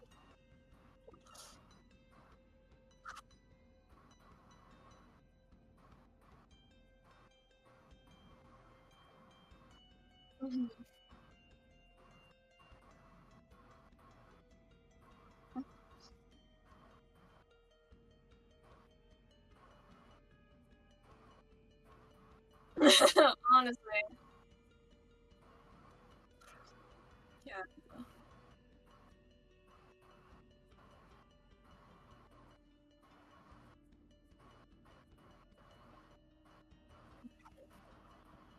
Yeah. Okay, because it's so strong. Yeah, I'm gonna go smite this guy with the bam. It's my hammer. I don't know how to play smite yet. I'll figure it out. Well, my magic is like not to be a copycat, but I did think of it separately. Is like an iridescent kind of white color, like my eyes. But yeah, which you probably can't really see very well in this. It's probably just tiny.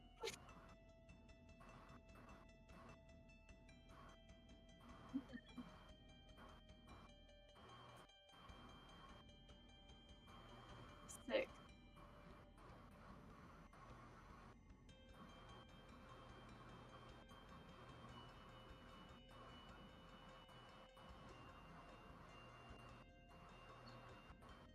Your audio's being funky. Now it is. Great.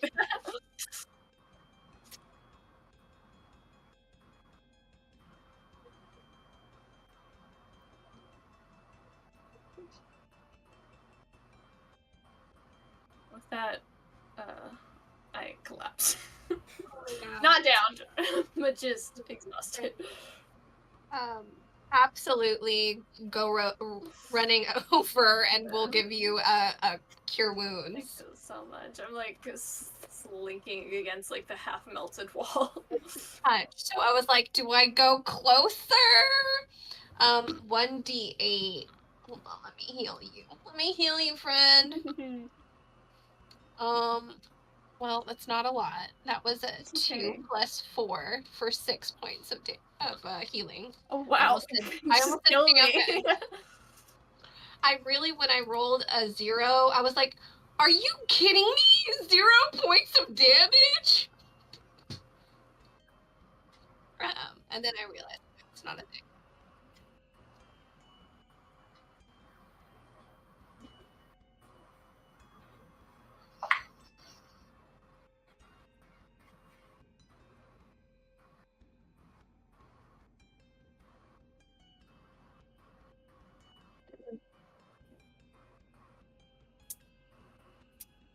Okay, can we like run over to Teddy and like help him up? Poor guy.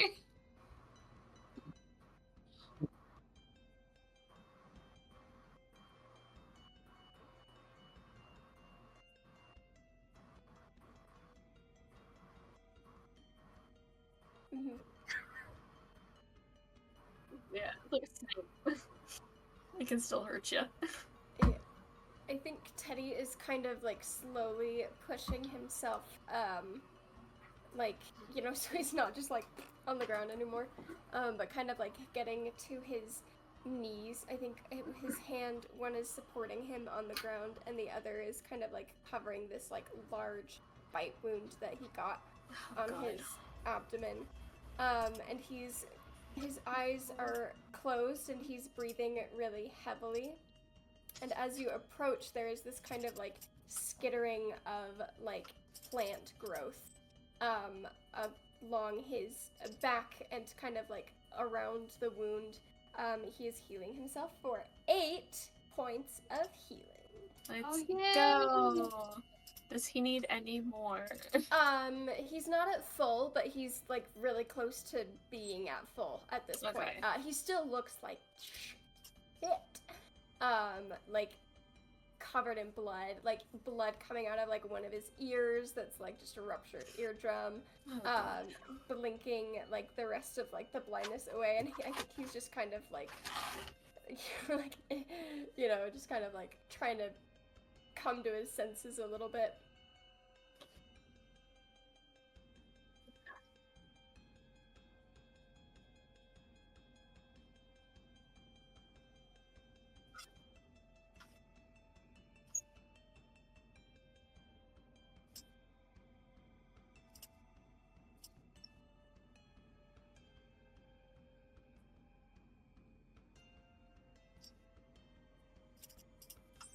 Yeah.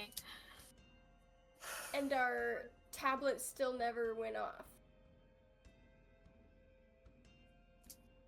He can't tell. Yeah, let's check.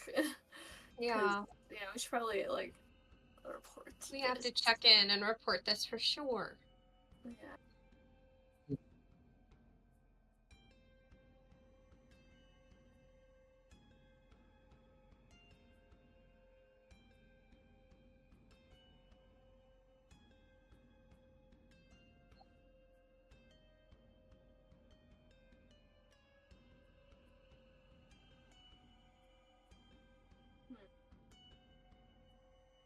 Yeah. Strange. I'm gonna report it. Gonna like.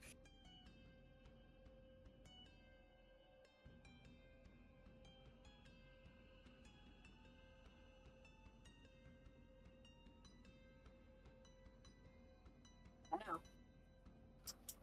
Oh god. I'm like immediately thinking she got hit somehow when I wasn't paying attention.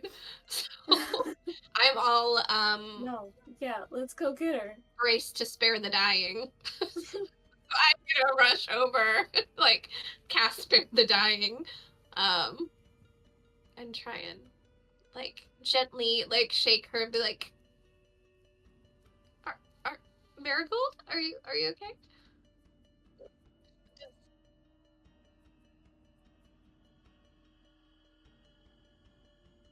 Oh no.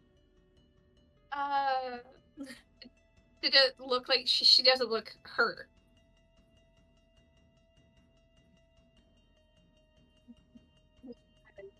Could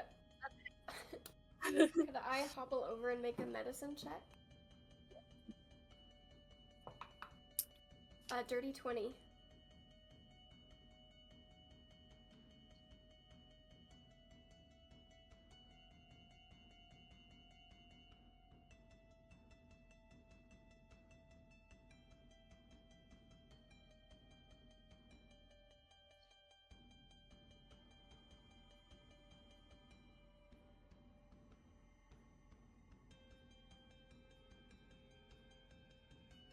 Can I like Right? put her over my back and kind of like try to like carry her out as we like make a plan about what to do with.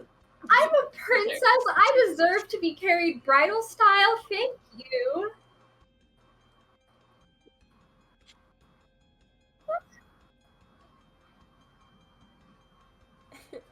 You don't even want me, bro. Disappointed.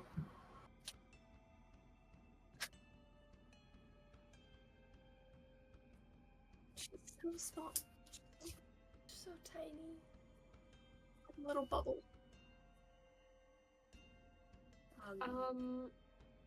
Should we well, take her to the clinic, or do you think that she'll be okay, like at home? is there like a I mean, is there like a we were halfway to the schoolhouse. Is there like a nurse's office? Like school? Yeah, we canonized infirmaries in The Sims. It's in The Sims. There's like a little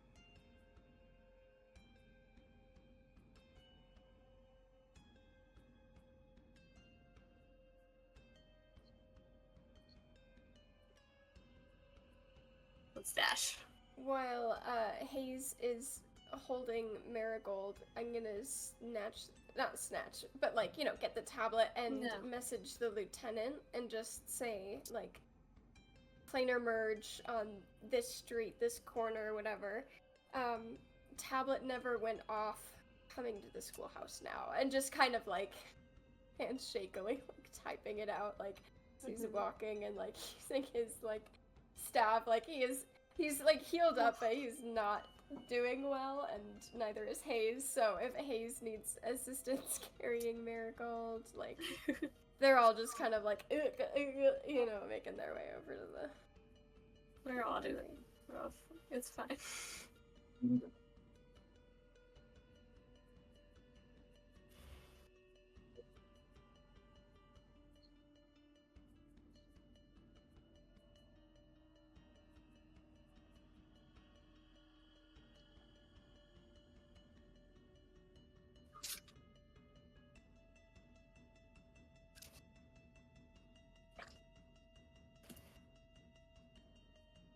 So I was thinking like piggyback style. Oh, that's better. It's a little more. Better.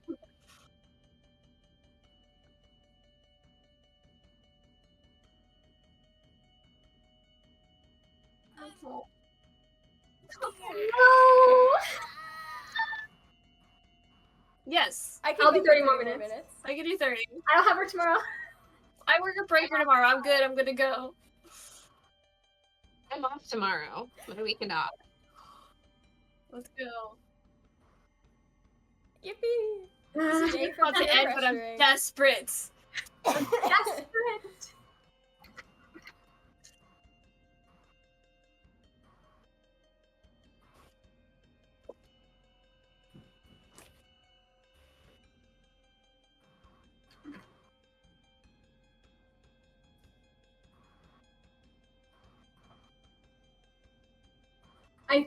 I think she like pushes herself out of like Hayes's arms, like just like immediately, and kind of like walks, like stumbles backwards like a few steps, like just kind of looking at them with like very wide eyes. Her eyes are already pretty big, so High beams, like. Oh, you're awake. Oh my god, are you okay? We were so worried. sorry. I'm like, what is Marigold saying? Because I didn't expect her to wake up so fast. That was quick. I think she just runs away. Oh.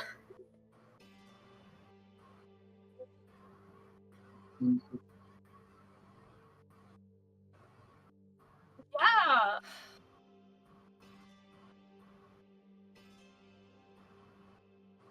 Oh crap, I can't turn invisible anymore. I already did it. No. I think she's gonna cast like minor illusion. It's a 5-foot space.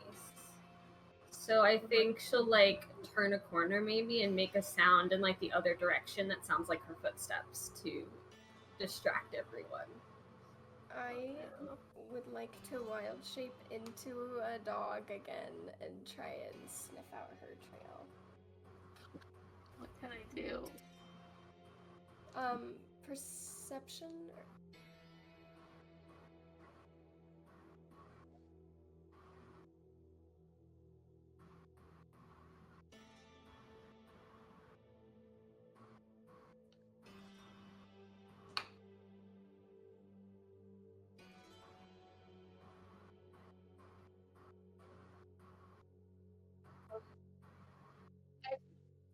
Yeah, I'm running while I'm thinking of things I can do. I can't feel do like- anything. Perplexed, but like, okay, something isn't right.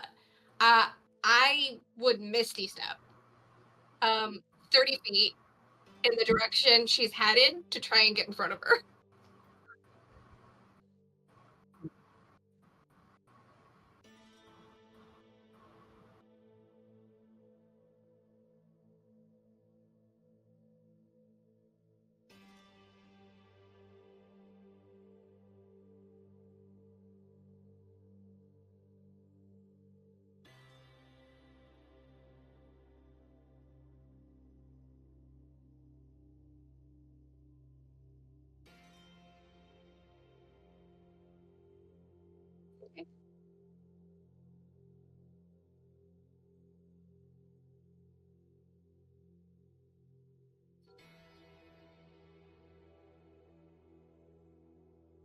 Mm-hmm.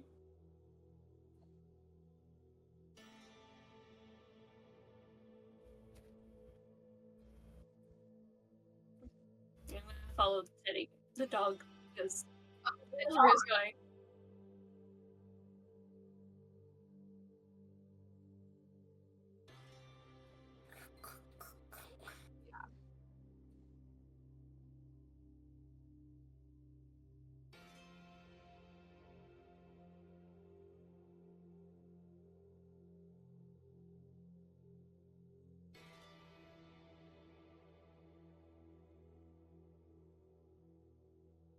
Yep.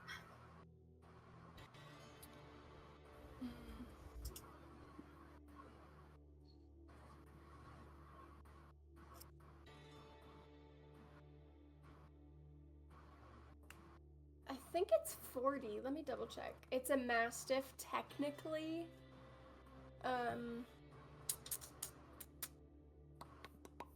Yeah, they have a speed of 40 feet.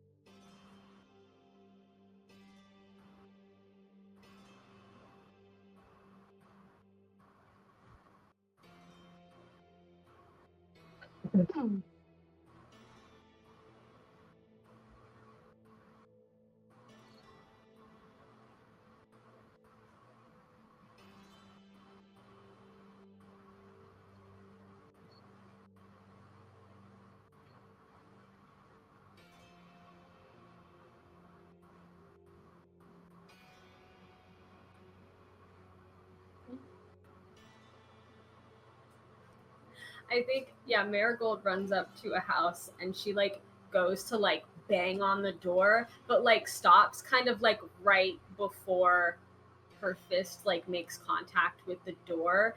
And she like kind of steps back from the building, and her eyes definitely like water up a bit, before she like darts into an alleyway like across the street. I think Teddy's gonna try and not bite Marigold, but kind of like grab the hem of her skirt to try and get her to like Nab stop. her? Yeah, it's gonna nab her. Nab. Every episode. 17. Yeah. Mm-hmm.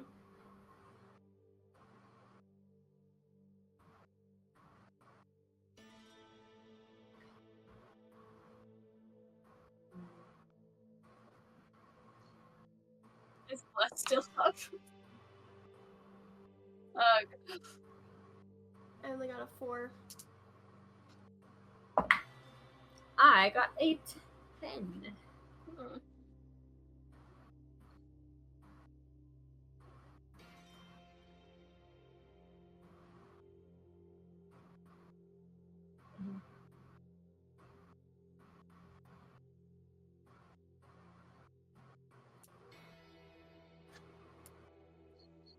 Okay, yeah. Marigold, like, she kind of, like, runs into the alleyway and, like, she just, like, sits up against the wall, like, bring, knees up to her chest, like, her head, like, down on her knees like that, and it gets, like, very dark in this alleyway. Like, way darker than it should. I think he'll just kind of pad up and just kind of like lay down and put his head like on her feet and just like Aww. lay there. Yeah, he definitely hears her crying. Oh.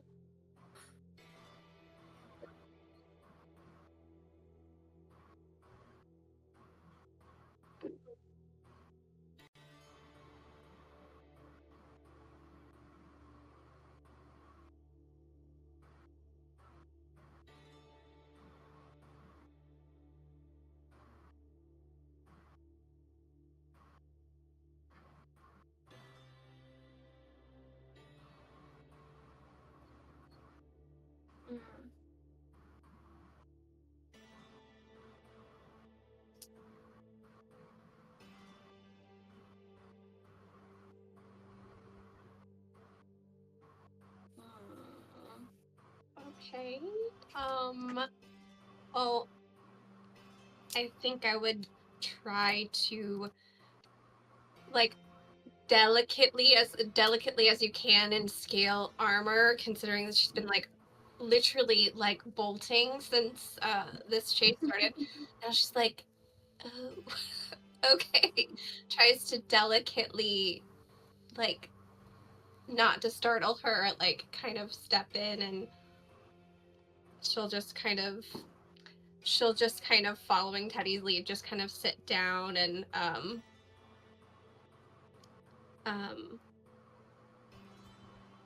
yeah, just kind of say, gently to Marigold, like, it's okay now. It's safe. You're safe. And just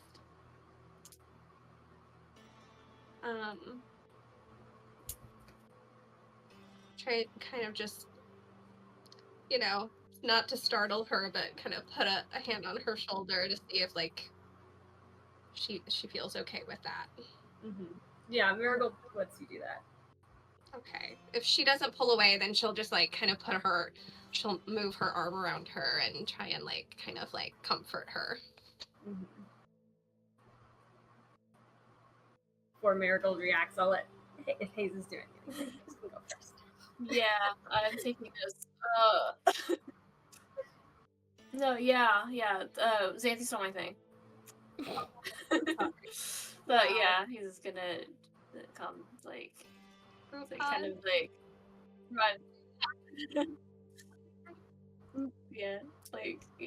Run turns into like a jog. I just say like round the corner into the alleyway, and then that kind of like slows into like a walk as she approaches, and kind of like Neil sits in front, like with like Teddy Dog between them.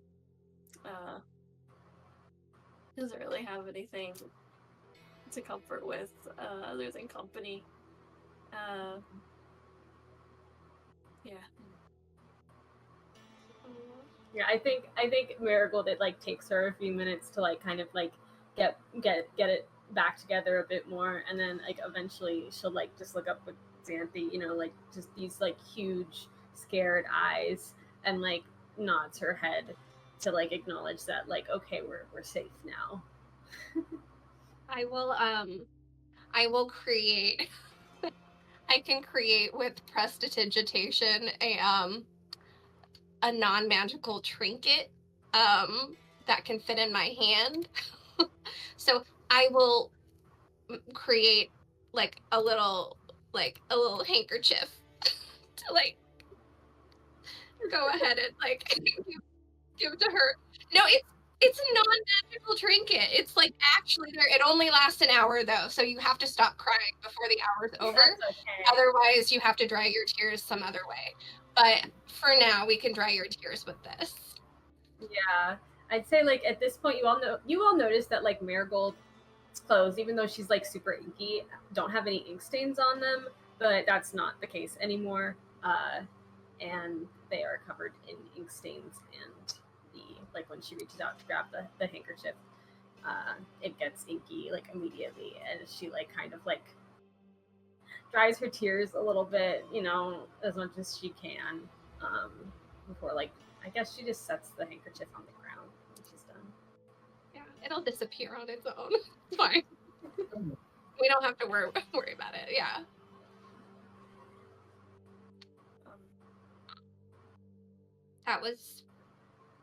That was intense back there. So, but we all made it out, and it's over now, and we're together, and we're okay. And you don't have to talk about anything. Just know that we're here. I think she just nods her head again. Yeah. Do you want to stay here for a bit, or do you want to go home? Or somewhere else?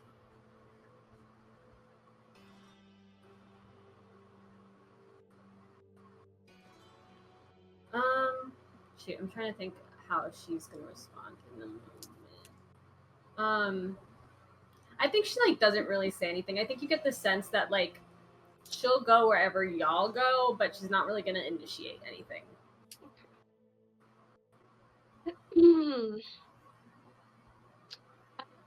The others know that Teddy was like on our way to the schoolhouse.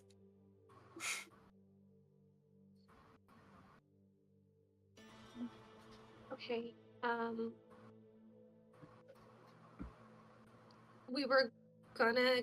How are you two feeling?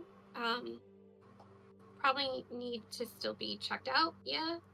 Or is this like a sleep it off thing? Why don't we all go to the schoolhouse, get checked out, just to make sure? Yeah. Get patched up. We can make sure that this is reported. And then we can go home after and just sleep. Yeah.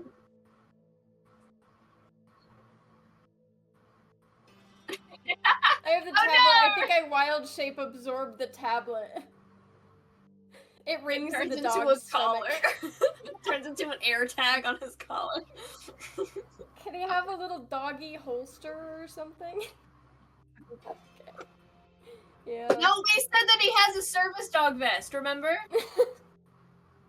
It has I pockets. said it in jest.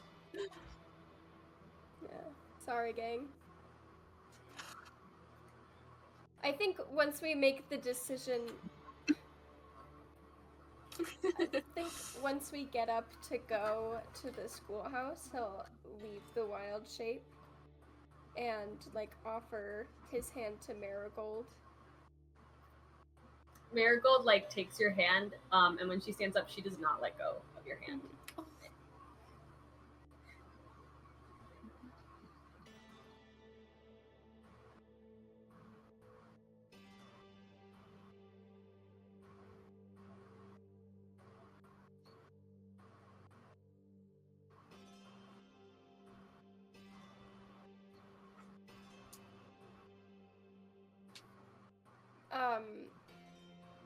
He'll message, we got a little banged up, but have mostly healed ourselves up. We're making our way back to the schoolhouse now. And I think he is probably just going to be walking in quiet. Yeah, so Marigold still doesn't let go of your hand. I feel like if you look back, it's very much like the vibe of like leading a scared kid behind you. Like she's kind of looking down and these like shadows are kind of like around her and like following her as she goes. Can I make an insight check? Kind of if she's aware of the shadows, and if she is, how does she feel about them? Okay, yeah. That's a pretty good roll. That's a 22, baby. Yeah, that's better than my roll. So, it doesn't seem like Marigold is aware of them. Okay. As we're walking, let me look at my inventory really quick. She has like a ribbon in her hair, right? No. Or a flower. No, it's a flower. It's a flower. Yeah. He's gonna reach out towards the flower and he's just gonna say, may I? She lets you. Yeah, he'll touch the flower and he's going to cast light on it. So as he does, the like flower petals kind of like color shift a little bit until they're kind of letting out like a soft, like warm glow. I think wherever the light touches, the shadows persist. Sorry, wherever the light does not touch, sorry. Because, like, you know. They also persist wherever the light touches as well.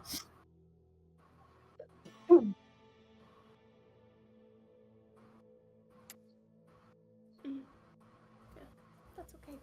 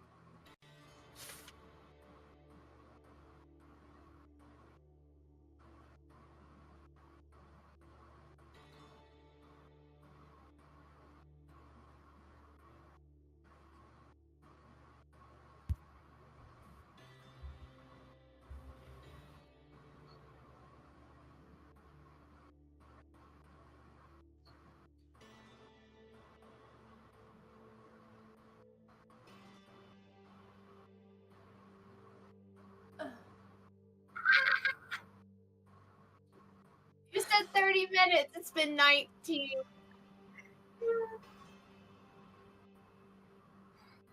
Can we play tomorrow?